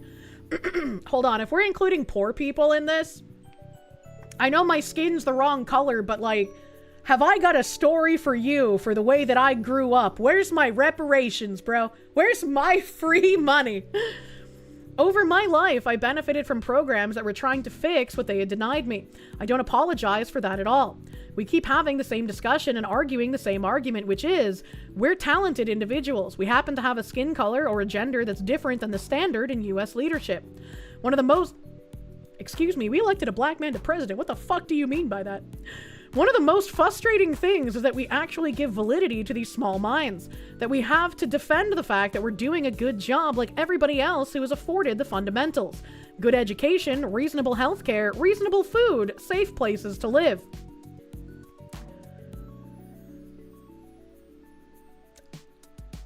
If I speak, I will be banned. Jacob Walthor Jr., CEO of Blueprint Capital Advisors. Oh boy, is this another private equity firm? Can we get the third black entrepreneur in this article with the third? Oh, it's a permanently closed company. Hold on. When was this article released? March 23rd, 2026. Okay. He's a... Okay. Blueprint Capital Advisors is an investment service in New York that's permanently closed. Yeah, that's his company. Okay. Fucking what? Where do I go to find information if it's fucking closed? And why are you still calling him the CEO? No, I don't want to join in with... I don't want to join in. Shut up. Okay, wait, okay. I'm gonna flash this page really fucking quick, because, right, like, it comes up. Blueprint Capital Advisors, investment service in New York, permanently closed. Jacob Walther Jr., CEO of Blueprint Capital Advisors. I opened the LinkedIn, and the LinkedIn says that they're in Short Hills, New Jersey now? What? It's founded in 2015. Employees, Edgio, Carrie, Brad, Valerie. Where's the fucking guy we were just talking about? Where's this fucking Jacob Walthor Jr.? All right, let's add his name to my Google search. Okay, Jacob Walthor here.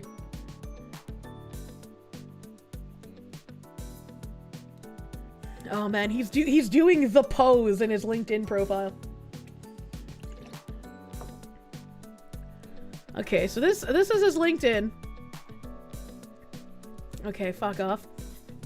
New York City metropolitan area, 2,000 followers, activity, the Power 100 presented by, that's his company. This is him advertising that Bloomberg article we're reading. Blueprint Capital Advisors, LLC. Show me. Okay, so his is the one in New Jersey. Did he also own the one that closed down in New York? Or is it just coincidence that they have the same name? Now I kind of want to know. So let me go back. Blueprint Capital Advisors. It looks like they used to be near the Museum of Modern Art. Blueprint Capital Advisors. Why did they permanently close New York? Based on the search results, there's no indication that Blueprint Capital Advisors permanently closed its New York operation. What? That's what it literally said on Google. What?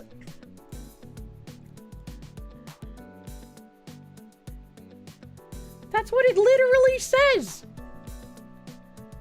What? Chat. Fuck, it closed my search. Hold on. Blueprint Capital Advisors. Chat, on this fucking page, it's permanently closed. If that's wrong, you can suggest an edit. It says it's in New York. It's not. It says the address is here. All right, it has a website. I went to the website. It's fucking 40 Ford. It's fucking 40 Ford, dude. What are we doing? Maybe the Google map is wrong. It's all fraud. How the fuck do I find this place? Because like 7 hours ago, the Blueprint Capital Advisors from New Jersey said, we're proud to announce a featured fireside chat at the 2026 Power 100 honoree dinner featuring David M. Rubenstein, co-founder and co-chairman of the Carlyle Group, and host of Bloomberg Presents The David Rubenstein Show, in conversation with Ken Cancel. Chief Executive Officer at... Is there a bomb in my house? What is that? What is that? Time to wake up! What is that?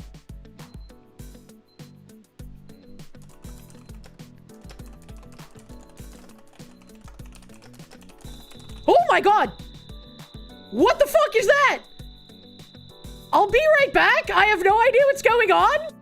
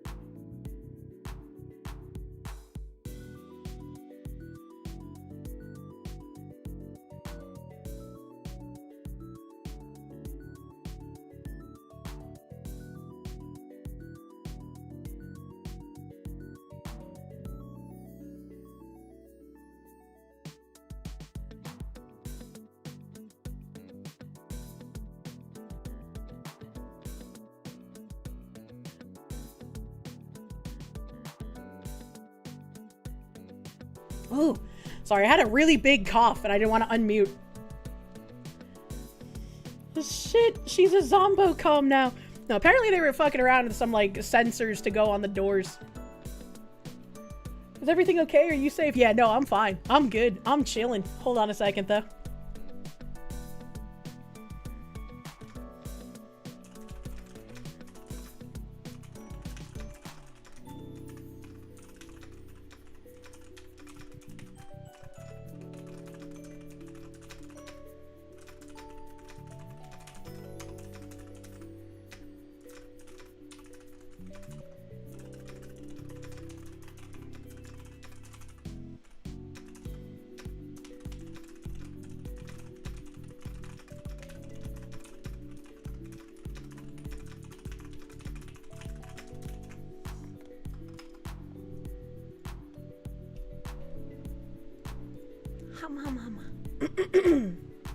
the space squirrels. Oh my god, that spooked me. I was like, what the fuck is that?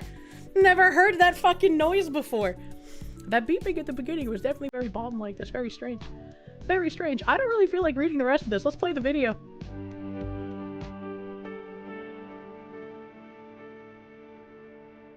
A fireside chat.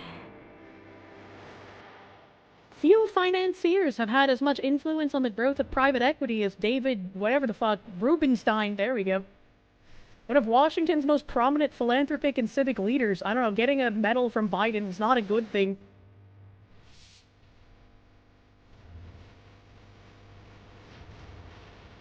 They replaced Kirsche with a DEI version. He's a literal rube. So I don't know, maybe they just moved locations. Maybe it just took the name of the other firm. I don't know, man. Jax Prime, thank you. Activate Bunker Cat Protocol 6-7. Absolutely not. Wastelander, thank you. FBI, open up. We know you have the Epstein files. How would I have gotten those? Help. Battleizer, thank you. This Chuba is sleep. Everyone start evil maxing. No, don't do it. And the New York office just closed. So weird.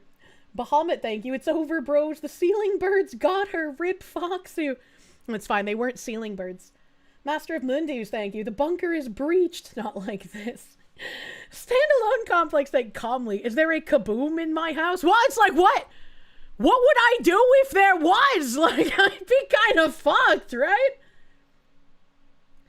Oh my god, identity confirmation question. Who played Frodo in Lord of the Rings? I have no fucking clue, bro. I have no clue. No millennia. Carbon monoxide. No, it was like door thingies. Grab the cats and run. If I tried to grab like Gwavy, she would just run away. Standalone complex, thank you. Keep the Chris Vector loaded, Foxu. I do have a handgun now. I do have a handgun. We good, she's real. Elijah Wood also played in Sin City. He did? I love Sin City. That's the black and white one, right? She doesn't know famous actors, it's her. You have 2 EOD guys on speed dial. If I ever know of a kaboom. Oh no. He was the yellow guy? What the heck? What the heck? The good booms don't warn you. If it beeps, sounds like comically large alarm clock on it. You could probably ignore it. Mickey Rourke was in Sin City too. That name is familiar, but I can't picture him in my brain cells. All right, let me close the LinkedIn. We got a decent idea that this guy's company is also some strange financial firm that exists in the New Jersey, New York area. They've stolen the narrative, not only our contributions today, but the labor, the creativity that we put into making this country what it is. We make advancements, and then we hit one of these periods where we have to deal with the backlash and the retribution. Whether it was post-slavery, whether it was Reconstruction, whether it was Jim Crow. I don't think you can really compare being given special privileges to when we were trying to make things actually equal for everyone. Because slavery bad, hot take. Slavery shouldn't have happened. Jessica Alba was hot in Sin City. Now I think we pay a little bit of a price for the advancements we've made more recently. They've got reason to be worried in their mind. You've got more black senators than ever before. You've got more black legislators in the House of Representatives than ever before. In my industry, you've got more black people running venture capital funds, private equity funds, private credit card funds than ever before. Do we believe the narrative they're telling, or should we figure out how to keep our narrative alive and well, and defend it and make sure it's continually amplified so our children know what the possibilities are for their lives and their careers? Well, your children shouldn't be given an opportunity simply because of the color of their skin. They should be given an equal opportunity to everyone of any skin color who exists in America as an American citizen. And it's really weird framing it as like an us versus them kind of thing. As like, do we believe the narrative they're telling, or should we figure out how to keep our narrative alive and well? What narrative, and why would DEI play a part in this? Is this they you speak of in the room right now? Lisa Wardle, board of directors at American Express. Hey, I don't have to look up that company. Covista and Univar Solutions. I don't know what those two are, though. In terms of how the narrative has been taken or changed, the narrative now is it shouldn't be DEI, everything is merit-based. But merit is contingent on access and inclusivity. We all agree with merit too, but we're talking about it in a vacuum without access. If you don't have the access, you cannot get in the room to perform. What is the access that you're talking about? Like, especially when it comes to education, hasn't there been like a federal move towards school choice? I think school choice should be available to absolutely everyone, should it not? This would fall under a freedom of association kind of thing, wouldn't it? You're not forced to go to the one school that you live in the district of. You can pick a school in your surroundings to go to. What an odd thing to say. The access is applied for on Tuesday nights. So it's just like, if you have school choice, and I think everyone should have school choice, what is the extra access that is needed? You haven't been put on any boards? Can I get yeah, I haven't been put on any boards. Where's my millionaire access? They want equality of outcome and they will not accept when things don't go their way. That's very much sounding like it. You've spent 2 days toiling in your grandpa's garden, and yes, indeed, you're against slavery now. What the heck? Nicole Robo, CEO of Rich Talent Group. All right, time to look this one up. Ein Moment. What is Rich Talent Group? Beep, beep, beep.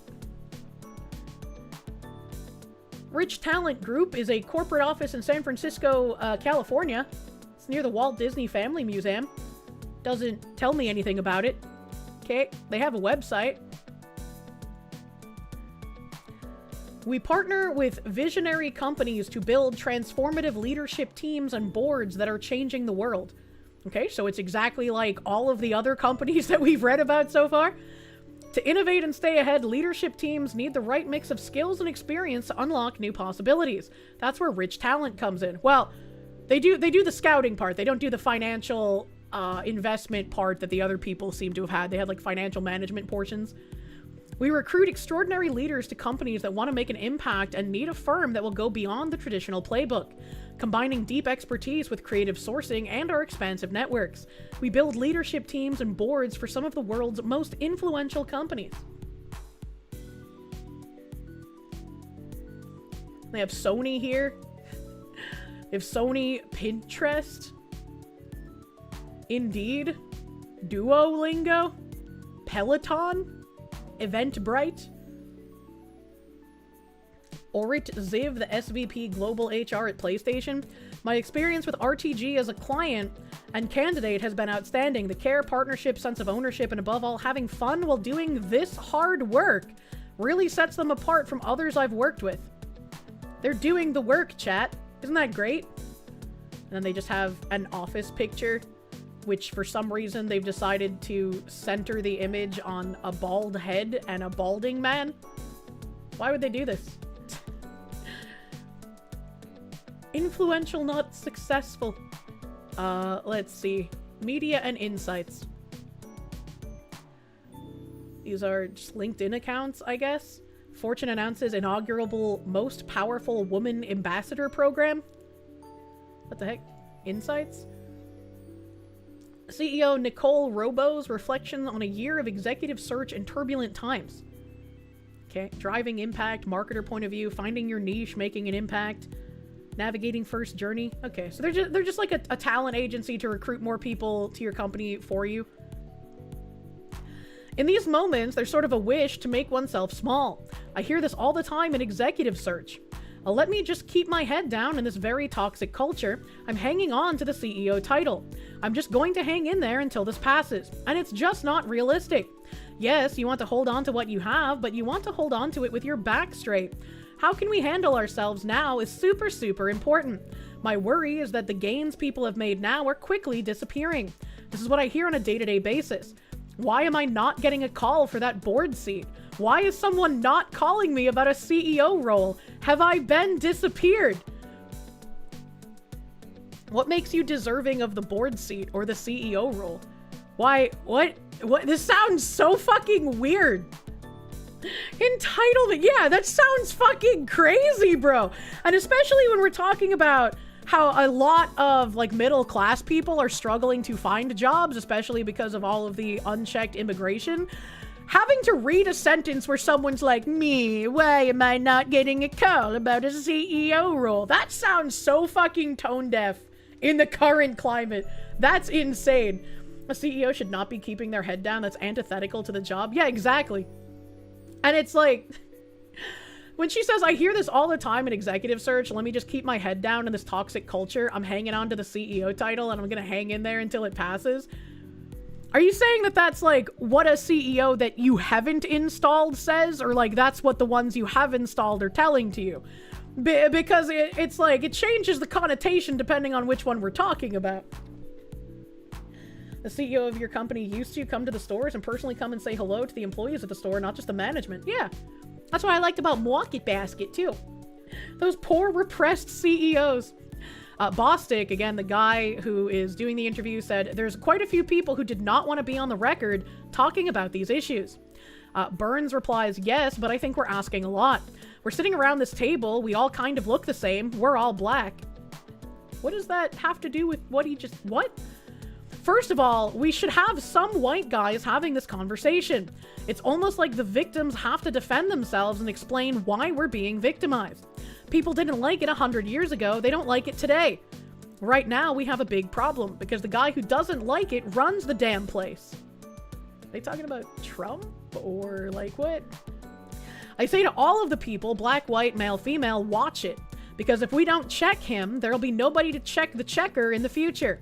We have to make sure the rules we all want to live by, the democratic rules, the rule of law, work for me. Even though you don't like me, or even though I don't look like you. It has to work for me if it's going to work for you. Yes, that's why we're trying to get rid of DEI. Because we want it to work for everyone, not just for certain people of certain skin tones. This is insanity. Is this a C-suite headhunter complaining about oppression? Yes. Fucking call me doublespeak. Jasmine's not like you. She's a CEO.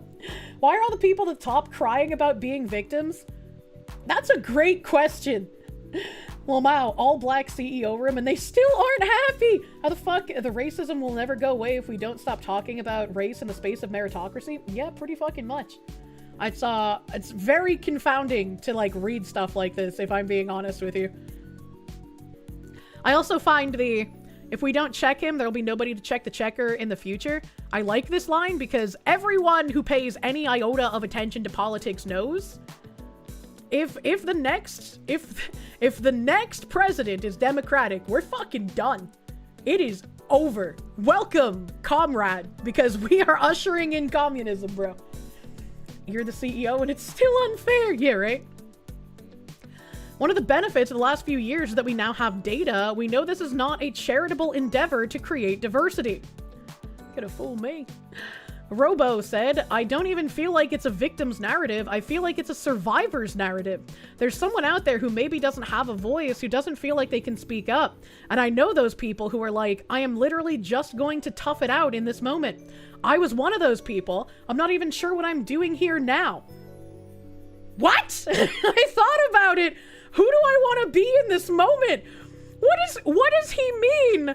I'm not even sure what I'm doing here now, as he sits in a roundtable interview of other black CEOs and business owners talking about how oppressed they are. Yeah, I'm not sure what you're doing there either, actually. These people are the epitome of falling upwards. Holy shit, dude. Walther said, we've had storybook careers. We've amassed more wealth than we probably ever imagined. We've impacted our families, our communities, our colleges. We are, for the most part of the protected class. But if we don't stand up and speak out, the situation could get worse. Yeah, I know my whole life has been like a storybook, and I've gotten everything I've ever wanted, and I've amassed more wealth than most people could ever imagine, but I'm still oppressed even as a part of the protective class, and we need to prevent other people from oppressing people like I have been.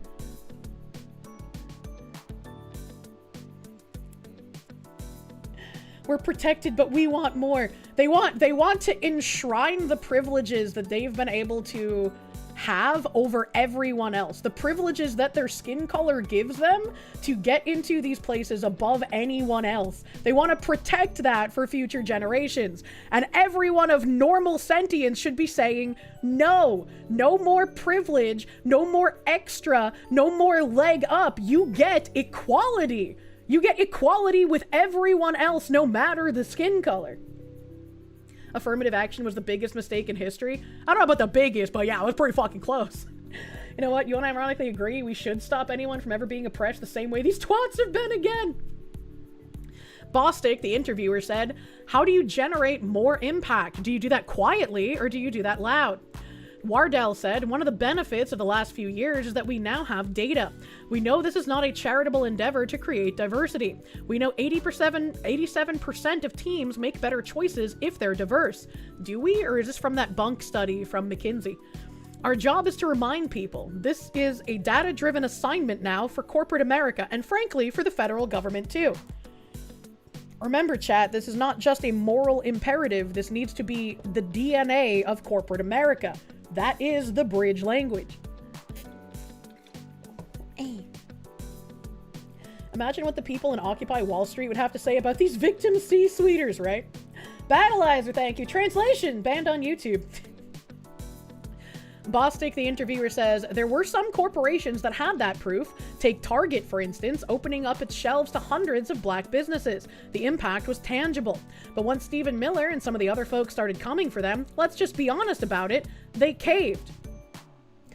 Wasn't the issue, I don't believe, and correct me if I'm wrong, I don't believe the issue was that Target opened up shelf space for black businesses.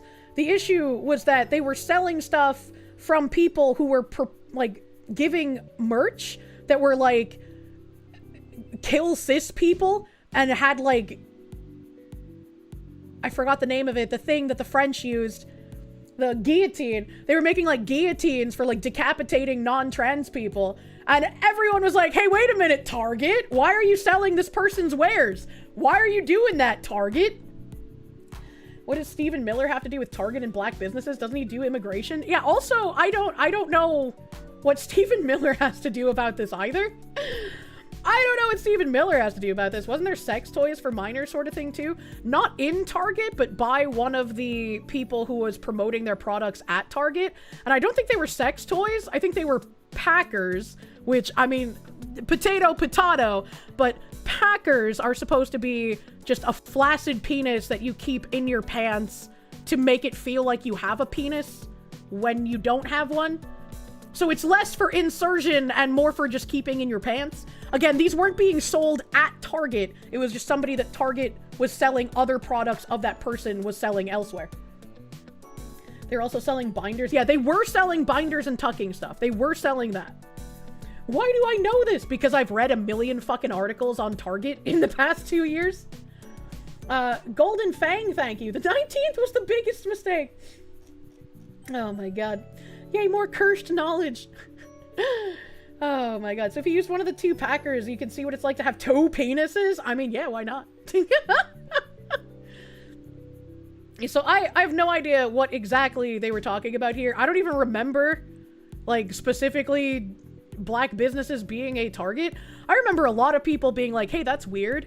You know, on all these websites I used to shop on, it now tells me if the business is black owned or woman owned or Asian Pacific Islander owned. That's weird. I never saw that before.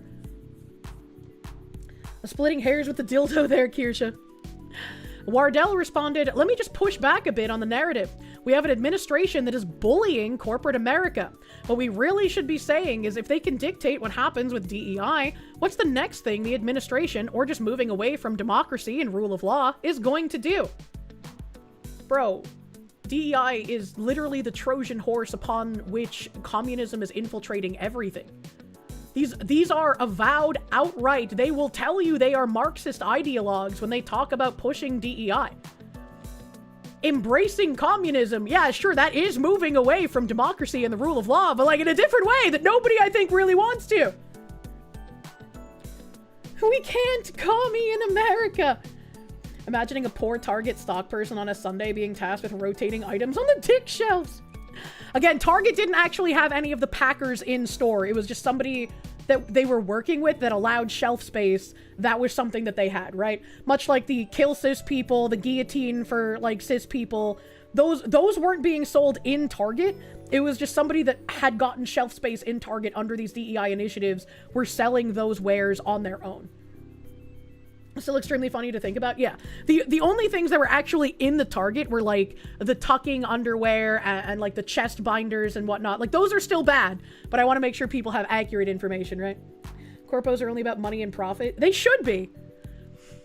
When you look at fundamental DNA of that organization and other retail organizations, they fully understand that their management and their talent and their workforce has to mirror their communities. They know that. It's just really difficult to do it now. I like how he says the fundamental DNA, which is what DEI has been being called by Bridge for years now.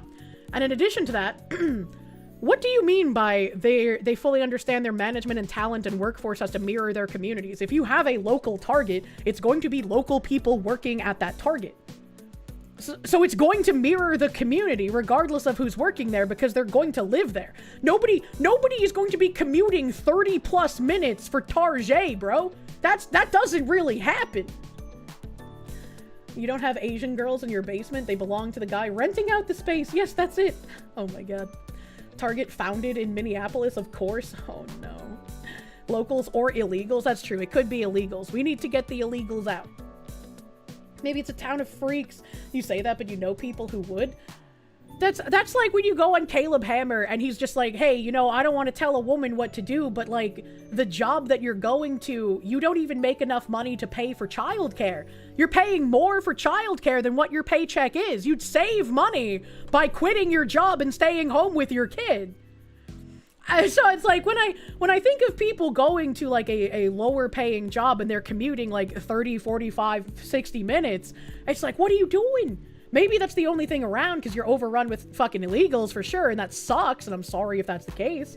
But it's like most of the time, people aren't driving that distance for a lower paying job. They have exclusive Hot Wheels at Target, though. That's buying. That's different from working. You just got the weirdest push notification and learned that there's an entire subreddit for adults who use pacifiers. Thanks, I hate it. Thanks, I hate it.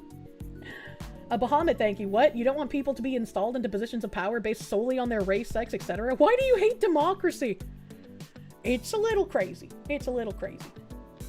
Who commutes to Target aside from the regional manager?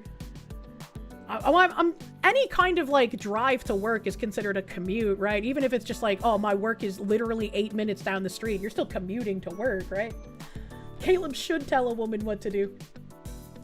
Burns responded, I don't actually blame Target as much for their short-term actions. I ran a company. This is not easy to do. As loud of a voice as we are, there are louder voices from governments, from people who don't agree, and you have to play to all of them. I don't forgive them if they literally continue to practice this bad behavior.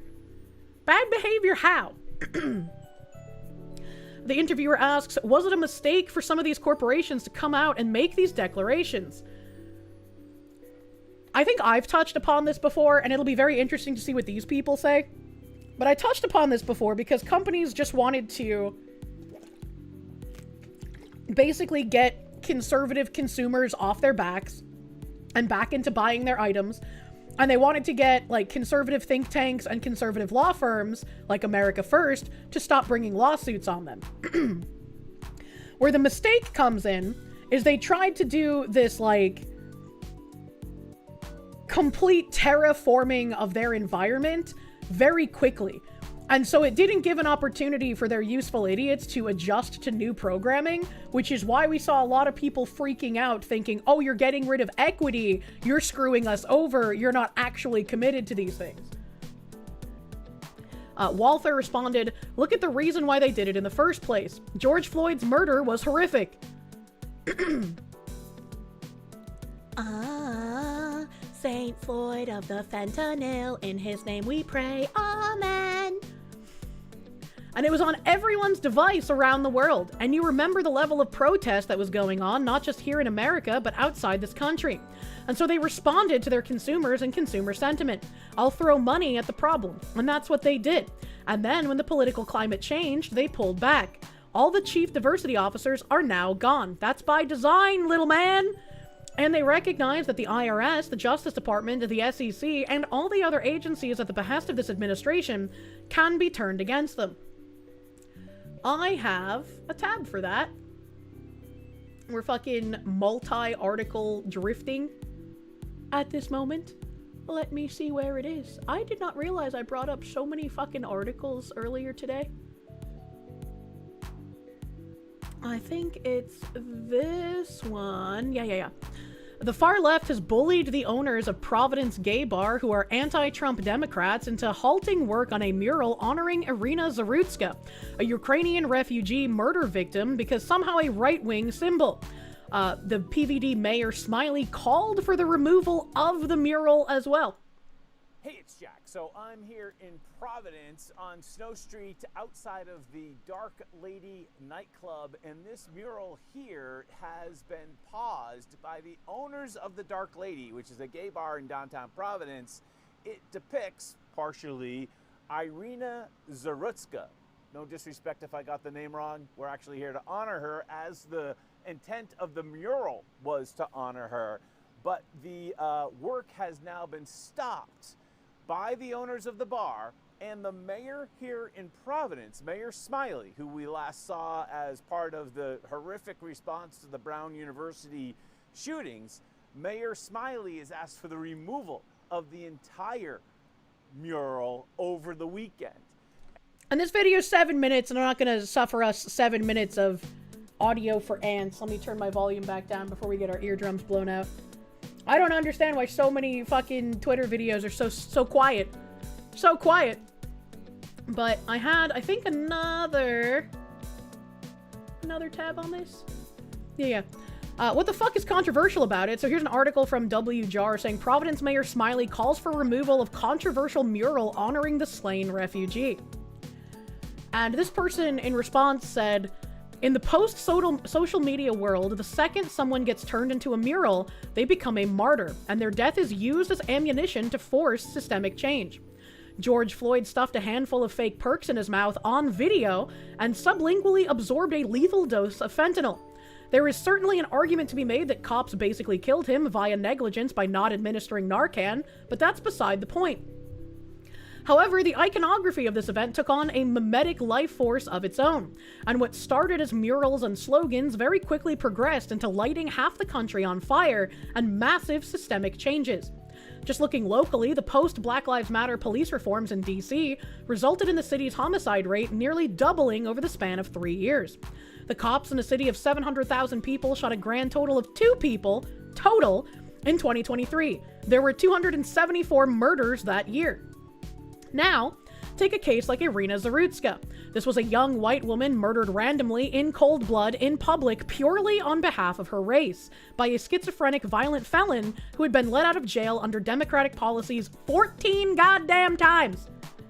Never mind the fact that if the races were swapped, it would have been the only news story on TV for 6 months straight. Just think about the potential ramifications to policy and systems that have been carefully crafted if there was a similar mimetic groundswell of resistance.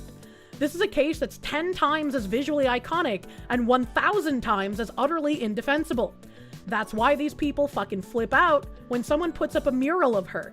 They're not so much concerned with hiding the event as they are with killing the meme. And I think this person has a good point. We could not escape George Floyd iconography. He was buried in a golden fucking casket like some kind of Egyptian pharaoh. People everywhere tried to idolize and canonically give him sainthood. He was used as a spearhead for changing tons of policy and forcing behaviors. And if, like this guy said, something 10 times as visually iconic and 1,000 times as indefensible starts having murals put up because the way that this individual was murdered, it could clash with all of these perfectly curated systems that have been carefully put into place since then. And it's kind of sad to think about someone's murder being used in that regard, but that's because I guess I still have human emotions instead of seeing someone die and be like, well, time to get them martyr farms running. Let's go. Hell yeah. Saint Floyd. You can't have any grieving over murdered white people or conversations about career criminals being allowed to be released 14 times. That'd be racist, man. True and real. I just thought that would be an interesting segue from that article, considering they invoked the name of George Floyd many years later. Burns said, there are individuals who run these places. They have to stand and say, guys, I don't agree with this. It's not easy to do. I may have to follow this rule because the IRS is going to come get me if I don't, but I don't believe or support the actions that this individual or this agency or this approach to business is taking. We've lost all of that voice. When I was running Xerox, I couldn't represent 100,000 employees in Xerox. What? I guarantee you 50,000 of them probably agreed with me and the other 50,000 didn't.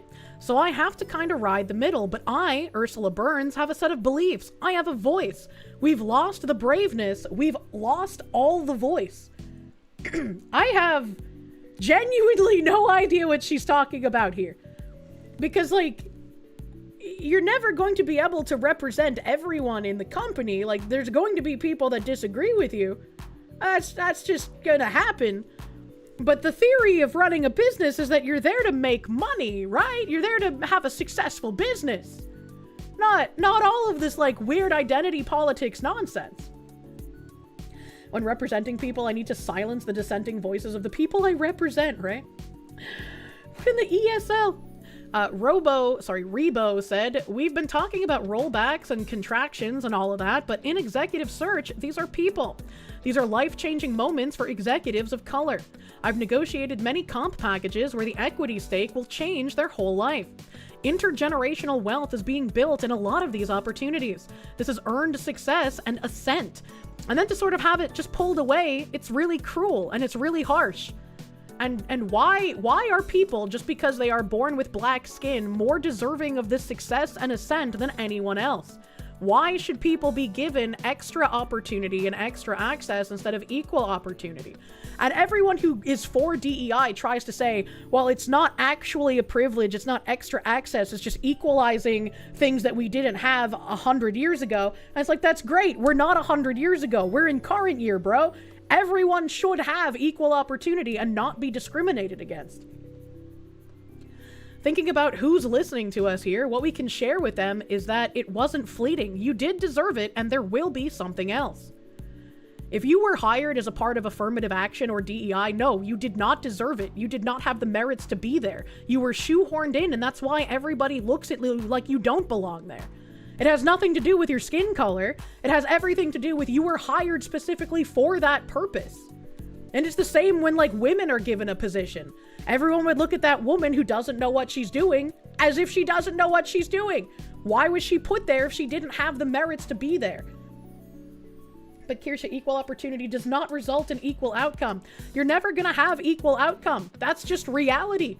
And forced equal outcome shouldn't happen. These people are just creating the racism they see everywhere and complain about. Walthor says, the mentors at my first job taught me I had to outsmart, I had to outwork, and I had to outmaneuver. I lived on a battlefield and I had to form alliances. Some of those alliances would be long-term, but sometimes alliances are temporary.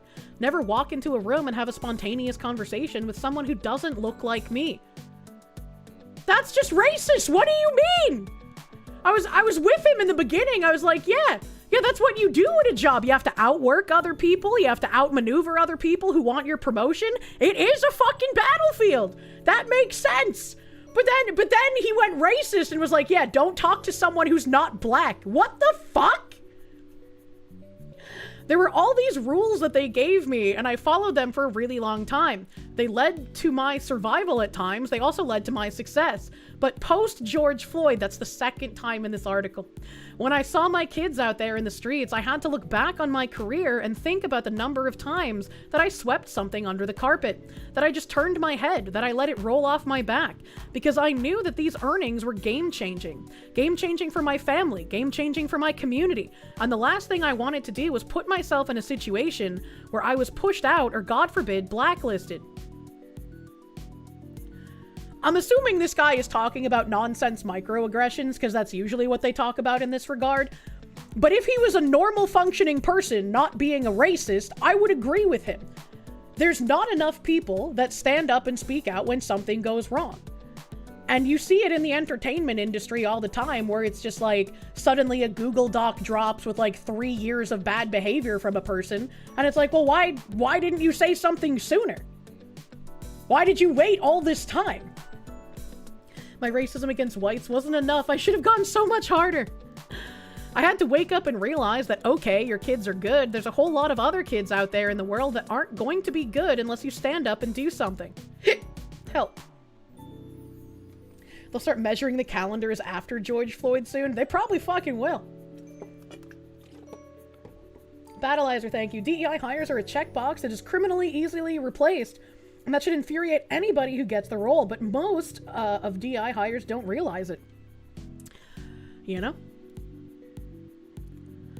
Wardell said, you asked why we're sitting here. For me, 3 easy reasons. I have an almost 25-year-old in the workforce. I have a 23-year-old who just graduated who's going into the workforce. And a younger daughter. I can't afford to not have these conversations. Dude, 25 is like a whole ass adult. Like this guy's already like working on his career. What do you mean by this? What the fuck? Walther said, we've got to pick our heads up, but we've also got to stick our necks out. Bostic said, there's a lot of people looking at some of the hires we've seen and asking whether these people were even qualified, or pointing at Lisa Cook or Susan Rice and saying they're DEI hires despite their accomplishments. I would have to think, to a certain extent, it's gotta hurt sometimes. I'm gonna bring up that fucking writer from The Office Dear before. reader, how do you expect black people to be hired if we're forced to consider merit and punctuality? Let's work towards an anti-racist future together. That's so true, Arismador. That's so true. How can we expect them to survive when we're going to hire on merit and expect punctuality? That's just racist. I was gonna say, I'm gonna bring up the fucking Office writer again. He was hired under affirmative action. He wasn't good enough to be there. And he was given that position anyway. And because he was given that position, he now has an inflated ego and feels he is deserving of more roles. And when he doesn't get accepted to these other places because his writing isn't good enough, he blames racism and the fact that we no longer have affirmative action hiring. That's wild! And it completely dismantles any kind of statement like this, where it's like, okay, did they actually have the merits to get into these positions? I have no idea who these people are. They could have the merits, but if they were hired under affirmative action to a job that they had no business being in, simply having that job doesn't mean they have the experience to then do a good job elsewhere. They were a DEI hire. Fun fact, picking the most qualified applicants will not yield Burger King Kids Club levels of representation. And all the ones that did deserve their job are painted with the same brush. It's ridiculous. It's absolutely ridiculous. And people who actually worked and actually did the job and did the effort to get into like high-powered positions or high-paying positions should absolutely look at these people in a horrendous manner. Because they're just trying to equate, oh, well, you know, they're going to look at any black person or any woman and say like, oh, you didn't earn your job. And it's like, no, that's not true. But when we've gotten to the point where so many people have been hired by affirmative action or DEI tenants, how do we know which ones are legit and which ones are the useless crop being hired? It's absurd that you would actually like lay this kind of thing on the feet of hardworking people. Once they hired the HR Karens work really hard to make sure you can't fire them too. Yep. Byrne said, if this is not an anomaly, then I'm more than hurt. I'm pissed. Bostock asked, you think it's an anomaly? Byrne said, I hope like hell that it is. If it's not an anomaly, we are not the people that are going to suffer the worst here. Because we know how to suffer. People out there don't know how to suffer. What a tone-deaf thing to say as a CEO. Holy fucking shit. That is insane, dude. DEI hires want you to believe the only reason they didn't get their job sooner was because of lack of DEI in the past. Total corpo death. That's crazy. That's... Like, I wish I could adopt the accelerationist mindset of, yeah, keep pushing that and see what happens, but it's never gonna happen, man. If this is the way we're gonna play the game, where it doesn't matter what the hell you've done in the past, what skill set you have, it only matters how much money you have and what friends you have, then no one in this country is prepared. Not enough people in this country are prepared for that kind of rule set. That's the kind of rule set you are trying to usher in. DEI makes it so your skill set doesn't fucking matter. What you've done in the past doesn't fucking matter. It only matters not even the money that you have, but the immutable characteristics that you have. How much money you have is like, oh, I can bypass your DEI nonsense if I pay enough money, but who is that going to work for? Like, come the fuck on. Should make a reality TV show where we drop the DEI hires in a third world country and bet on how many minutes they last. Well, it's just like, well, maybe they can make the country better, right? Patchouli, thank you.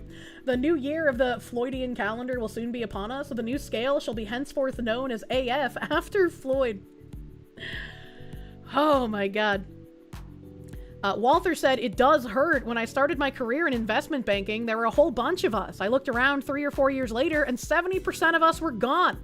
Every year that I continued to do what I was doing, I watched more and more of us walk away. Not necessarily get fired or asked to leave, just walk away. So they weren't interested in actually doing investment banking long term, and they were there to have an entry-level job to get experience to go do something else? Or maybe they thought they wanted to do investment banking and then they didn't like it and so they left? Like, what are we talking about here? What? Why is this an issue? It hurts in a different way, in that you have so few examples of success at our level, and there's no real means of amplifying that. What? I feel like for all the success that those of us around this table have had, there are so many people that have not been able to travel the path, and there are so many kids out there who don't know that there is a path. Does bro know that not everyone can be a CEO or a C-suite? Does bro know that, like, other jobs are necessary for society to exist besides C-suite and CEO? Does he get this, man? That's the fucking point, motherfucker! Sir Toasty Boy, thank you. Been at your job 6 years. Nearly all DEI hires have been fired or replaced, and they had to really mess up to be fired. The non-DEI employees couldn't get away with half of what they did or still do. It's gotta be fucking infuriating. I can only imagine. I am so glad I am not in an office environment anymore, man. Holy fuck. Thank you, chat, for saving me. Guys sound like the Karen Greenletter stories on 4chan and YouTube. They do. William said, for me, I try not to even acknowledge the hurt part. I'm going to constantly try to convert to what is the opportunity, what is the objective performance data that will, hopefully, allow me to achieve most of what I'm trying to achieve. Walther said, it's how you deal with the hurt. Do you deal with it in a constructive or destructive way? Bostock asked, what is the constructive way? Walther said, all of us can do something, whether it's bringing one kid in as an intern, whether it's writing a check to a nonprofit that's focused on career development and young people, whether it's serving on a local school board. It's that hurt that gets me up every day and makes me want to fight. I just know better than to go out there and use my fists. You have people who are motivated by racism and by wanting extra privileges, getting up every day, going to school board stuff, doing donations to nonprofits, hiring people as interns who might not even have any experience to be an intern in the first place, depending on the company. You need to get just as motivated to get involved in your local politics. And that's exactly what all of this is. Cashing checks to nonprofits in your local area, serving on local school boards, getting involved in local political races. This is how you change things in the way that you want to see them. And if it's only these people being motivated to get up and get out and do something, they're always going to win. They're always going to win if that's the case. It amazes you that the USA has maintained the place it has when the education system produces idiots and illiterate people. It is astounding.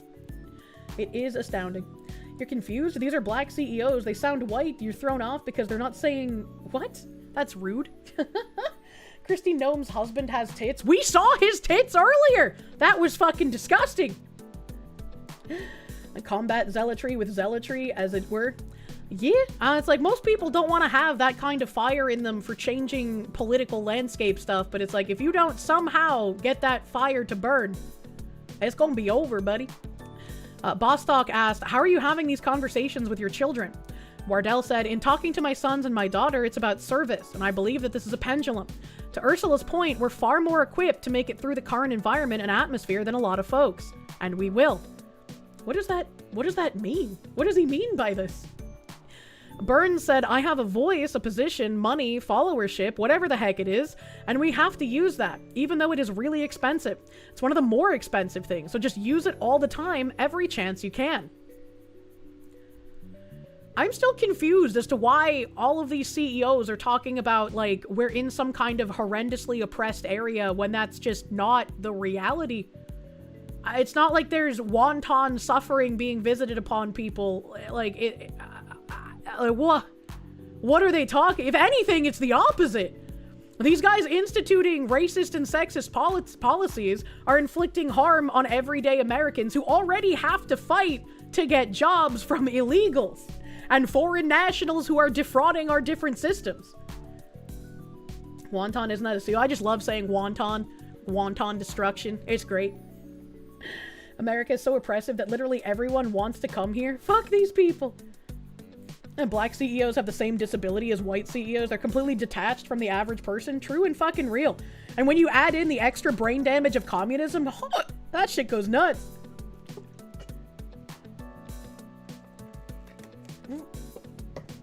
Oh, God. I love water.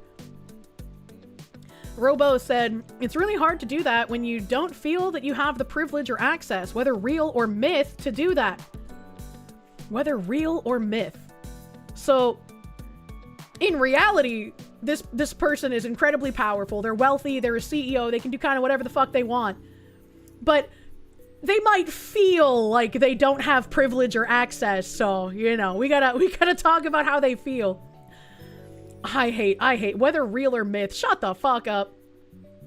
I speak to people every day and they don't necessarily feel self-empowered to say, you know what? This is a toxic culture. I don't care if it's Fortune 500 or 250, I'm out.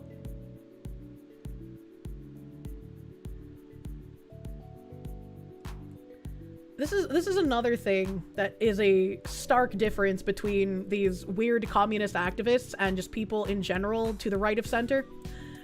When the COVID jab came out, a majority of people were just like, I'm not going to get the jab.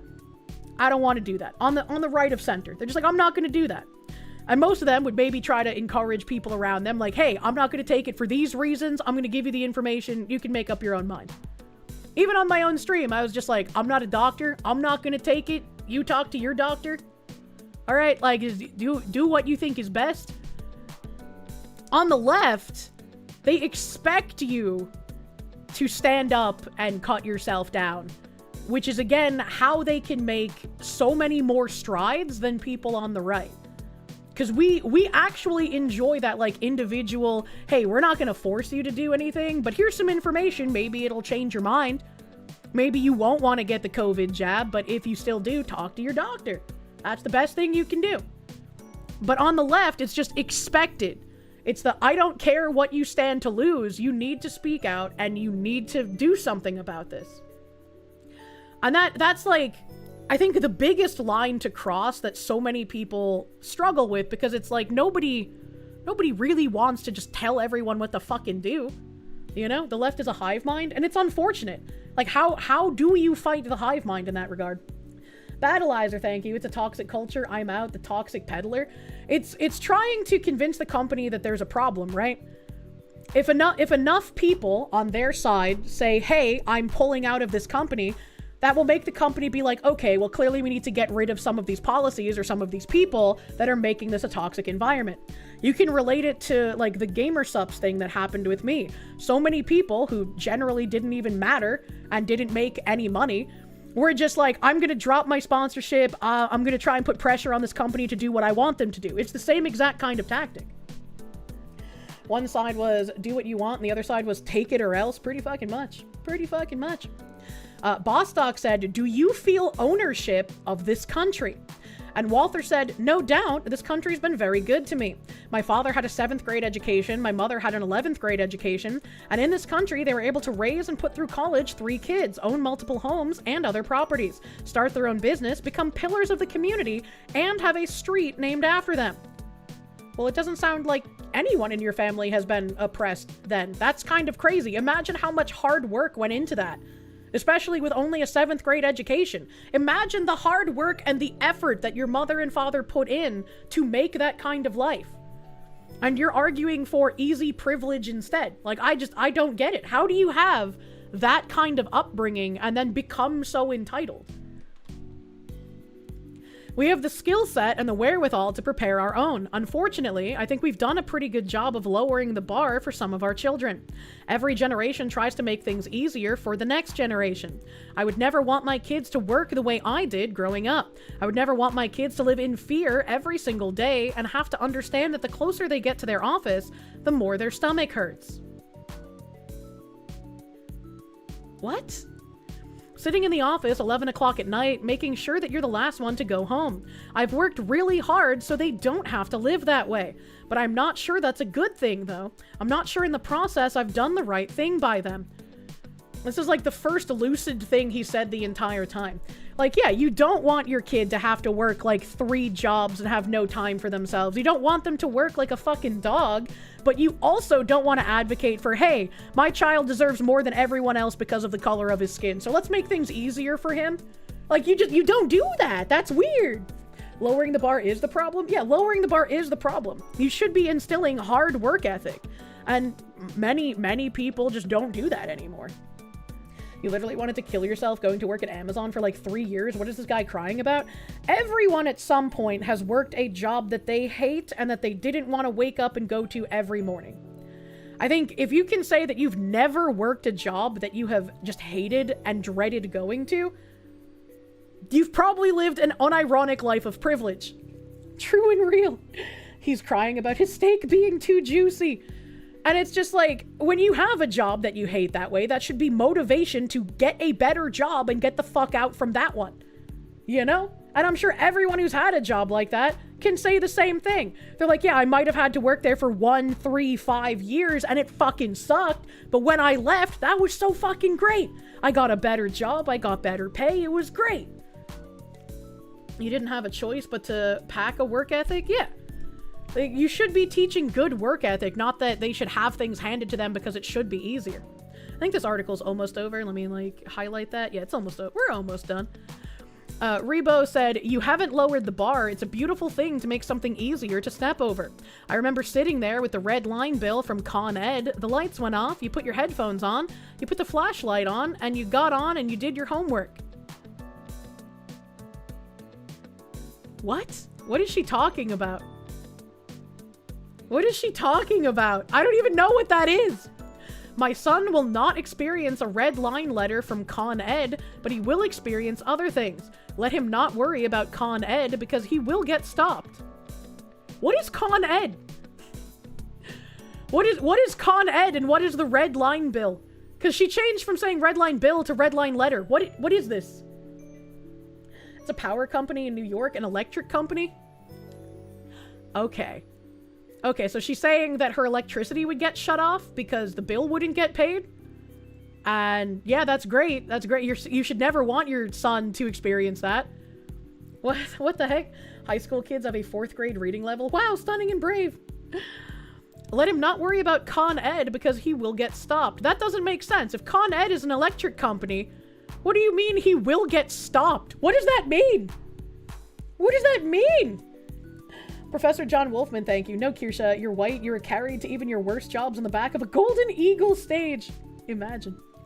Red line is a shutoff notice. It's literally a red line showing the owed money on a bill. What the heck? Red line saying final notice. I just don't get that line, man. They'll let him not worry about the electric company because he will get stopped. Will get stopped by what? She's acting like Luftwaffe was doing bombing runs overhead. Like, yeah, it's not a good thing to have your power shut off, but like, then you have to ask, why wasn't the bill getting paid?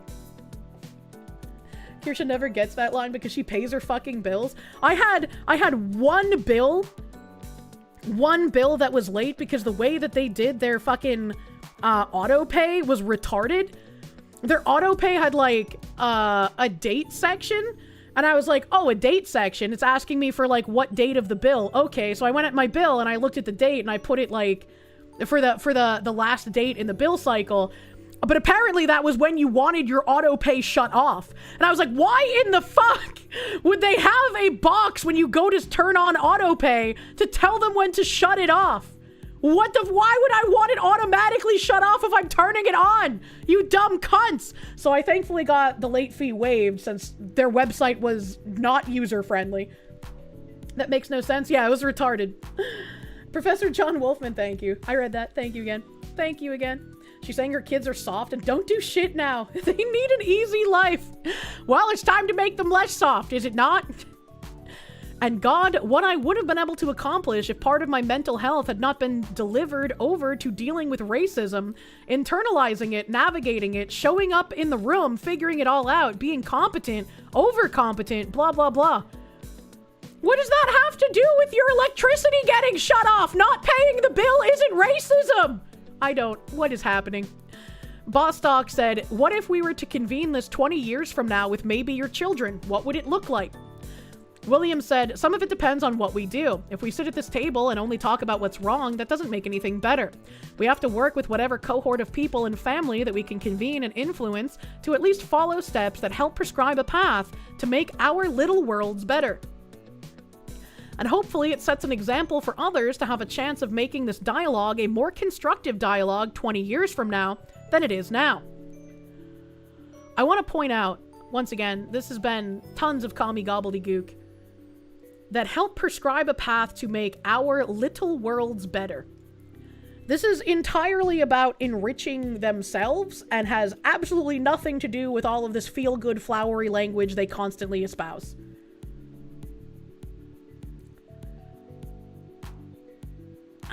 Walther says, history repeats itself. We started this conversation talking about these moments in history where we have to deal with the backlash. Each one of those periods has set the stage for us to bounce back and level up. We're getting back to a period where nobody's given us anything. We need to be accountable, prepared, and perform. I would love to get to a period where everything is actually equal opportunity. What do you mean? You don't have a white person exemption from your local power company? Spyridic, thank you for the 4 months, my guy. Thank you, thank you. Seems to you a whole lot of people who lived through the good times made by hard men don't realize that they are the soft men actively making the hard times. True and fucking real. It's crazy. You went to a Japanese company full of Japanese people where you were the only white person, and instead of saying they should change to accommodate me, you did your work without complaining. I don't know how you could have done your work while suffering from that immense amount of racism. That's insane.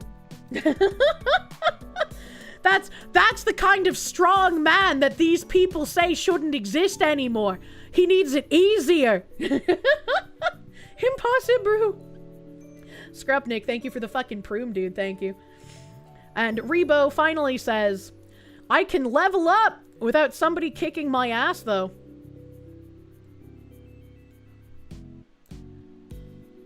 What? It's like they say all of these slogans and it doesn't even make fucking sense.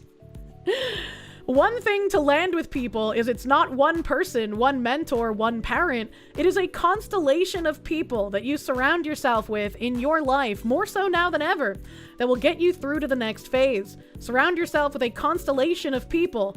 You all are in my constellation now. Fucking don't sexually assault me with your constellation, you freak. What the fuck? What the fuck? My life is like a video game. Thank you, Ronnie Radke. The Rebo, any relation to Jumanji Jackson on the SCOTUS? I don't think so. Stop the constellation, I want to get off. Yeah, right? Everyone knows you're American. I can level up. It's such a LinkedIn speak. Yeah. Yeah, we've had a lot of LinkedIn speak articles because I was going through a ton of bridge stuff today since it's been a hot fucking minute since we checked in on where bridge is going. God fucking did. It all started with a Larry Fink clip too. I opened so many fucking tabs today and I did not even realize it. I guess I'm gonna have a blasty blast on fucking Friday, dude. Do I have side scrollers this Thursday? I can't remember. I can't fucking remember. I do not consent to being in the constellation. A massive doge, thank you. Real life isn't exactly pay to win for most people. Yeah, it's surprising when you learn that some people can pay to win in life. Yes, Side Scrollers this Thursday. All right, chat, I'm going to be on Side Scrollers this Thursday. I'm going to be on Side Scrollers this Thursday. I've already packed my fucking Wednesday, so hopefully I'll be alive on Thursday. Hopefully I'll be fucking alive. Let me see. I didn't even finish reading this fucking smart brief too. That's crazy. That's crazy. We read the HR Grapevine thing, Capability in Action, Black General Counsels reshape corporate legal landscape. Black attorneys are increasingly rising to the role of general counsel, reshaping corporate legal landscape.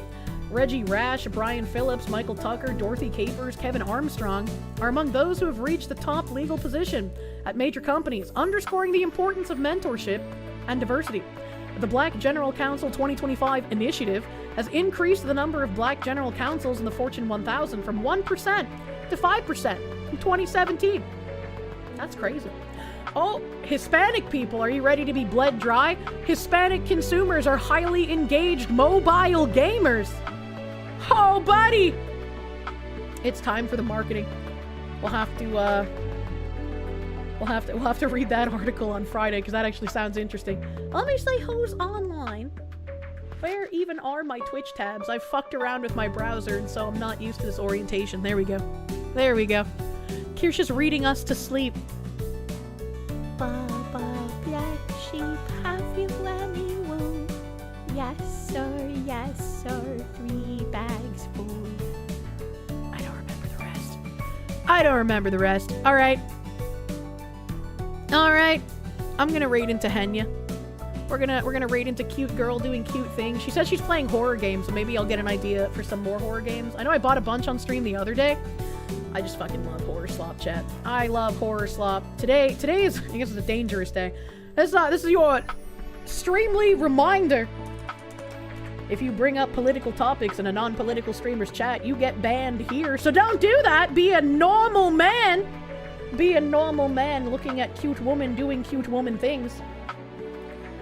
We ain't never getting the vacation photos. Fuck! I have forgotten to give them to my mods still. There's so much going on. Please forgive.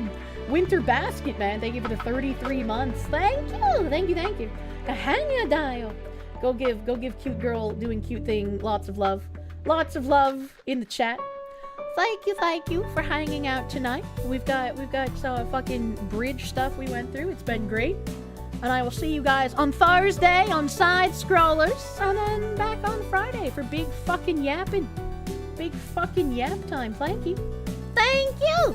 Have a great rest of your night. Bye bye. Bye bye.